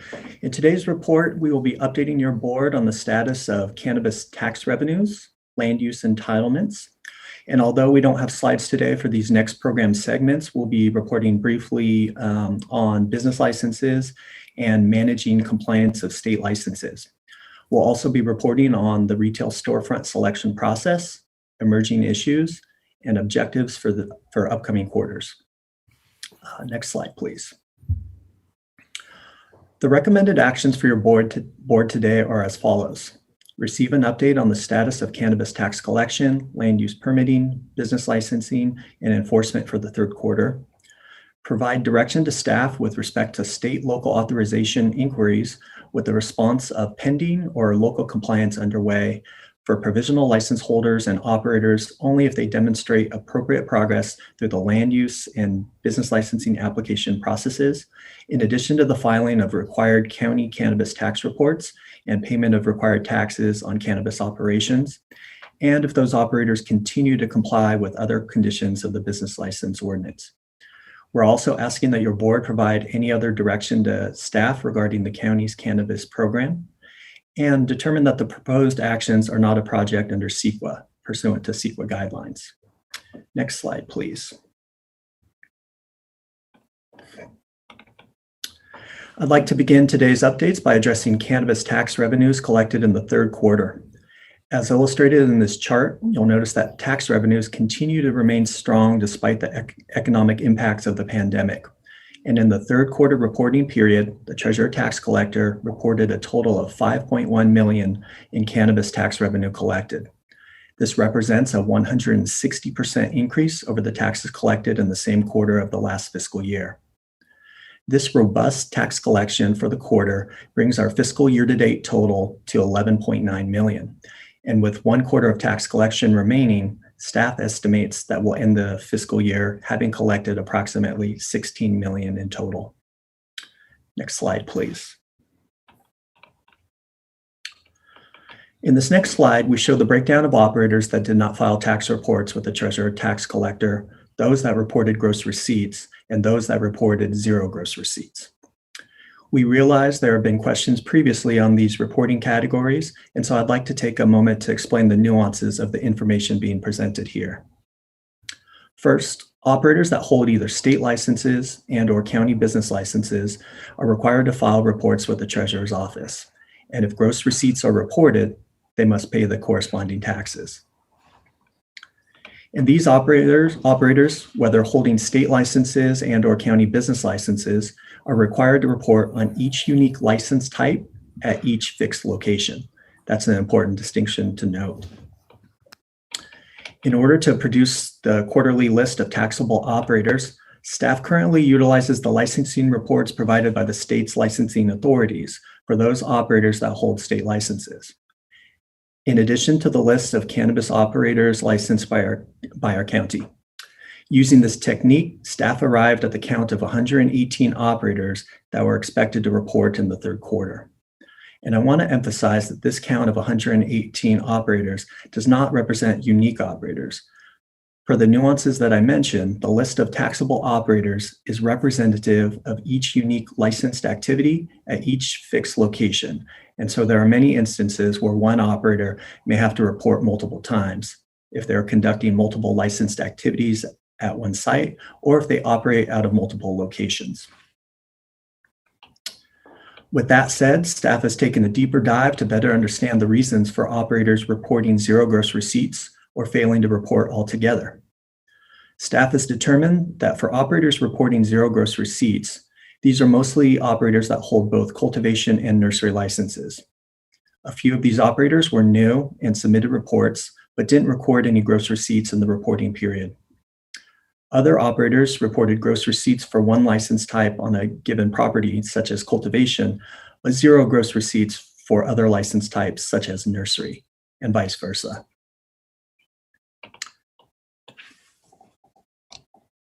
And in further examining the 18 operators that did not file reports, staff determined that this was attributable to the following reasons.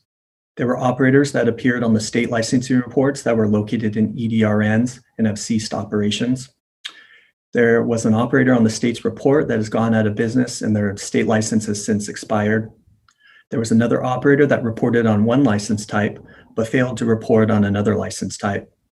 And lastly, there were a handful of discrepancies associated with the APN or address listings provided in the state licensing reports.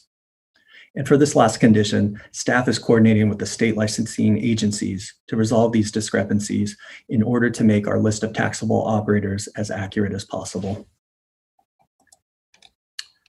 I want to note that that CEO staff is currently in the process of following up with 5 unique operators that represented 7 tax delinquencies noted in this report.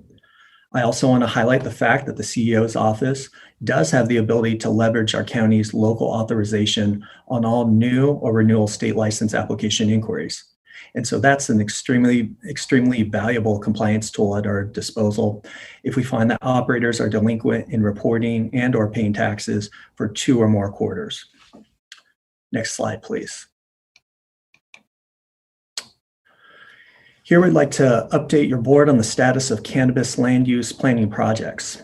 In the third quarter, Planning and Development received 2 new project applications. 7 projects were approved in this period, but were appealed and are pending appeal hearings. 6 projects were approved and are pending issuance, and 1 project permit was issued in the quarter. Next slide, please. The table on this next slide shows the status of planning projects since program inception. To date, 30 projects have been withdrawn or closed, and 1 project has been denied.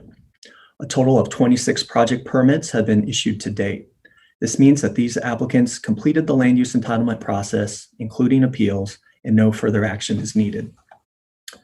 There are a total of 12 project permits that have been approved and are pending issuance, and another 15 projects that have been approved but are pending an appeal hearing. And lastly, there are 92 projects that are still under review by planning staff, and those are still pending. Next slide, please. Here we show the cultivation acreage associated with the land use entitlement applications that have been submitted to date. Your board will recall that 2 distinct cultivation caps have been established in the county, one in the inland area set at 1,575 acres, and another in the Carpinteria Ag Overlay District at 186 acres. Through the third quarter, the proposed cultivation acreage associated with permit applications continues to exceed both cultivation caps. Acreage being applied for in the inland area totaled 3,152 acres, while the Carp Ag Overlay acreage stands at 249 acres. As always, I want to emphasize to your board that based on the substantial demand to conduct commercial cannabis cultivation activity in our county, not all applicants will be able to reserve their acreage under the respective caps that your board have adopted. Although we did not include a slide here, we did address cannabis business licenses in the board letter, and so I'd like to provide a brief update on this program segment. To date, we have received applications for a total of 119 licenses, of which we have issued 24, and 95 license applications are being processed by the licensing team currently. The majority of pending license applications are due to operators not yet having obtained an issued permit, which is a requirement to obtain a business license. And a number of these operators with pending license applications have not yet obtained an approved permit. And so we've asked these applicants to focus on their permit applications and obtaining at a minimum an approved permit from Planning and Development. And with that, I'll turn the presentation over to Mrs. Heaton to provide an update on state licensing and the county's compliance response. Thank you, Mr. Yee. So I would just like to take an opportunity today to talk a little bit about state licensing and our county compliance response. Stephen mentioned that we do, as the local authority, provide local authorization to the state to issue state licenses. The state sends the local compliance officer, which in this case is myself, emails for review and response before any approval of state licenses will occur. And to date, our legal nonconforming operators that have submitted a land use entitlement application and were in good standing received an in-compliance response. Today, we wanted to touch on maybe making a transition. Staff recommends that any current or future state inquiries for these operators receive a pending or local compliance underway, provided the operator is compliant with the conditions in Chapter 50. And this is, I think, the need to do this is really because of the passage of time. When we initially started, we deemed these operators to be in compliance because they had entered the permitting process. And we said, okay, you're going to make progress through our process, both permitting and licensing. You'll file tax reports and pay your taxes. You'll maintain active applications that were not previously denied. But now that we're over 2 years into the permitting process, we're recommending that we transition to a pending or local compliance underway response because we believe this will put us in a better position to follow through with the pre-deprivation process with regard to state licensure for legal nonconforming operators who fall out of compliance with county code, including not filing their tax reports and paying taxes, as Stephen mentioned, which we've been taking advantage of more recently. Next slide, please. I also wanted to provide an update on the retail storefront selection process. You are all aware, I believe, that we made it through phase 3. So the selection process is complete for 5 of the 6 community plan areas. So that includes Toro Canyon, Summerland, Eastern Glida Valley, the Isla Vista area, Los Alamos, and San Ynez. We are still waiting to complete the Orchid area. It's been delayed by a court order. That has been continued to July 23rd. That final ranked list was posted on April 30th on our website, and a notice went out to everyone on the listserv. and the highest ranked applicants were all notified, and they have since been in contact with planning and development. They have 90 days, so roughly the end of July, so July 30th, to submit a complete application to the planning and development department. And our office will be working closely with P&D to ensure that those applications are consistent with the applications that were submitted that rendered them ranked number one, so that all the content in there is consistent with what they submitted. Next slide, please. Some emerging issues that we wanted the board to be aware of with regard to cannabis are, number one, just we continue to look at processing a high volume of business license applications in coordination with planning and development and the rest of our team. We really want to do this in the most efficient and timely manner. And you'll see in our upcoming objectives that I think we have some solutions to doing that. Number two is the administration of the acreage cap limits and the enforcement of ineligible legal nonconforming operators. And what I mean by that is we believe that not all legal nonconforming operators that are currently cultivating will make it in under our acreage cap.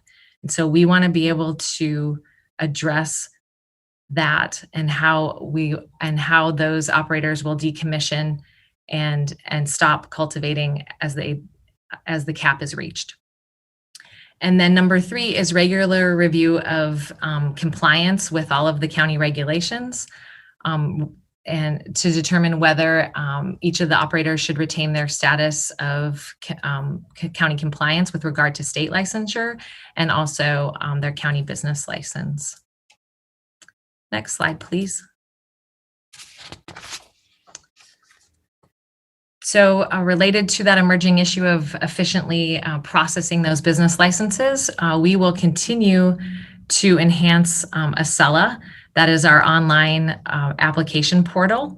We've made some significant strides in the last quarter that we think cut out approximately 2 months of the process in a consolidation of a one-step process that applicants go through compared to the 3-step process that existed before. And so we continue to work with Acela to make enhancements, and we will be also addressing modifications in the future and any other amendments as necessary. Also, with regard to processing business licenses and compliance, we are onboarding 2 new positions that we are very grateful for the board granted to the business license team to support business license review, approval, and compliance. And then we also have the KPMG tax revenue cycle report that we will be presenting in roughly September to the board to evaluate the California Cannabis Authority membership. And this is a way that we can receive data analytics to assist in the oversight of cannabis compliance, also administration, regulation, and also give us better tools to predict revenue for the future. Next slide, please. Some additional objectives for upcoming quarters. We've been talking about Chapter 50 ordinance amendments. So when we presented the last amendment back in February of this year, we committed to coming back to the board in the fall, and we're looking at a September, October timeframe to address some additional policy on business license application renewals, modifications, including changes in ownership, and again, that acreage cap eligibility. And we really want to address these issues before we get so close to the cap that we're running into concerns from applicants and the business license team. We also are looking to continue the tax audit process utilizing HDL as a consultant. That's being run through the Treasurer Tax Collector. So as they fill the position that was approved for next fiscal year, they will continue that process. And then finally, at the request of industry, we would like to explore some options around the timing of state license applications and the county cannabis business license process for prospective business cannabis operations. And so to date, we have maintained that new cannabis operations, these are not that have yet to start operation, need to get local authorization before they can apply for state licenses. And that means a permit and a business license. And we've gotten some feedback from industry that that needs to be looked at in terms of just the length of time that it's taking to get through the processes if they can't be done concurrently. And so next slide, please. With that, I'd like to take any questions. I know we kind of raced through this, but we wanted to give you plenty of time to ask questions. So thank you so much. Thank you. Supervisor Lavanino, and then Supervisor Hart. Thank you, Mr. Chair. First off, I really appreciate this. When I look at the objectives and that you've got listed out for the upcoming quarters, I think they're all excellent. It's all the things that are on my mind, addressing tax avoidance, increasing efficiency through Acela, adding the employees that we've talked about. And then the last thing you talked about is a question I had about concurrence. Running concurrent cycles. So what I'm understanding is right now that we have close to 100 business licenses that we're working through right now. And generally I'm seeing those are taking 4 to 6 months. And if I'm just looking at that project we had today, that's after you get a permit, that's when you would apply for, question is, I guess, when do you start applying for a business license? Is it after you get a permit? Supervisor Lavanino through the chair. So I believe the Chapter 50 says once you get approved. Okay. So that would have been, they could have applied when Before staff approved them and before any Okay. of the appeals started. Okay. So, for example, that timeline they showed us that was about 2.5 years, they could have at least applied maybe a year and a half in. Okay. So you've got a year and a half built on the front or a year to get your permit. Then you go get your business license, which is another 4 to 6 months. And then you would go to the state at that point under the current system, which is another 6 months or so. So after you get approval, you're still looking at a year before you could actually do any work. Is that the way it's kind of set up now? And the question is, so what is being asked is that the business license and the state portion would work concurrently. Chair, I'd like Brittany to answer that. Go ahead. Okay. Brittany? Thank you, Supervisor Lavanino through the chair. What you laid out is correct. That is the current policy, that an applicant must have an approved permit before they can enter the license process. But before they apply for state licensure, local authorization currently requires that they have a permit, an issued permit, and an issued business license. Okay, so that but we would never, our protection, the way I see it is, our protection is, even if we told them on a concurrent process, you could go and apply for a state license, we would never allow them to move forward until they did get through the business license. That's correct, Supervisor Lavanino. A cultivator, an operator may not cultivate or operate without all three of those things in hand. And Okay. so if someone were to start cultivating, I believe that they could cultivate with state licenses, we would send a letter to the state and they would be removed. Okay. Those licenses would be removed. So, and I noticed that there isn't a staff recommendation on that, but is it, I don't know if it's okay for me to ask you at this point, does that make sense? Is it something, I don't see, it seems like an easy way to trim 4 to 6 months off of our window, that we still have the protection that as long as somebody had an approved land use permit that's not on appeal, and you must have submitted a business license application, they still could apply for a state license, but we wouldn't let them do anything until we got all three of those. Is that something that would come as a recommendation from you guys, or when would we see something like that? Or are you looking for board direction, or where are we on that? So Supervisor Lavanino, the policy that exists today does exist for a reason.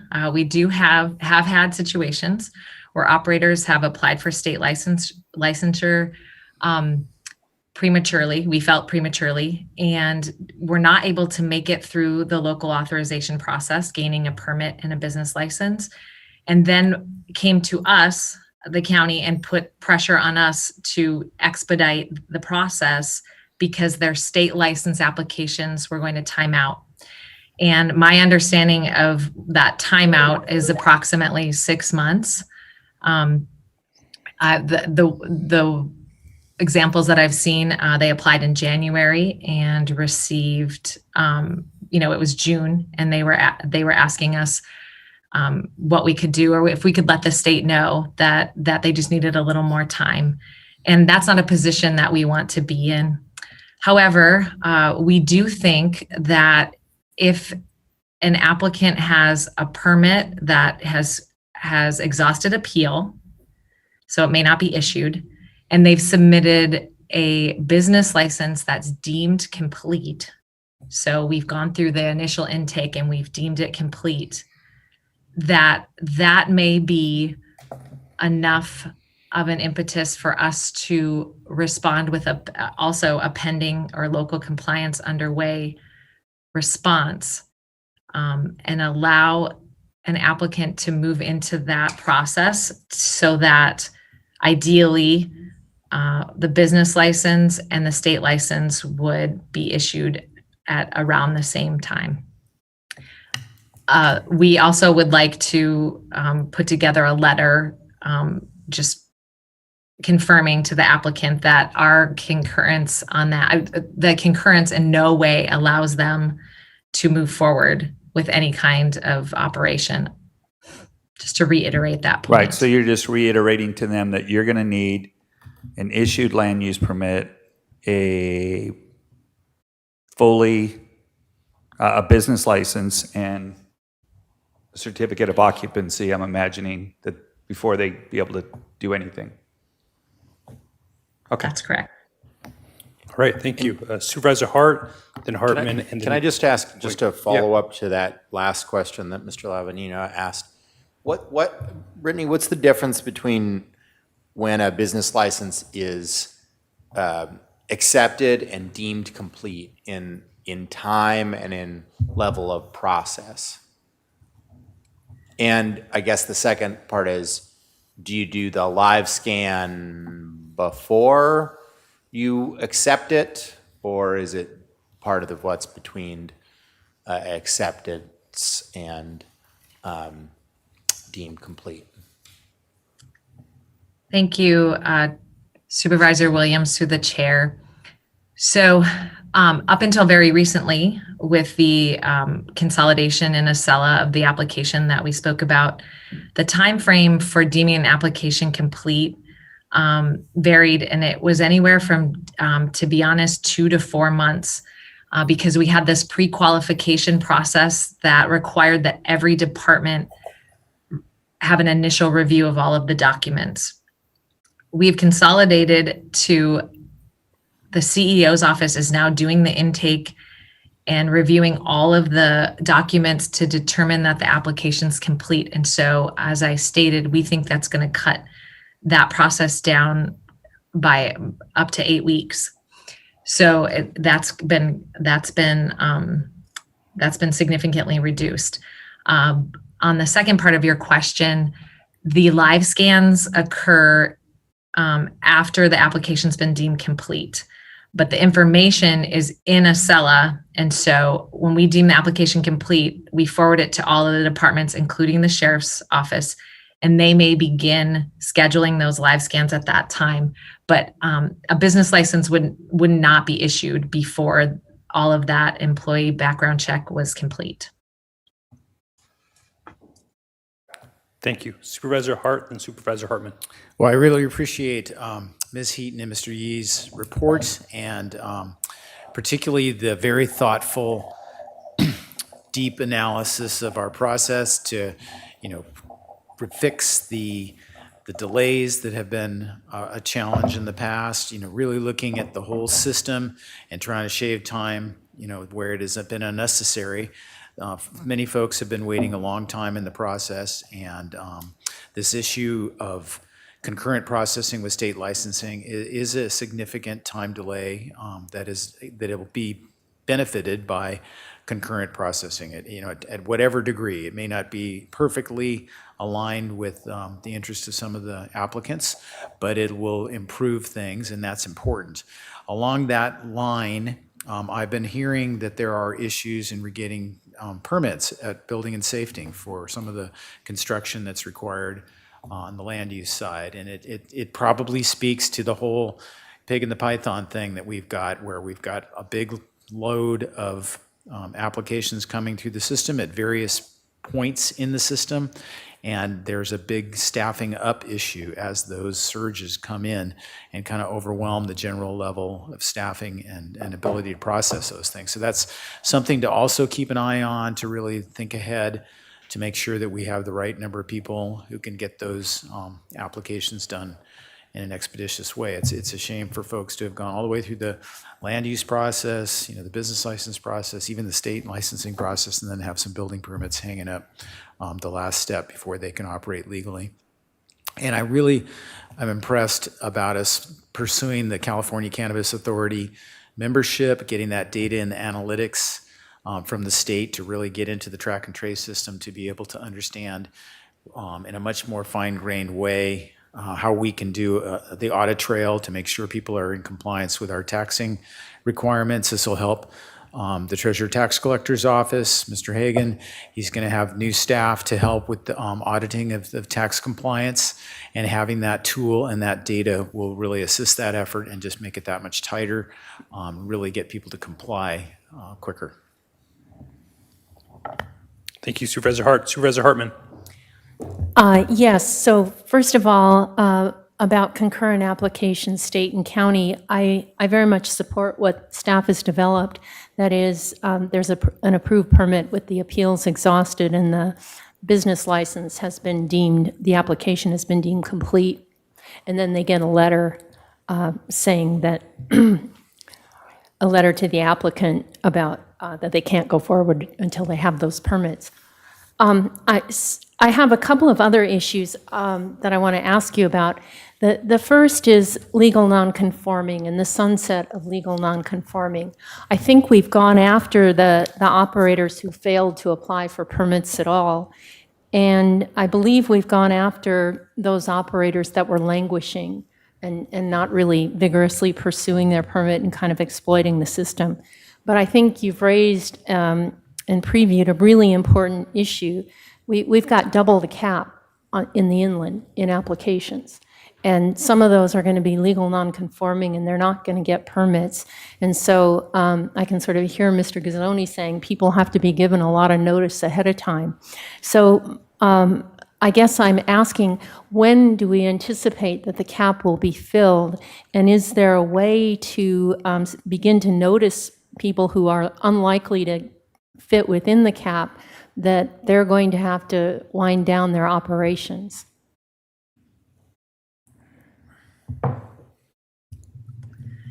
Supervisor Hartman, through the chair, it's hard to tell exactly when the cap will be filled. I know that planning and development has been working very hard, and they've issued quite a few permits over just the last couple months since Q3 closed.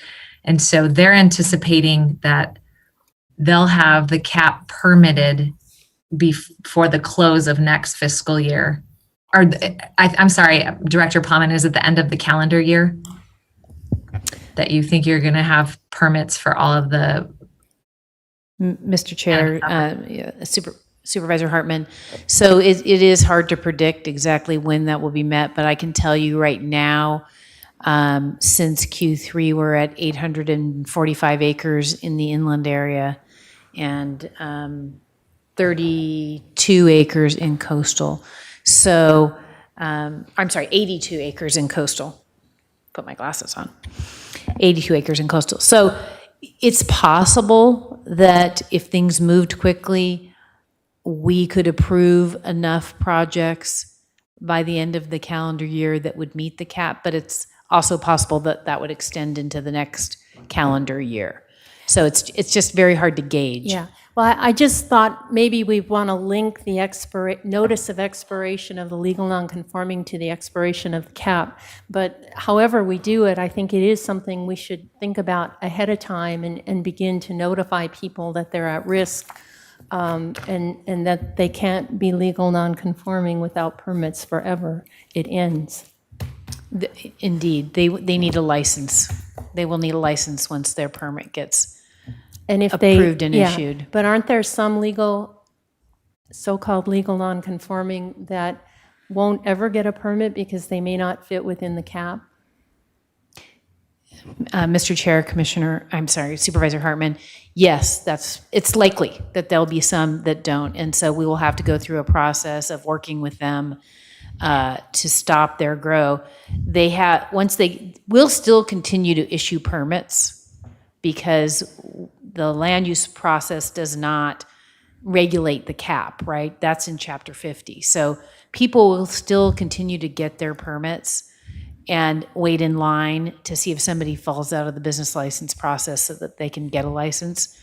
But it's correct to bring up the issue of what happens to the non-conforming growers when they have their land use permit or coastal development permit, but they can't get a business license. And that they will have to phase out their growing. And it's possible in a year they could get a license and then they could grow again. But there'll have to be a phasing out of the growing for the non-conforming. Right, and I guess if I were to give applicants. direction, it would be to begin thinking about how we give people adequate notice so that they can't come back and challenge it.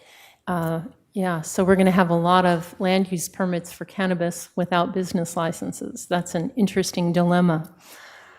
The other question I had, and this is for Ms. Heaton, is there any way that best available control technology for odor can be addressed in Chapter 50, or is it something, what I'm thinking about is over time, technology or different plant types are likely to improve so that, and so as technology improves, is there any way to get at odor control through the business license? Supervisor Hartman, through the chair, I can't answer that definitively, but we recognize that that's something that we need to look at, particularly with regard to renewals of applications. Since the business license does get renewed on an annual basis, is there a way to address best available technology or odor control within that renewal process? And so I don't believe that we'll have the answers for that this fall with the amendment, but that's something that we're examining. We've been talking to planning and development about the tools that they're using, and we recognize that there may be a way for us to get to that in the business license. And if there is, I really think that would be important because we have to keep up with the technology, and giving a permit in perpetuity without any option to have upgrades really binds us into something really dated and a big nuisance. I guess that's it for the moment. I'll come back. Supervisor Williams. Well, a couple things. So let me understand if you already authorize or give the names to the Sheriff's Department for the live scan, would acceptance be too early to have concurrent processing and authorize application for state licenses? And if so, why?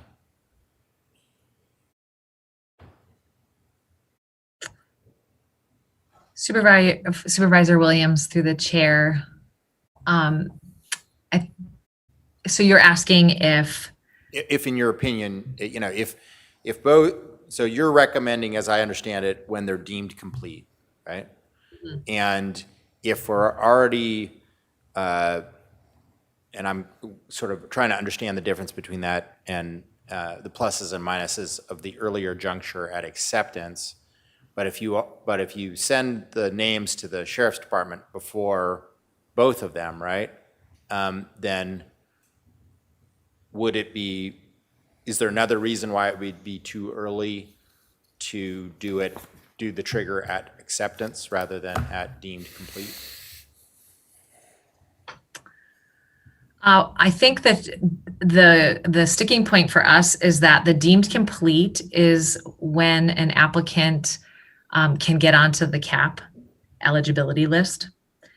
And so there are fees and there's a process associated with applying for state licenses.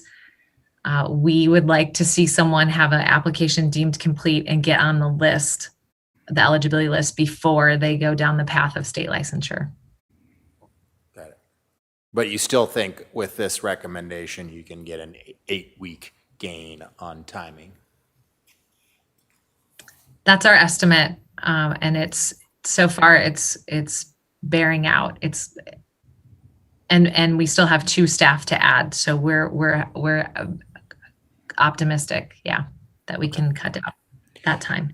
And then just a request to the director, if, this building and safety issue that's come up, and I would imagine that it's exacerbated by the fact that I understand building permits are off the charts in numbers of applications, non-cannabis ones, right?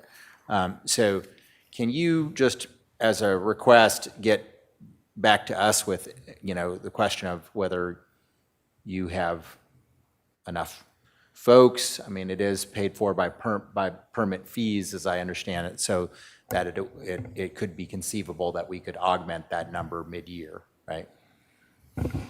Mr. Chair, Supervisor Williams, I can certainly look into that. We have been working to get fully staffed in building and safety, and we're actually getting to that point. And so I'll need to confer with the building official to see where we are with the workload, but I can certainly take a look at that. This is the first I had heard that there was an issue with the cannabis building permit, so I'll certainly look into it. And, I mean, I think that's just one part of it. I'm hearing from everywhere that's an issue. When I hear it from your rank and file staff, the workload is an issue. When I hear it from applicants, I hear that, things take a while because they seem to have a long workload, or big workload. So I just appreciate that you to look at that and evaluate that and come back. Thank you. And I guess, my questions and concerns have to do with the cap and, what kind of decisions we're going to make as a board as we approach that. What I'm hearing here today is that we're going to continue to move forward with land use permits, whether or not the cap has been filled or not. I mean, even once the cap's filled, we would, in theory, continue to process land use permits. Mr. Chair, that's correct. We can't reject them. Okay. So we would continue to process them, and then those permits live for a period of time. So if they make improvements to their property and they sort of invest, and then they're vested in their permit, and then a life can be extended. So the max life really for the land use permit is about 4 years. But they've got to have made improvements to the property that are consistent with what that permit allowed. But they'd be limited on their ability to cultivate and process cannabis, obviously, because they wouldn't have a business license. As I've evaluated this and looked at this as a kind of a policy decision, once we get to that cap, does that potentially create some new tools for the board where, like you have an LUP, for example, would there be the ability for us to, process maybe a cap extension with a project and then have a little bit more abilities to condition it or kind of bring those together? Mr. Chair, the only path I know of to have more discretion for the board with the permit is through a conditional use permit. So it wouldn't be through this business license process. It would be through changing the permit type for different types of grows. Now the question about the cap, I think is something that the board certainly can consider. But that would be an amendment to your Chapter 50 if you were going to change it. Okay, I think Supervisor Hartman has a question, but did you want to respond? Yeah, I just want to say it would be nice to be able to have a meeting where we didn't have a cannabis appeal and a bunch of cannabis stuff going on. So once we hit the cap, maybe we would be able to get back to some of our real business again. That would be awesome. So I'm looking forward to the day when we hit 1575. I think that's going to be a good day. And I think some of these things that Brittany has brought up could get us there quicker. But I actually had to ask Greg, if I heard it right, are you saying that we would get through the cap by the end of this year? Possibly? Mr. Chair, Supervisor Lavanino, I did say that. So I'm thinking like in the realm of 2 years from now. So I'm kind of trying to figure out why we have such a wide range. So we're at 400 acres right now, and it's at 1575, and it's taken us 3 years to get through there. Yeah, Supervisor Lavanino, we're actually at 850 since the Q3 report. Oh, okay. We've Okay, so we're at approved 850. 850 Got it. acres. And so the Okay. timing of when we reach that cap really is dependent on how quickly applicants get materials back to us. So it's very hard to predict. Well, it's also how do you get through the planning commission? And how many appeals there are and Right. whatnot. So it's possible, but Okay. I would say, you know, Well, a lot that's quicker on than the I thought. that's on the short end, and on the long end is probably a year.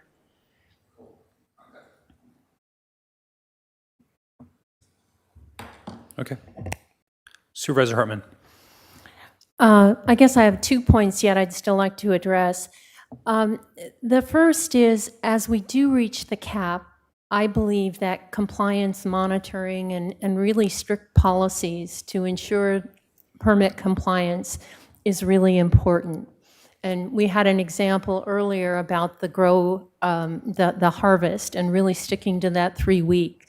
And, you know, I think we've got a lot on our plate, but I think at some point in the future, I could imagine a system where they notify us when they're harvesting, and that neighbors even could look on a website and see, okay, this is the period when harvest is occurring, and that there was somebody out there inspecting, and that we had that at least I had greater sense of assurance that we were more active in our cannabis enforcement. And so I would like to see that developed over time, because much of our enforcement in the county has been complaint-driven. And I think with cannabis, we really have an obligation to ensure that our rules are being followed and to be more proactive about compliance. And we'll have staff, and we can move them from permitting to compliance. So I guess I'd like you to respond to that, and then I have a couple of other points. Mr. Chair, Supervisor Hartman, my thought about this concept of having information about the timing of harvests, I think that's something when we come back in the fall, September, to talk about potential amendments to the ordinance. Maybe that is something you would want to add. We don't currently ask for that now. It's not a code requirement. So we would, if that was going to be something you wanted to mandate, we would have to include that in that process. But we do right now have a limited amount of staff that's on enforcement and compliance. And if there was a desire to do more permit compliance work and have more people out during cultivation times, we might indeed need to add staff to do that. So it's something we can look at. if that's the direction of the board. Well, it's certainly something I'm interested in, and I think that was just an example. I mean, I think there are certainly from you, we could hear, and your staff who are doing this, get more ideas about what would be an effective way to be more proactive in our compliance work. And I would very much like to see that. So I guess from what we had asked for a staff report that would deal with more on how we're going to manage the cap. I mean, it may be just first in, first through, it's done, but it does raise issues like the legal nonconforming, and there are other issues associated with the cap. So understanding how we're doing that would be really helpful. And then the issue of hemp, and then the ways we might deal with the Santa Rita Hills. So that we asked for a board letter, and you said September, is that coming? Supervisor Hartman, that's what we're shooting for, is that time frame. Okay, thank you. Thank you. Madam Clerk, do we have any public comment on this item? Chair Nelson and members of the board, yes, we have 5 requests to speak on this item. And if you are a member of the public and have requested to speak on departmental item number 4, our third quarter cannabis update, please log in now to provide those comments. Thank you.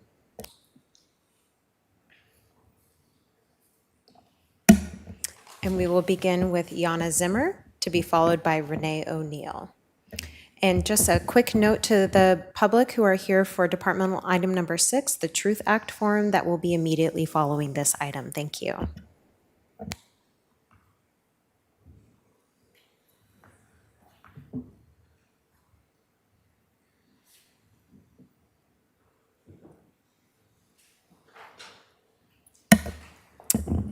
And Ms. Yana, Zimmer? I see you are unmuted. You can go ahead with your comments. Thank you. And if you are speaking, we cannot hear you.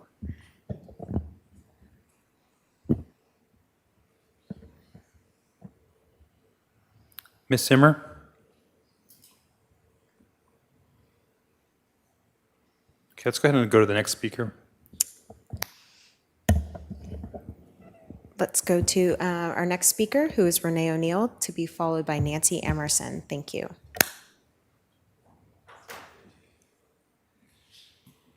And before we go to Ms. O'Neill, Ms. Zimmer, it appears that your mic is not working. You are unmuted, but your mic isn't picking up. Go ahead, Renee. Good afternoon. First, I would like to just comment on the conversation between Supervisor Hartman and Director Plowman. It was quite concerning to me to just learn that even though the county is approving projects right now, right and left, based on growers that are saying, oh, we're only going to be harvesting X number of times per year and only at these times or for this 3 weeks during the year, and that's not part of the code, that's very concerning to someone like me.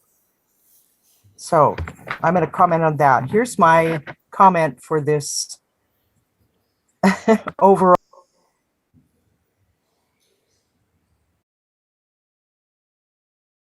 Renee, you've muted yourself. Renee, my apologies. I was trying to mute someone else and I inadvertently muted you and I paused your time. Please proceed with your comments. Thank you. Okie doke. Thank you. This is an administrative comment. On June 9th, during the budget hearing, Supervisor Lavanino stated, there seems to be a rolling misinformation or people aren't understanding that we actually do have a cannabis enforcement team and it's very healthy and robust. I disagree with Supervisor Lavanino. However, he is correct in saying there is a misunderstanding about who we consider as enforcement. It seems he may be referring to all the FTEs within the various oversight departments. However, I am specifically referring to the sheriff's cannabis compliance team, which has not had one additional detective added in 4 years. Emphasis added. We still have only 1 sheriff, 5 detectives with feet on the ground, and 1 staff civilian. In fact, one of those sheriffs has now been given the responsibility of overseeing licensing, which was previously assigned to planning and development. Even at a time when we've had a windfall of funds from the American Rescue Plan, the board refused to hire one single person for this essential team. And now we have more pot growers and massive cannabis projects coming before the board than ever. And we have dozens of illegal and non-compliant growers that the sheriffs aren't able to enforce on. My biggest concern is that this not only puts our sheriffs, but our planning and development staff at great risk as well, because these departments are still inadequately staffed. If you only have one or two sheriffs and one planner doing inspections in remote locations, you're putting the compliance team at great risk. I've brought this concern to your attention for years. And as an administrative statement, I am saying this strongly and emphatically because I believe the County of Santa Barbara will be held accountable for not adequately funding these critical teams. Thank you for listening. Thank you, Ms. O'Neill. We will now go to Nancy Emerson and return to Yana Zimmer.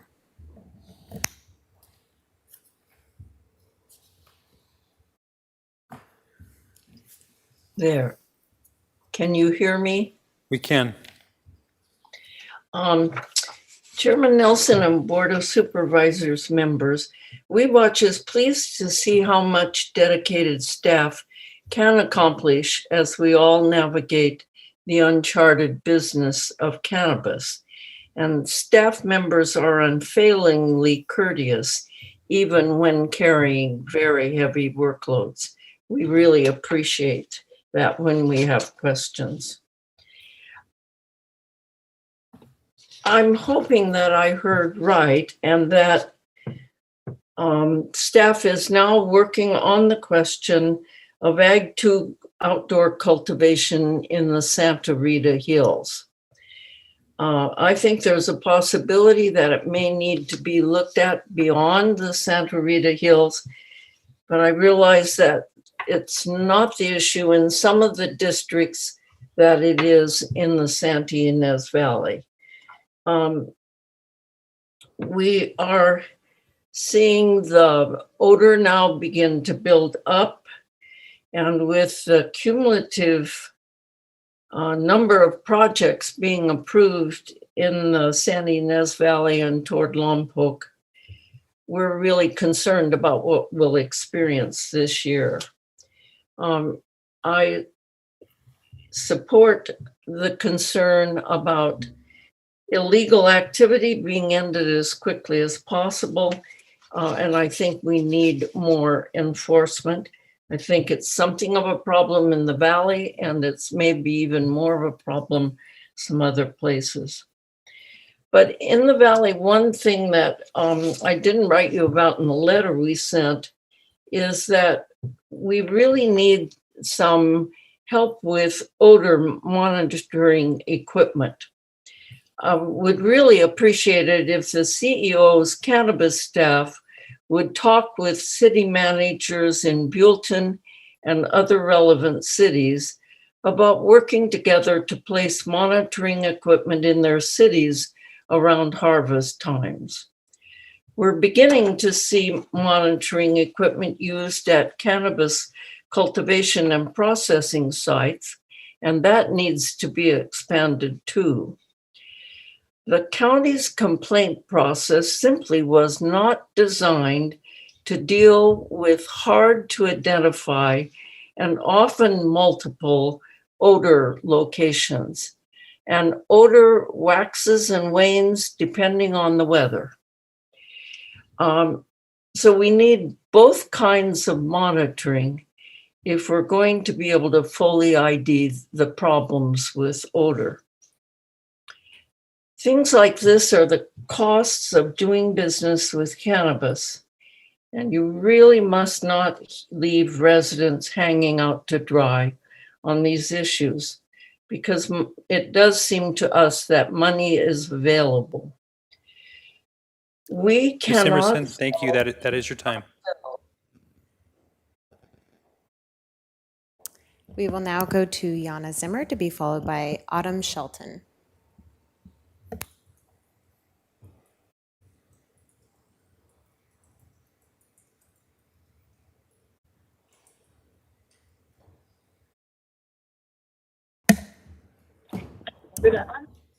Good afternoon. I'm sorry for the trouble. This is Yana Zimmer. Can you hear me now? We can. Thank you. Thank you. Thank you. Good afternoon, Mr. Chair and board members. It's nice to see you all together. I'm here to comment on a specific section of the staff report to you that caught my eye. I'm representing Dr. Steve Kent and Dr. Nancy Riccolo, who own the majority of the Santa Claus Lane Shopping Center. And they have been attempting, as have many, many, many others, to object to the designation of that site as appropriate for a cannabis dispensary. When the county, this case is different from the other cannabis cases you've had up to now. And it was ironic that I think it was Supervisor Hart that mentioned that he was looking forward to the day you would have no more cannabis appeals. And I'm actually trying to help you get to that day. Your Chapter 50 process is not part of your LCP. The designation of the Santa Claus Lane site for retail cannabis was done completely out of the public view in an opaque process that excluded the public. We've been trying since the designation occurred to obtain relevant documents. Your staff's responses to our numerous Public Records Act requests have been completely inadequate. Even today, we heard, I think it was Ms. Heaton say that the winning teams for the Toro Plan area have been in contact with P&D. We have been asking for notification of any application. We've been asking for documents. We haven't gotten any. I'm really concerned that the due process priorities and values of the Coastal Act are being ignored here. It's one of the highest values to have public participation. My client has not been able to participate.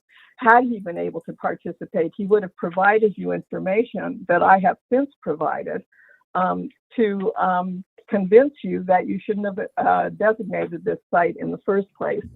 My request today is that you, as the Board of Supervisors, as the governing body, look at this again and instruct your administrative office to consider the evidence we have submitted, to rescind the site designation for the Raiders property, and to determine, as is allowed under Chapter 50, that there is no site on Santa Claus Lane that is compatible with the beach access priorities of the Coastal Act. You have the power to fix this. You have the information, and I'm asking you to do it. In other cases, you have refused to designate or declined to designate other properties such as Summerlin, such as 2 C1 zone sites in Montecito, just on the fly on an ad hoc basis. This is not a way to conduct a program that is supposed to be consistent with the Coastal Act. So I'm asking you to please direct your AO to rescind that designation. Thank you very much. Thank you. We will now go to Autumn Shelton, who is our final speaker.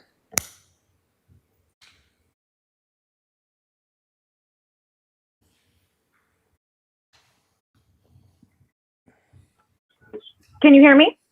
We can. Yes. Thank you. Honorable Chair and Board of Supervisors, I am Autumn Shelton with Autumn Brands.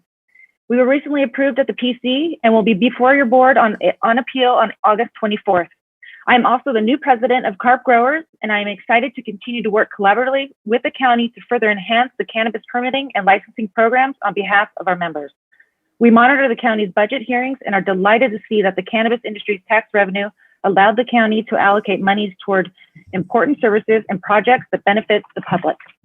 I am proud to share that Carp Growers continues to advance the science regarding what compounds cause odors, as well as R&D regarding new and additional options for best available control technologies. We are also working on development of an odor response program that will enhance transparency and accountability between the operator and reporting parties. We hear the community that odor has to improve, and we are proactively engaged in finding solutions.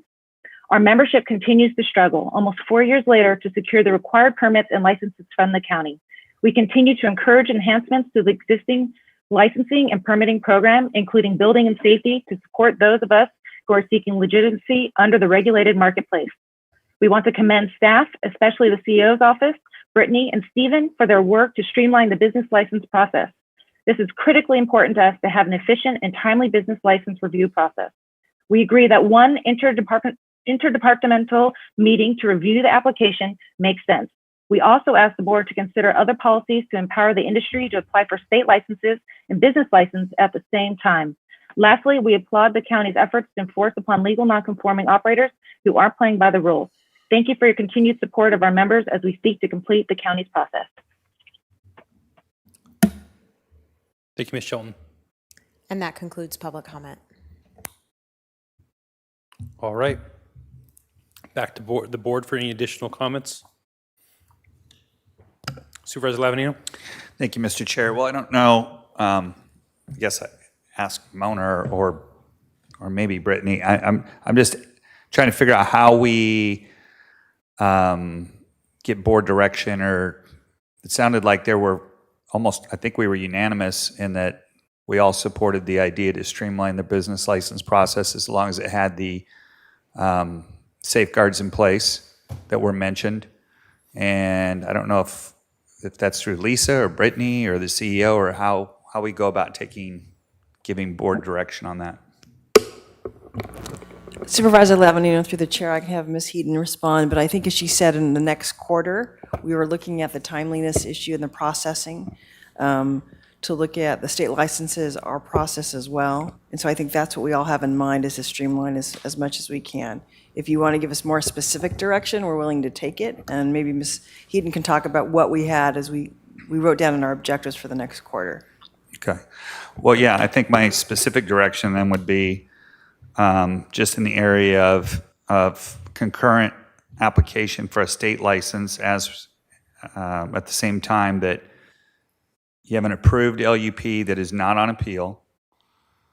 You've submitted a business license application that I understand why you say it needs to be deemed complete instead of just applied for. That makes sense to me.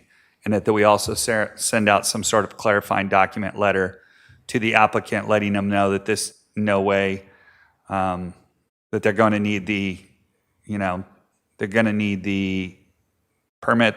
They're going to have the business license application complete before they'd be able to do anything, but that those would run concurrently. And it just seems like that's kind of a policy change that wouldn't need to wait for an entire quarter to implement. I don't know. Supervisor Lavanino, through the chair, that's correct. It's a policy. There's nothing in the ordinance that precludes that from happening. It was cautionary and then resulted in us not responding to the state with a local authorization, right? And so now with this direction, we would have the ability to communicate to the state, yes, this applicant is in process, and we've notified them that they need to complete the process, but they can at the same time be in the state license process. All right, so do we need? I think that was a motion that I would second. Okay. Yeah, and that would be a motion that would be on C. Do you want to include A, B, and D as well? I'm letting Mr. Ghizzoni. C was just give staff direction. B is the direction to use pending or local compliance underway for provisional license holders only if they demonstrate appropriate progress. That's an accountability measure because we have encountered this issue in the past. All right, so I will move staff recommendations A, B, C, and D with that express staff direction. And I'll second. All right. Further discussion? I've got a couple other comments to add to what we've been talking about. I had some questions about the cap before and just how we would process that, because I think some of us are relieved that the cap is coming to that place. I'm not. I think it's going to be a train wreck when we get there. And, I think the cap was in part to try to slow down maybe the amount of applications coming through. Looking at the third quarter here, and now that we have all, over twice the cap proposed, that didn't happen. I'm not interested, once we get to the cap, of continuing to permit projects like we did today in an LUP fashion. But I also am not interested in slamming the door shut, because it is still a big county, and I wouldn't be looking to still have concentration in certain places, but maybe keeping it available for others that if there's the right project beyond the cap. I want to know how we as a board can look at that and still allow that to happen. My idea was to somehow process a project with a cap extension if it was the right project, maybe giving the board some tools that we don't have right now. I'm not seeing that those two things marry very well from the questions that I had, but I do kind of want to float that out there, because we've got time as a board, but we are going to get there, and I just kind of wanted my position out there. I'm not interested in approving LUPs that we just have to accept without having any tools to work through. But I would be interested in the right projects and the right locations at the right time once we get to that cap. So anyways, that's my position on that issue, and I'm sure we'll have a lot more to say about it in the next 6 months. So we have a motion and a second. All in favor signify by saying aye. Aye. I'm opposed. Motion passes unanimously. Okay, at this time, we will now Madam Clerk, we read item D6 into the record, and just for the record, Supervisor Williams will be continuing via Zoom. So he will be participating, but I want to let the public know that even though he's not up on the dais, that he will be an active listener and will provide comment if appropriate on this item. Chair Nelson and members of the board, departmental item number 6 is from the sheriff. It is a hearing to consider recommendations regarding the annual Truth Act report and community forum. And I would just like to note for members of the public who are participating in our hearing today and providing public comment, we do have a Spanish interpreter available today in our hearing room, and he will be interpreting all Spanish-speaking public comment for our meeting today during public comment for any members of the public who would like to take advantage of that. We do ask that you speak in one phrases or sentences and take a pause so our interpreter can interpret that sentence and then move on to the next sentence in your comment. That would be greatly appreciated. And we do have Carlos here to explain those instructions in Spanish as well. Thank you. Good afternoon. My name is Carlos Cerecedo, Course Certified Interpreter Translator, Judicial Council Certification 300249. For those members of the public, I'm going to make a bilingual announcement. If you're going to express yourselves in Spanish, please make sure that you speak a few sentences, pause, and allow me to interpret to English for the council so that it can be recorded. Again, I repeat, speak a few phrases, pause, and allow me to interpret. That's called consecutive interpretation. I cannot do simultaneous because if you speak too fast, then I won't be able to interpret. Para aquellos que se quieran expresar en español, mi nombre es Carlos Cerecedo y yo voy a estar aquí interpretando para ustedes cuando ustedes llamen por teléfono. Por favor, hablen brevemente 2 frases y hagan una pausa. Yo voy a interpretar al inglés para los registros del consejo. Luego continúen hablando en español. Yo voy a repetir otra vez en inglés lo que ustedes están diciendo y vamos a continuar. Eso se llama interpretación consecutiva. Thank you. Gracias. Thank you, Carlos. Thank you very much, Carlos. And for those members of the public who are providing comment today, please log in now to do so, and we will get to public comment shortly. Thank you.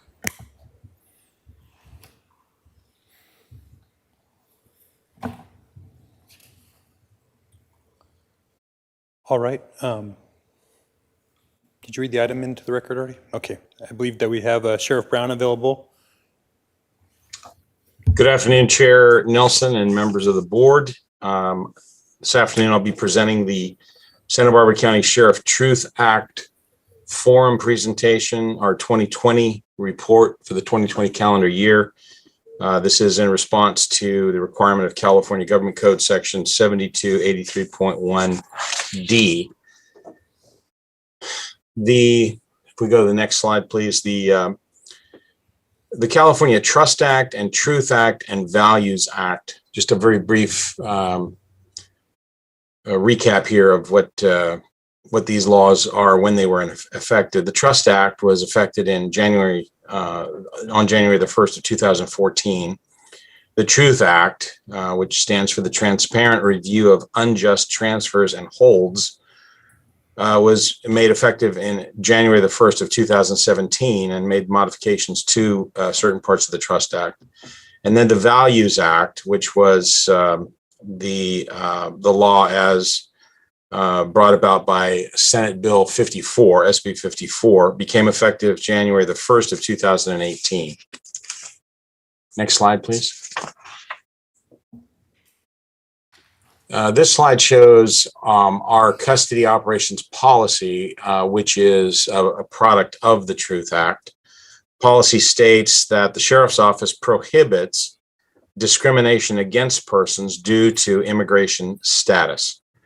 The Sheriff's Office adheres to applicable federal and state laws, regulations, and guidelines by providing notification to inmates of communication between the Department of Homeland Security, Immigration and Customs Enforcement, or ICE, and county jail staff for the purpose of deportation or any detention by ICE agents upon completion of their commitments of incarceration in the Santa Barbara County Jail. Next slide, please. As far as 2020 goes, the data that I'm about to present to you historically has not been, we haven't maintained historically public records on aggregate ICE access data in an automated way. So we've had to gather this data as a result of manual staff research on individual booking packets. And I just want to commend and shout out particularly to Deputy Alexander, who has been very involved in this and gathering and accumulating this data and recording it for us. In 2018, when SB 54 became law and the Values Act was established, certain aspects of the Truth Act, as I indicated, were changed. The next slide shows the notification process and how decisions are made and determinations are made as to whether or not we in the Sheriff's Office will notify ICE of the release date of an inmate based on their request. We have to go through this criteria, this flow chart. If you look at the bottom left, we would receive an ICE notification via fax requesting that we notify them of the release time and date of the release of an inmate who is wanted by the federal government for a particular either a crime or for immigration purposes. That's following the arrest and the fingerprinting of that person into the federal system, which scans fingerprints and notifies ICE as a result of the federal check, the FBI check that's done on those fingerprints. If that ICE request is received, our custody staff then, to the top right there, reviews the request to determine if there are exceptions which will allow for the notification under the law. And if there are no exceptions, then the request will be filed, but no response is given to ICE at the time of the release. If there are exceptions that are permitted under the law, then the inmate is notified in person and a record is flagged in the jail management system, in our system of tracking the management of inmates, the software system that we use. And a flag is put into the record. And then if the release date, when it becomes known or pending, ICE will then be notified via email of that release date. And the next page, if you would please, shows that from 2019 to 2020, the number of requests from ICE decreased substantially. And additionally, the number of ICE rearrests decreased even further, that more than 68%. So if we look at these numbers, in 2019, we had 448 requests from ICE for notification of when someone was going to be released. Only a smaller percentage of those were actually accommodated. And in the event, ICE only picked up 38 people. So it really amounted to only about 1/3% of the total number of jail releases that occurred that year. In 2020, the numbers were down even further. There were only 132 requests received from ICE and only 12 actual pickups. Now, the releases were significantly lower because of the lower jail population and because of COVID. But as you can see, the actual number of requests and the number of pickups declined very, very substantially. The next slide shows that there were only 12 people who were actually picked up by ICE during the 2020 calendar year. And all 12 of these people had previously been convicted of felony or high-grade misdemeanor crimes, which qualified them for disclosure to ICE in the event that transfer was requested. And these are the 12 that ICE actually did show up and transferred from our custody and took into their custody as well. And if you look down this list, you can see there's a variety of different charges that were qualifying charges and current charges, the current charges being charges for which people were held. Now, the majority of those are, as I say, they're all for serious crimes of some sort. Majority of those are for felony crimes, everything from false imprisonment and spousal battery to drunk driving, criminal threats, possession of unlawful drug paraphernalia was a current charge, but that individual, for example, had previously qualified by being convicted of spousal battery.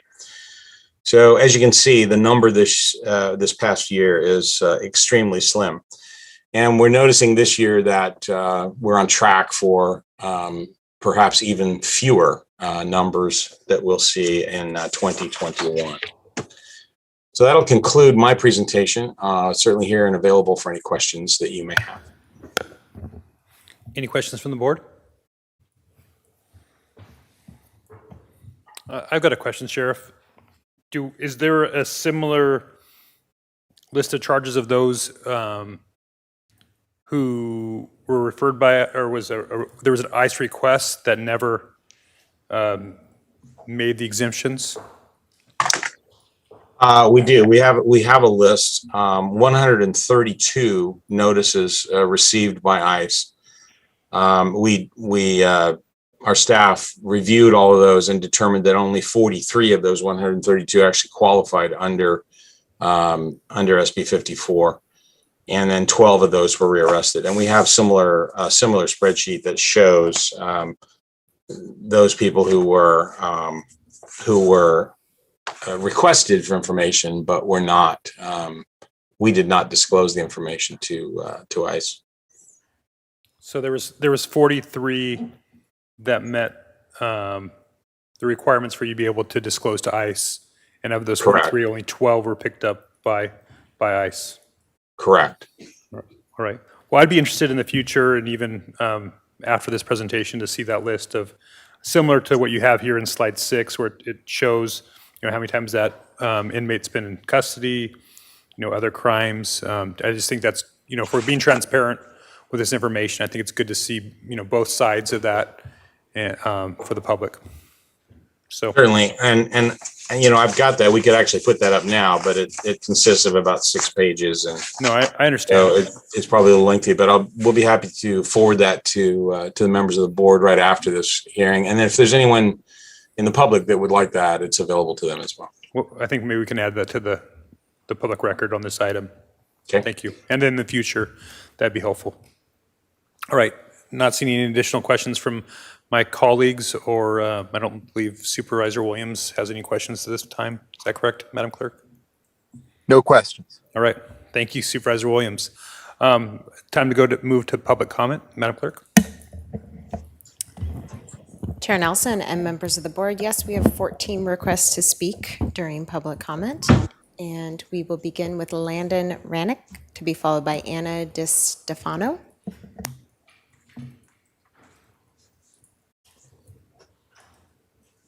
Good afternoon, Chair Nelson, members of the board, and Sheriff Brown. My name is Landon Rank. I'm a lifelong Santa Barbara County resident, and I coordinate the Interfaith Sanctuary Alliance, which is a coalition of churches and faith communities working together to support our immigrant neighbors, both locally and in our region. And I just want to start saying I'm really grateful for this opportunity to have the forum today. I'm a firm believer that transparency is a key to continued trust between our community and these institutions put in place to serve them. So as some of you already know, there was a 2020 Central Coast study that came out finding that fear of immigration enforcement ranked as a major barrier for Spanish-speaking Central Coast residents in accessing health services. So during a time of crisis like a pandemic, creating opportunities like this for transparency is more crucial than ever, so that community members understand what's available to them and how they can access resources they need without fear. So with that in mind, we still need to do more when it comes to transparency. Part of the SB Values Act or the California Values Act is that the Sheriff's Office should be reporting all ICE transfers to the California Attorney General's Office. Right now, the California Attorney General's Office website still shows 0 transfers for SB County. So we'd like to have that data up to date so that we can know what's going on. We'd also like to see, this was something requested at the last Truth Act Forum in December, I think. We'd like to see more de-identified demographic information about the individuals determined to be eligible for ICE transfers as possible, because we want to be able to understand as a community and sort out the truth in the narrative that all of those transferred to ICE are truly the quote unquote worst offenders. And then we also want to address the fact that there are still some policies in our sheriff's office that cause some questions about being able to hold someone who has been slated for release until ICE is able to come and pick them up. I believe the language says pickup times can be flexible should ICE call and communicate that they're running late. So it's sort of adding an additional ability for ICE to pick up someone who has not been eligible for an ICE transfer. So we're one other thing just around transparency. We're grateful that this Truth Act Forum was able to start at about 5 p.m. We really need that to happen for these Truth Act Forum meetings to be after work hours, so that immigrant families most impacted are able to actually attend and learn for themselves. I just want to say, to foster a simpler process for transparency and frankly an easier job for the supervisors, I also encourage our supervisors to write a statement of support for the Vision Act. The Vision Act would eliminate ICE transfers from all state and local law enforcement altogether, which is actually already the practice for law enforcement in LA County and other counties in California. The Vision Act would make it much easier to determine the fairness of our sheriff's office practices, because the question of ICE transfers would just become a simple yes or no question. Is it happening or not? So I just want to conclude by saying, in a time in history when trust for law enforcement is more in question than ever before, we desperately need robust transparency from our sheriff's office. Our immigrant neighbors need to be able to trust the systems we put in place for support, to support everyone in our communities. Because if the pandemic's taught us anything, it's that when some of us can't access the necessary resources, we all suffer. So thank you so much for your time. Thank you. We will now go to Anna DiStefano, to be followed by Pam Gates.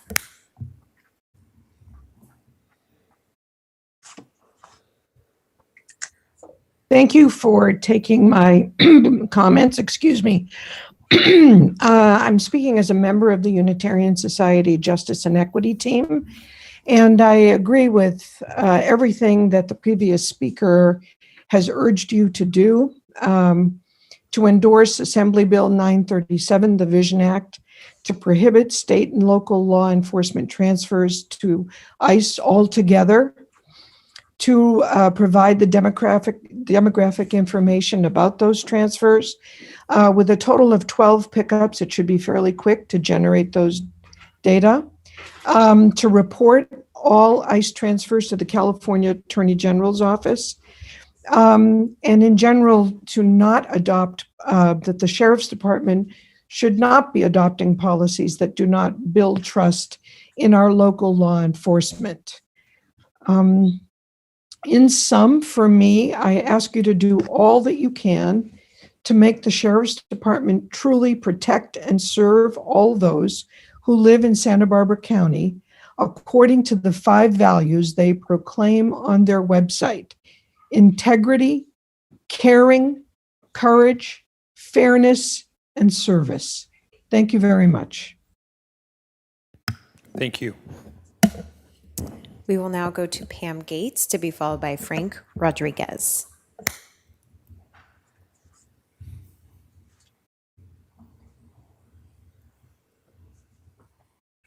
Thank you, and good afternoon, Chair Nelson and members of the board. Sheriff Brown, thank you for your report. It has stated that last year there were 132 ICE requests and 12 ICE pickups. While it is good that these numbers are lower than 2019, I must question whether this is just another indicator of the impact COVID has had on the criminal justice system rather than less cooperation. Sheriff Brown has already indicated during the budget meetings that rather than finding ways to maintain a lower jail population, the number of those incarcerated will rise once again. Will we also see a drastic increase of collaboration between the Sheriff's Office and ICE when this year's numbers are reported? Sheriff Brown just said no, but we will see what happens as the year plays out. People who commit crimes should be held accountable, but when sheriffs act as deportation agents, it undermines trust and confidence in all law enforcement, making our communities and families feel less safe.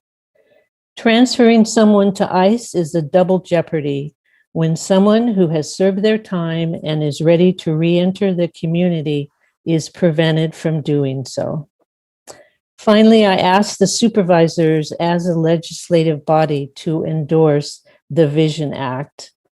This will rectify the loopholes in the Values Act and prohibit local and state enforcement transfers to ICE altogether.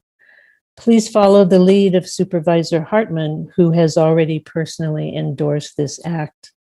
Like all people, an immigrant who is released from jail should be able to restart their life with their families and their communities instead of being threatened with deportation.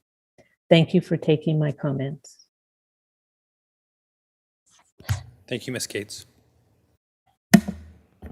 We will now go to Frank Rodriguez, to be followed by Angela Chan.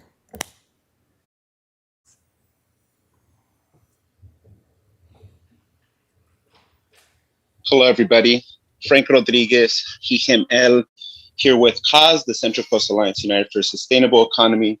And thank you again for hosting this Truth Act Forum for accountability and transparency and how ICE collaborates with our local law enforcement. Thank you to everyone who has been elevating the points that the 805 Immigrant Coalition has put forward.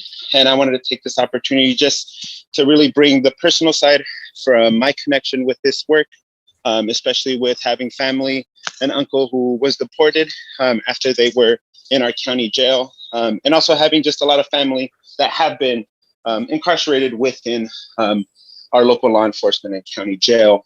And really, as Pam Gates elevated before here, really thinking about how we work with individuals beyond kind of just the statistics. And I appreciate the call for increased demographics just to make sense of how to collaborate with people, but also thinking about how do we work with individuals, especially individuals who have and continue to be part of our incarceration system, and how do we kind of humanize the conversation?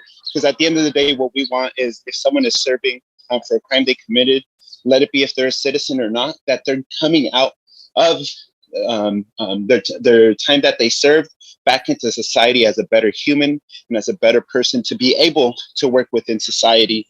Something that I wish very much so for my family, for us to really be together, because really when we're talking about the pushing out, especially of the Latinx and immigrant and communities of color, a lot of that not only comes from high rents or the pushing out from housing, but it also comes from deportations. So really wanted to elevate those talking points and end with our biggest call in supporting the strong legislation that's come through the state from the Trust, the Truth, and the Values Act, and now pushing on the Vision Act that did pass the State Assembly of California and is going to the Senate. And is the next wave of really critical and necessary legislation to ensure that we don't allow the proactiveness of local law enforcement to continue the deportation and separation of our families. And again, thank you to everyone elevating these values. Thank you. Thank you. We will now go to Angela Chan, to be followed by Rebecca Garcia.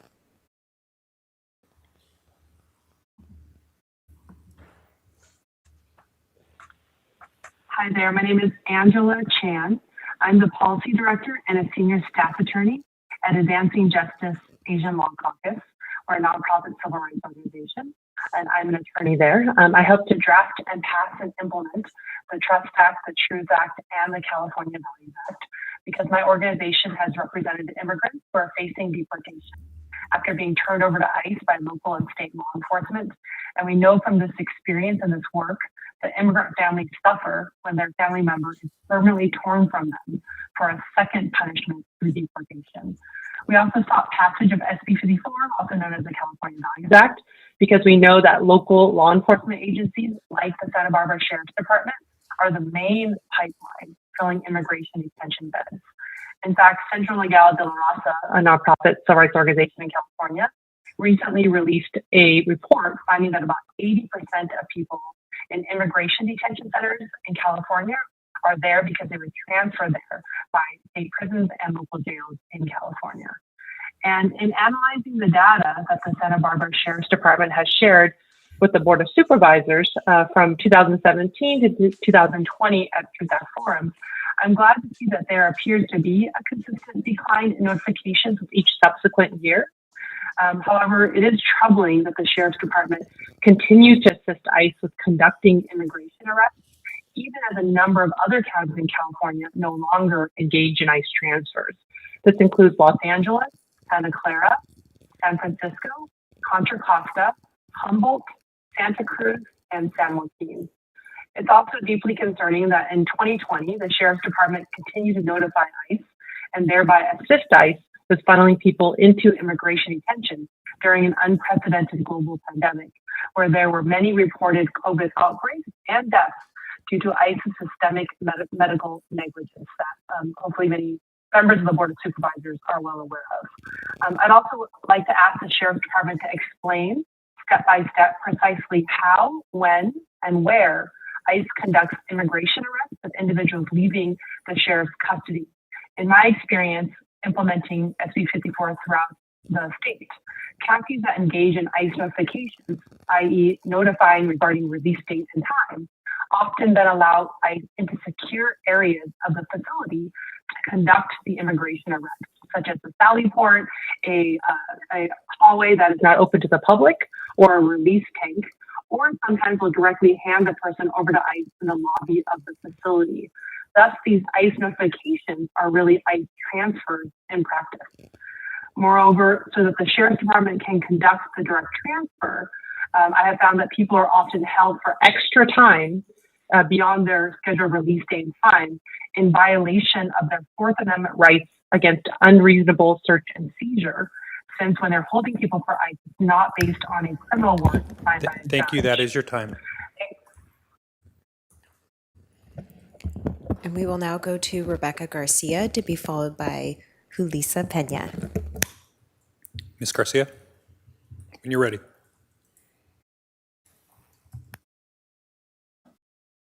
Good afternoon. My name is Rebecca Garcia, and I'm a policy advocate with CAUSE.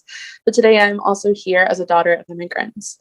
Thank you all for your time, and thank you to the speakers before me who have elevated the importance of a transparent and fair process.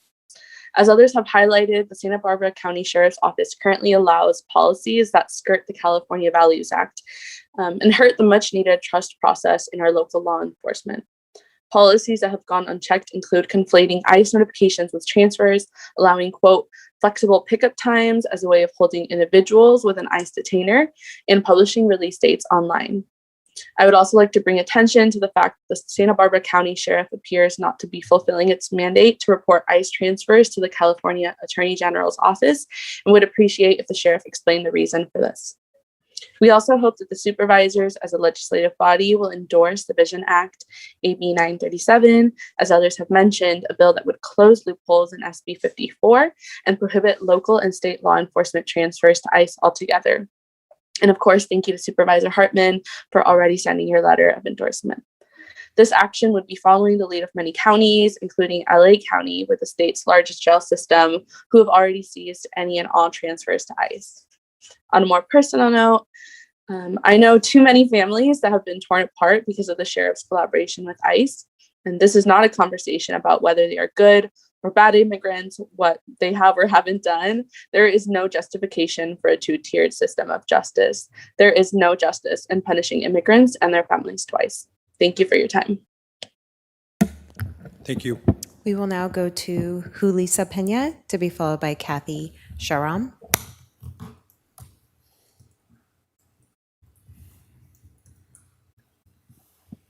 Good afternoon, Board of Supervisors. My name is Julissa Pena, and I am here to provide public comment on behalf of the Immigrant Legal Defense Center, also known as the ILDC, and as a resident of the Santa Barbara County.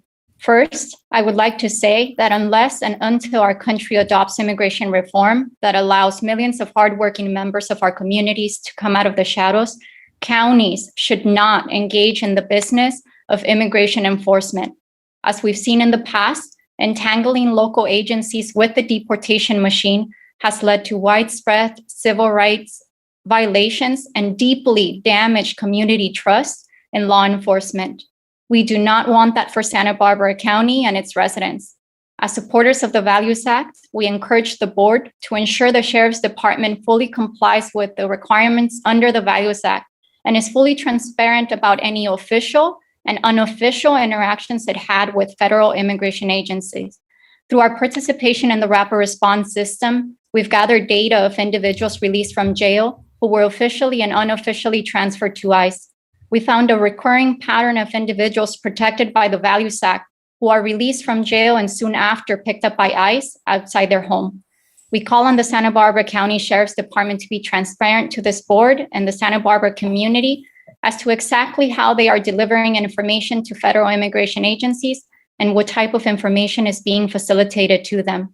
Moreover, in our review of the Santa Barbara Sheriff's Office policy, we found policies that appear to violate the Values Act.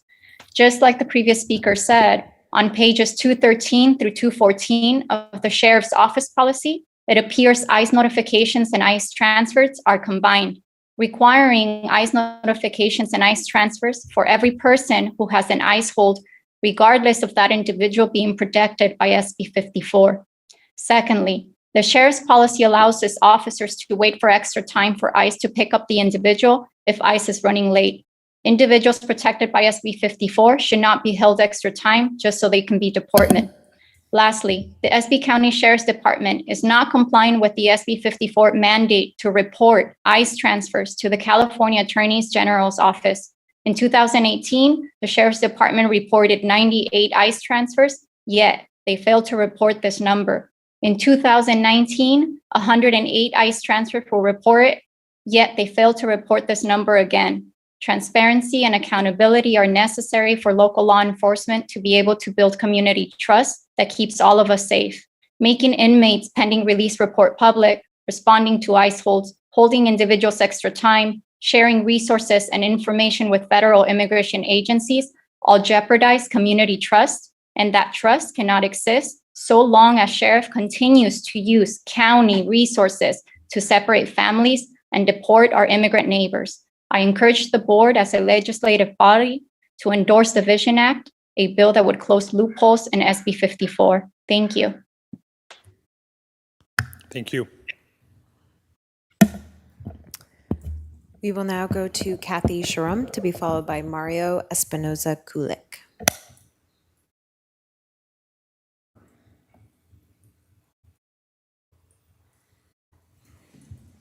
Thank you, Chair Nelson and Supervisors.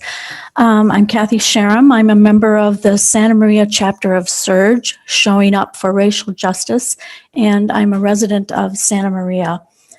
My comments are really an appeal to those supervisors who have not personally endorsed the Vision Act, or AB 937.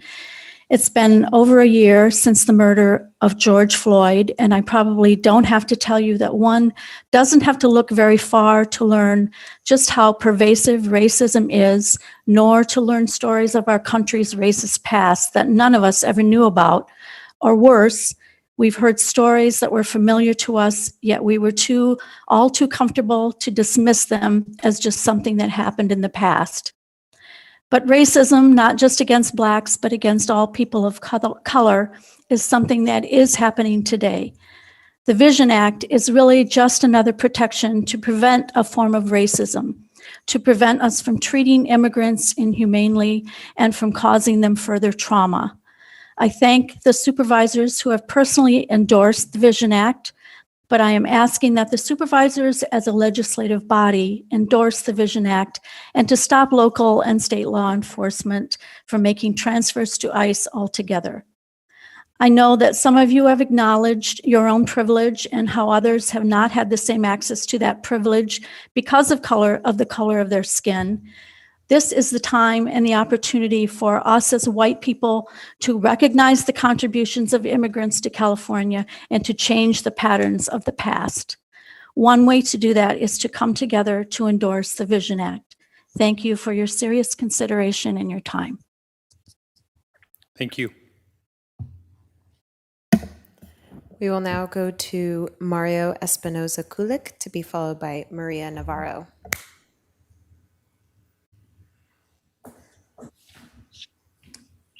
Greetings, Supervisors Nelson, Hartman, Williams, Hart, and Lavanino. Thank you for the opportunity to discuss this important issue in our community.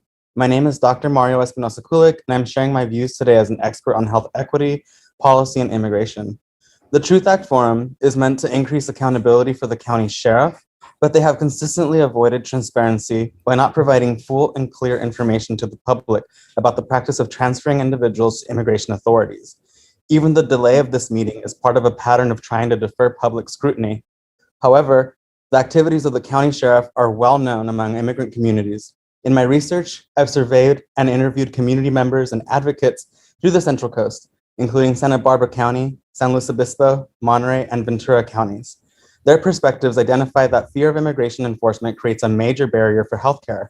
When local officers are associated with immigration enforcement practices, this fear extends into a culture of avoiding public agencies altogether, including public health. It is imperative that we move beyond attempts at transparency. The Vision Act, AB 937, would prohibit local law enforcement from transferring individuals to immigration authorities at all. This commitment would help to prevent the harmful mistrust that exists between immigrant communities and mixed status families with local government agencies. To honor the board's commitment to addressing racism as a public health crisis, we need to see real change in the systems that are harming Latinx and immigrant communities. I ask that you endorse the Vision Act in your capacities as county supervisors. Thank you for your consideration. Thank you. We will now go to Maria Navarro, to be followed by Christina Nunez.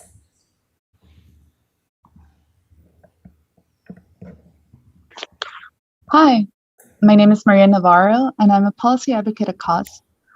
First, I want to thank you all for the presentation today. Like many of the people who are making public comments, I am here to say that Santa Barbara County must aim to cease cooperation between local law enforcement and ICE. Immigration is not the county's business. I would like to highlight the moment in which we find ourselves in as a community. Starting last year, we've seen a nationwide trend to elevate the racial injustice that is so deeply interconnected with the policing system in the US. In line with this rhetoric, a 17% decrease in the Sheriff's Office budget would provide additional funding for community organizations and social services, and would bring Santa Barbara County's budget in line with comparable counties. Let's talk about rehabilitation instead of punishment and transparency instead of convoluted practices. Thank you.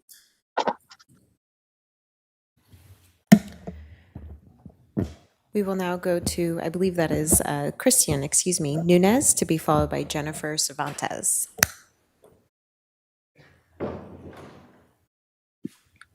Hi, hello. Yes, my name is Christian Nunez. I'm currently an intern at Cause, as well as a concerned community member.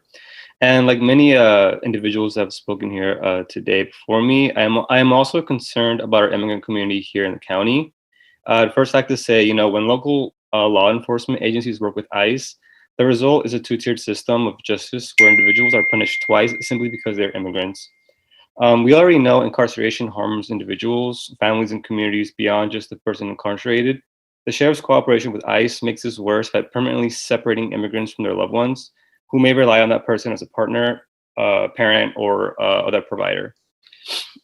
Secondly, the Truth Act Forum is about transparency, and so we support Supervisor Williams to request for more demographic information on all the people in which Santa Barbara County Sheriff's Office determined were eligible for ICE transfer, which was a total of 108 back in 2019. But yeah, thank you so much for your time. Thank you. We will now go to Jennifer Cervantes to be followed by Josue Vasquez.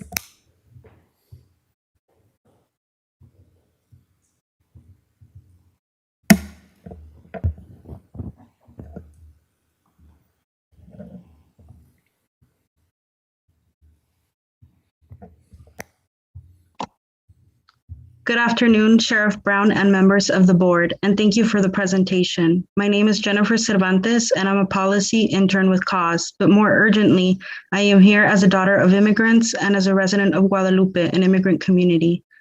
I understand the detrimental consequences that ICE transfers have on our communities.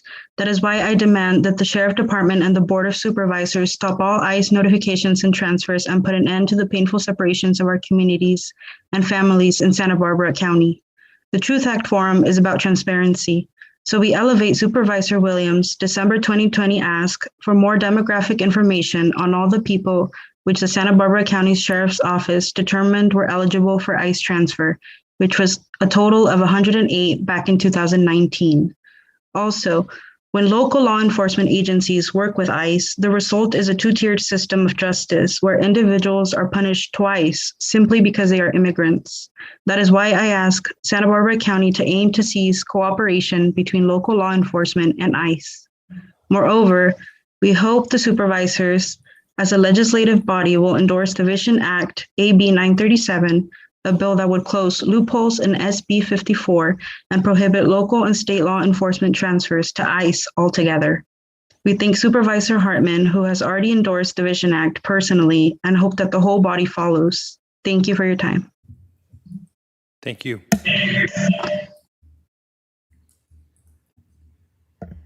We will now go to Josue Vasquez, who is our final speaker.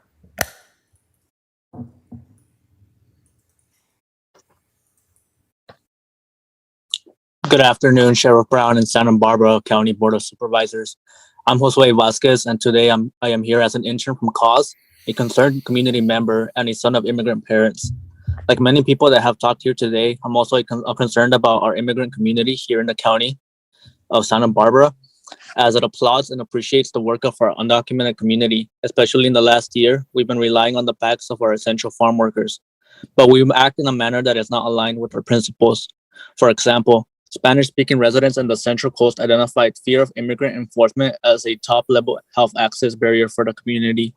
That's why we hope that supervisors as a legislative body will endorse the Vision Act AB 937, a bill that would close loopholes in SB 54 and ban local and state law enforcement transfers to ICE altogether. We thank Supervisor Hartman, who has already endorsed the Vision Act personally, and hope that the whole body follows suit. Thank you for your time. Thank you. And that was our final speaker. Okay. At this time, I want to give it a moment for, I know Sheriff Brown would like to make a few comments based on public comments. Sheriff Brown? Thank you, Chair Nelson. What I would like to do is to just explain to the callers and to the public that's watching and to the board this misinformation that has been brought up there, that somehow we are reporting in one report the number of notifications to ICE, and in another report we're saying that we've had zero. And As I mentioned at the last hearing, what's happening here is that there are two reports that are being conflated. Two reports, I might add, from two separate agencies. The one report is with the ICE information that we gave in this hearing, for example, that is given to our state attorney general's office, and we're required under the act to provide that information. The other report that's being referenced that says we had 0 people detained for ICE in the jail is a report that is sent annually to the federal government. And that report asks how many people have we detained in our jail for federal law enforcement agencies. And the list includes the U.S. Marshals, the FBI, ICE, the Bureau of Indian Affairs, and then an overall other federal agencies box as well. The number that we've reported for the past several years in all of those categories is 0, because it refers to people who have been arrested by those federal agencies and detained within our jail.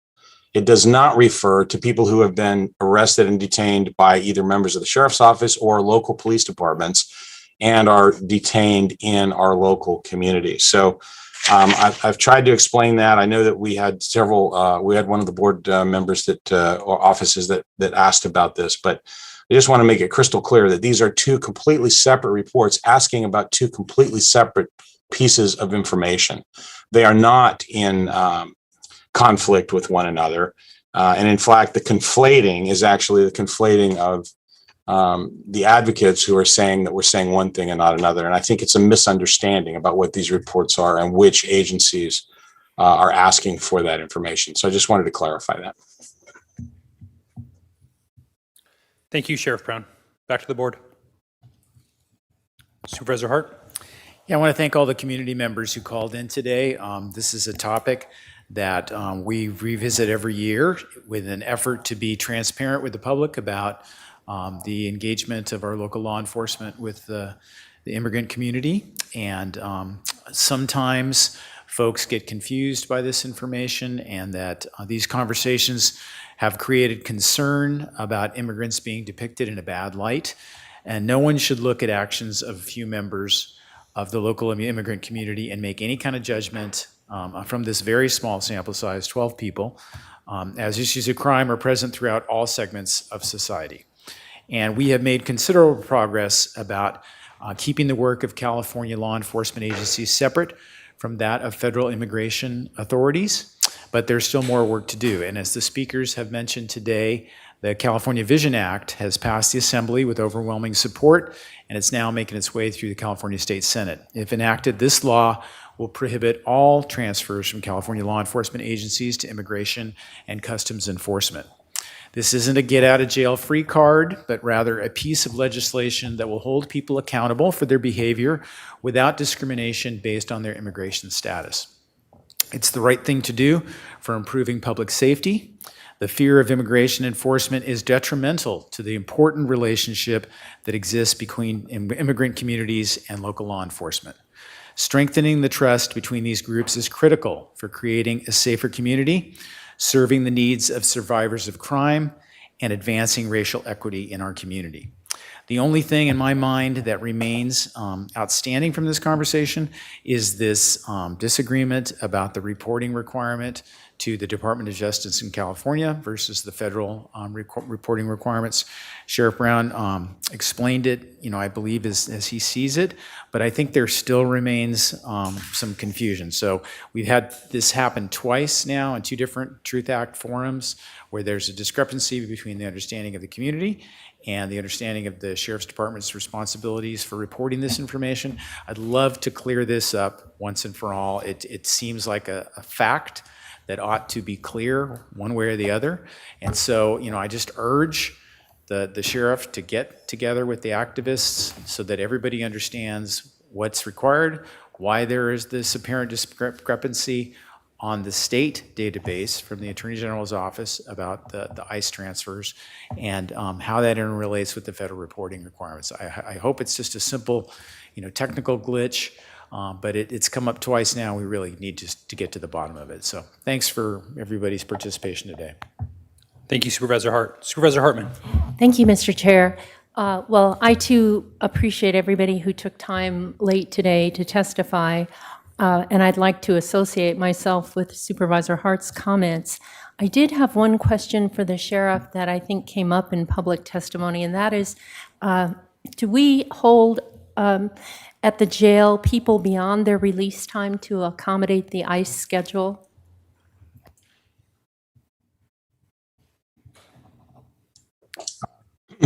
Supervisor Hartman, through the chair, no, we do not. We notify ICE of the date and time of release, and if ICE comes up and gets there, then they can take that person. But we do not hold based on the fact that they may be running late or something along those lines. Thank you, Sheriff Brown. Supervisor Lavanino. Thank you. Sheriff, how do we get a report? I mean, this is one thing where it tells us who's in the jail. And I guess we would have to ask ICE, but how do we get a report just on regular pickups and deportations in the county that are people that are not held in custody? Supervisor Levignino, through the chair, are you referencing people that ICE picks up in our county? Yeah. So from time to time, ICE does release some statistics, but their mission has frankly been modified and has changed with the new administration. I have not yet seen anything from them that would indicate numbers of people. There are occasions where they will notify us if they are conducting a field operation. We have not had that notification for quite some time, and as I've mentioned, ad nauseum. We in the sheriff's office and local police officers in our county do not enforce immigration law. And to the extent that we notify ICE at their request of the release of a suspect who is wanted by the federal authorities, it is all done under the parameters of the existing law as has come about through SB 54. So I just don't have that data, and ICE, I'm not sure if it's available. It'd have to come from that agency. Yeah. Okay. Because it seems like what this report is different than now kind of what I'm hearing from a lot of our public speakers is I think this thing's very transparent. We've now honed this thing down to 12 individuals that, quite frankly, nobody should be defending. You've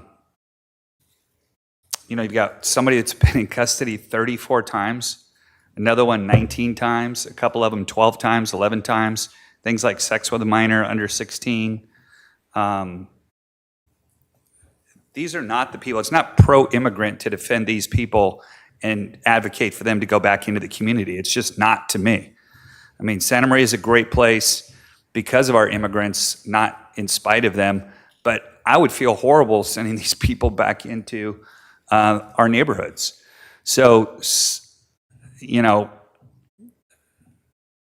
I just feel like unless, there's, and maybe this is something we need to get from ICE, unless people are being picked up for minor offenses off the street, that